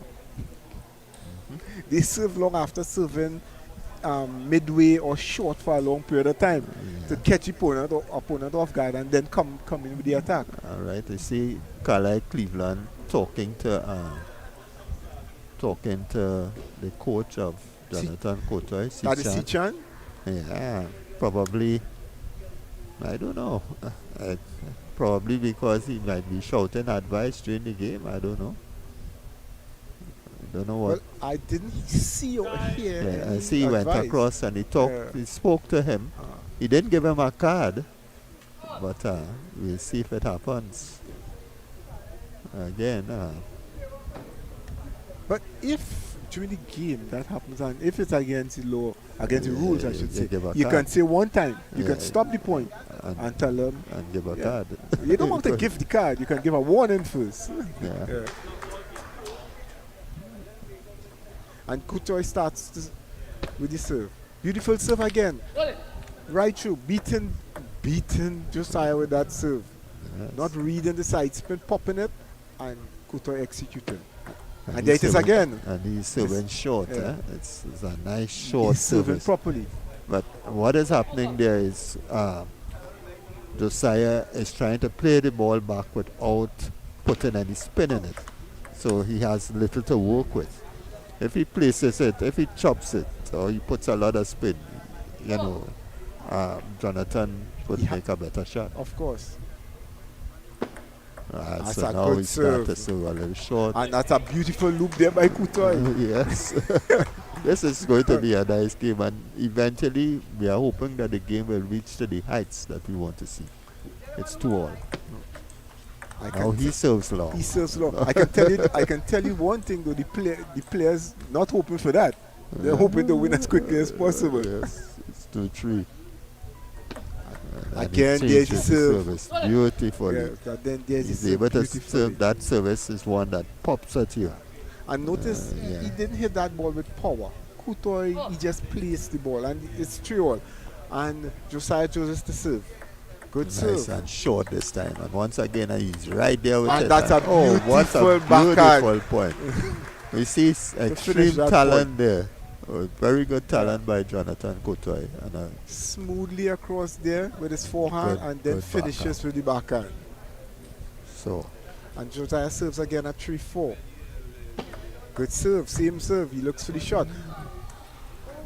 And that, I've been seeing this happening with Jonathan Courtois a I'm lot. telling you, I That's- think that Jonathan Courtois stands too close to the table. Watch and see where he is. And in very addition to close which, to the I think table. his action for that particular shot when they block, he pulls across. He keeps pulling the ball across his body. That one is perfect, up. Yeah. The second one he keeps pulling Beautiful. across instead of going forward with the shot. And he goes up 6-4, 4-6. Josiah Jervis serves. Beautiful pick up there. Ball going out. Again Stanley. Yeah, Too perfect- long, too often. Perfect Yeah. position. He picked that up. 4-7. Short. Again, This time he pushed it, Push it. long to him. Yeah. Too Put a much- bit of spin onto it, to the top of the net and went off the table. But that could easily have come on also. Exactly. So it's 5-7. And again, Courtois is setting up and going for that. really going. It's 8-5. Josiah is into that defensive mode. He has got to get out of that. And he did so successfully with that pickup.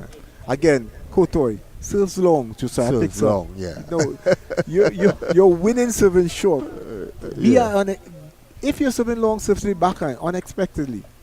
Oh, Unfortunately. as Gerard would say, So- the third player The third- assisted Courtois there. He tried to float the ball long and off the really tip. deep, but it didn't work. So, Courtois serves at 9-7. Let's see. He has been winning points with his serves, and there it is again. Yeah, He, it's a he very has good been serve. effecting that serve, and it has been working for him throughout the evening. And he goes again. Let's see if he would change it. And he takes that game 11-7. So Courtois goes up Courtois has gone up two games up. to nil. Yeah. Two So games to nil. So, and I think the difference, he has a different coach this evening also. Yeah. No. So I don't know if that makes a difference. No, his coach is Sichan. No, Sichan didn't coach him no. yesterday. In the finals yesterday, he was coached from the semi-final stages by QPCC. Oh, One Sherma and the other one was Darren. So, okay. Sichan, who he's attached to, is coaching him now. So I don't know if that's the difference. That's interesting. Yes. I think what I think that a couple of things that Josiah should try to be doing, because what actually works for Josiah is that really good forehand pickup that he has. So he has to serve short, but he has to serve strategically. You can't just serve all one place. You got to vary where you're going to be serving. That's one.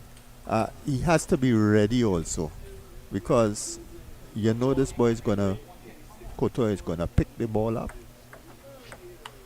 Right, so there he did it.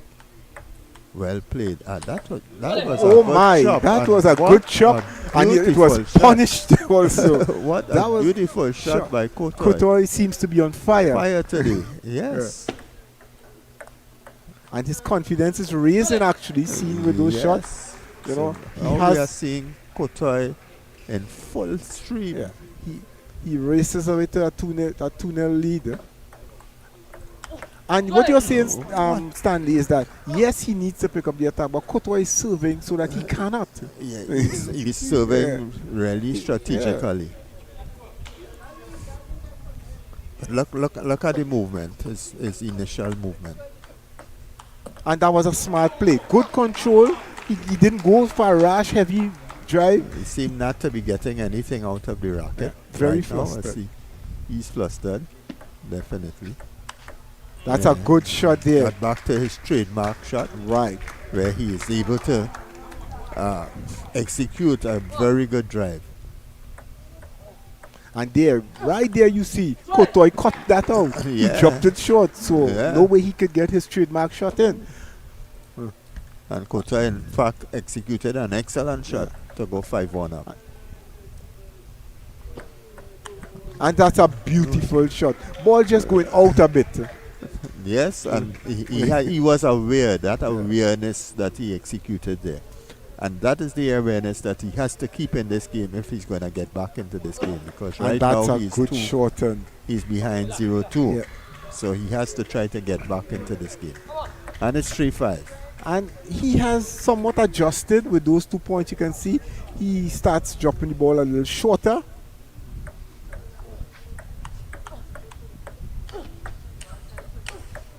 And that's a what we beautiful are point seeing. there by Courtois. What a Yeah. great point. Yeah. We saw some counter loops. Went to the backhand and then changed onto the forehand. One loop, a return loop. That's what we're talking about. This is tennis at its best. And Josiah serves a 3-6. 3-6. Yeah, Courtois- able to make the shot. Courtois was But that was a very almost there. weak, but that was a weak push by Courtois. He actually just lifted the ball and gave him. Good serve again. And he misses this one. Yeah, the top of the net. Yeah. The top of the net. But he is doing the right thing. He was doing the right thing with respect to Yes. the shot that he had to make. 5-6. It's a good game, Jonathan Courtois. Nice serve. And he misses again. Against the net Getting the again. shot and misses again. I think he is actually trying to hold back the shot. Hold back the push. The ball doesn't seem to be coming with him at the speed that it was coming at him earlier. Before. But And that is good. And I think what he needed to do there was lessen the power and change the angle. So he's going for it there. Use the longer angle. Yes. 6-all. Nice. Nice. That's well played. That's well played. Well Oh, played. yes, An and Jonathan- excellent point there by Kutoy. Jonathan has done extremely well with that point. And it's 6-7. 6-7. Josiah Joseph has to rally back, and he's going to serve again. Kept it short, which is very good. Picked up by in the backhand.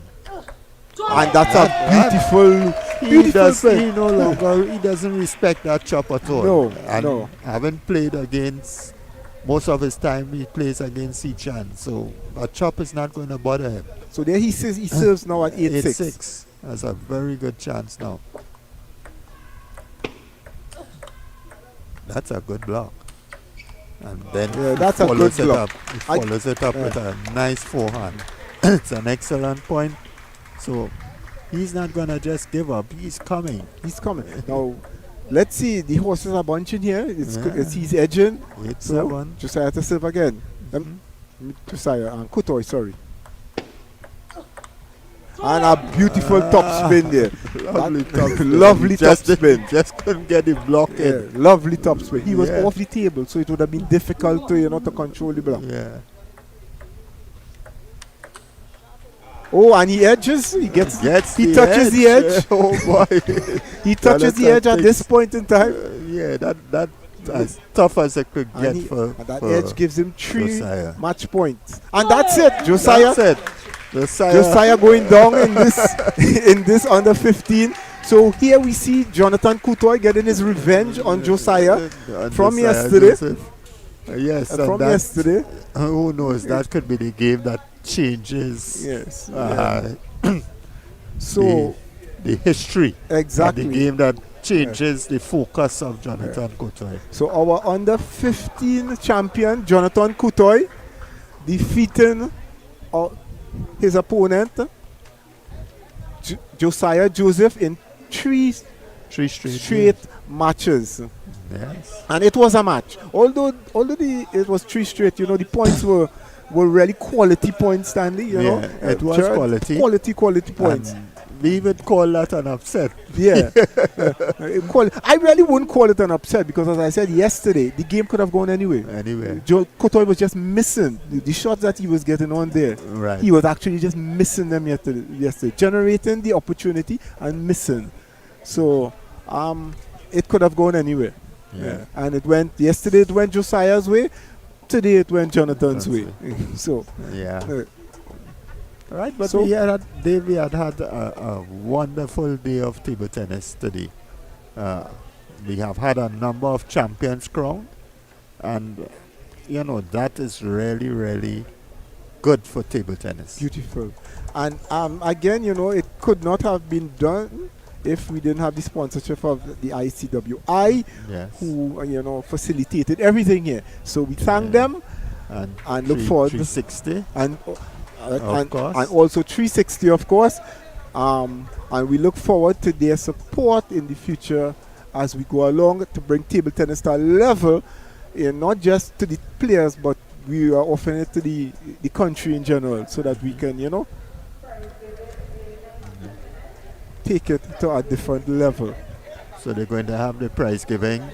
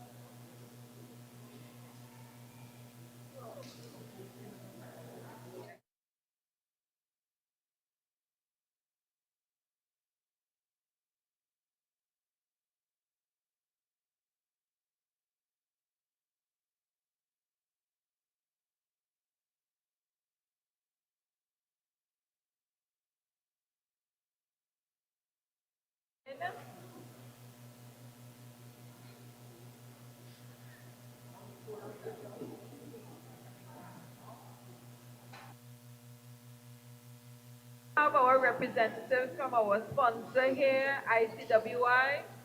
So if we can just have First, we'll have some remarks by the country manager, acting, Ms. Marcia Jarrett. Good afternoon, everyone. Well, it has been a most exciting afternoon, I must say. I'm sorry I missed it yesterday, but from what I've seen this afternoon, I can tell that it was a fierce but friendly competition, and the ICWI is really proud to be associated with this event. As the curtains come down on the May 2024 edition of the Silver Bowl, I'd just like to congratulate each and every one of you. You did extremely well. I want to congratulate the coaches, the parents, the organizers, everyone who has been associated with this event. Now, enjoy the rest of the weekend, kids. I know you have to go to school in the morning. See you next year.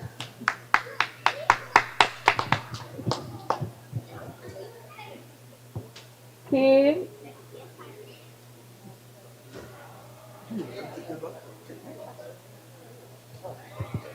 so we will begin with the girls under 11 singles.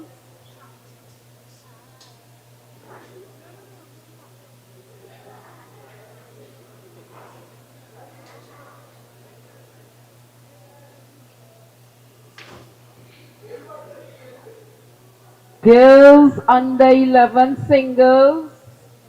And we have our assistant secretary who will be assisting. She will pass it to the ICWI representatives. So our semi-finalists, we have Zion Fraser of Superior United Table Tennis Club, Zion Fraser. And we have Jaya Ishmael of St. Peter's, semi-finalist.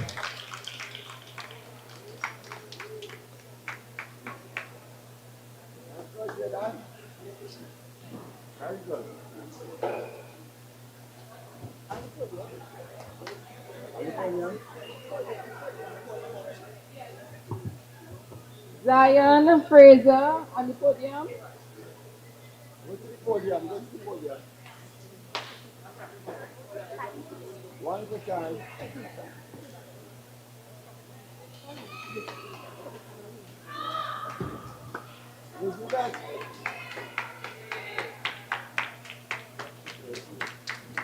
In second place, we have Hadaya Mohammed, an independent player. Hadaya Mohammed.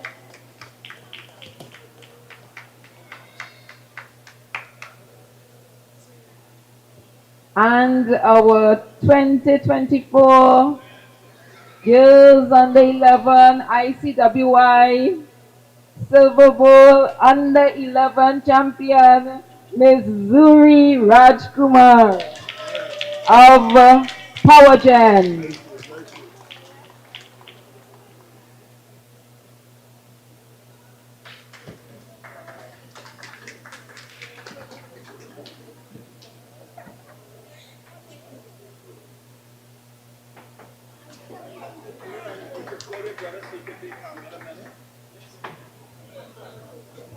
Next we have our boys under 11. Boys under 11.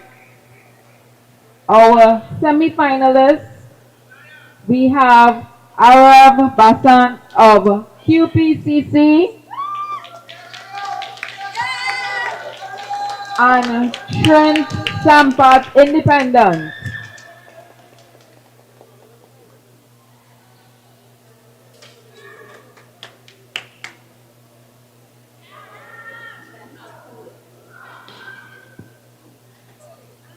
In second place, keenly contested finals, we have Tristan Sumari of Warrenville United Table Tennis Club.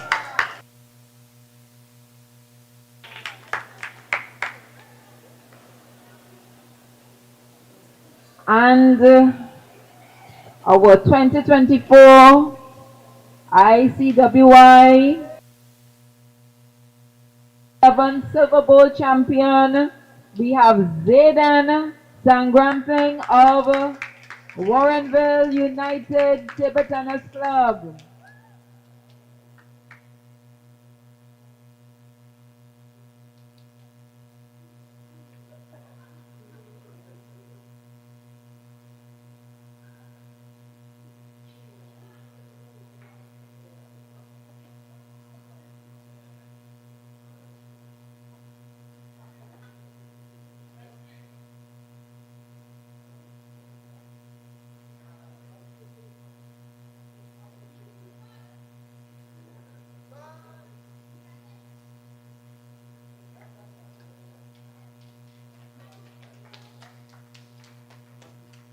Moving on to the girls under 15 singles.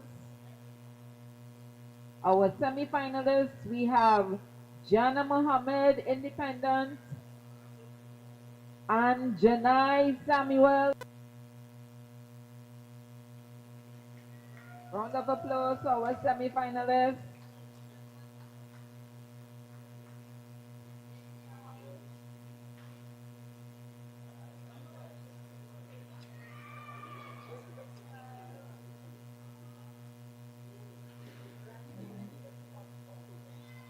In second place, we have Jerice Elder of Oxford Table Tennis Club.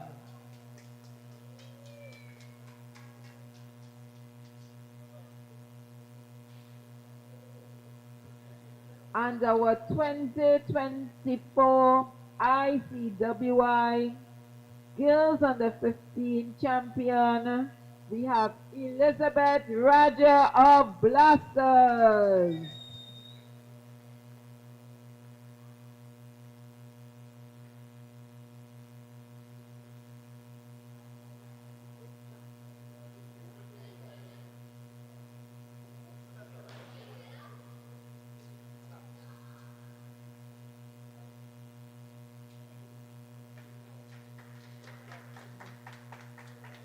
And our final category,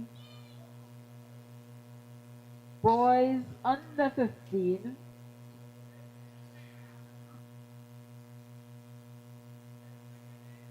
We have Ethan Ramcharan of Oxford Table Tennis Club and Aidan Noel of Caranage Blasters, our semi-finalists.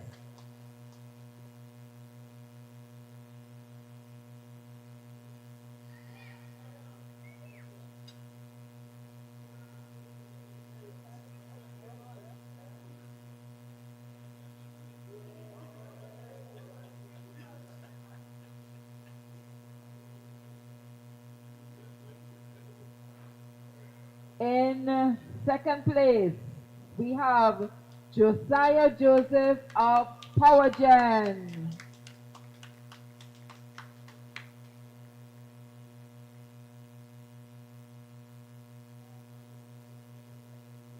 And our 2024 ICWI Silver Bowl under 15 boys champion, we have Jonathan Kotoy of Hillview Renegades.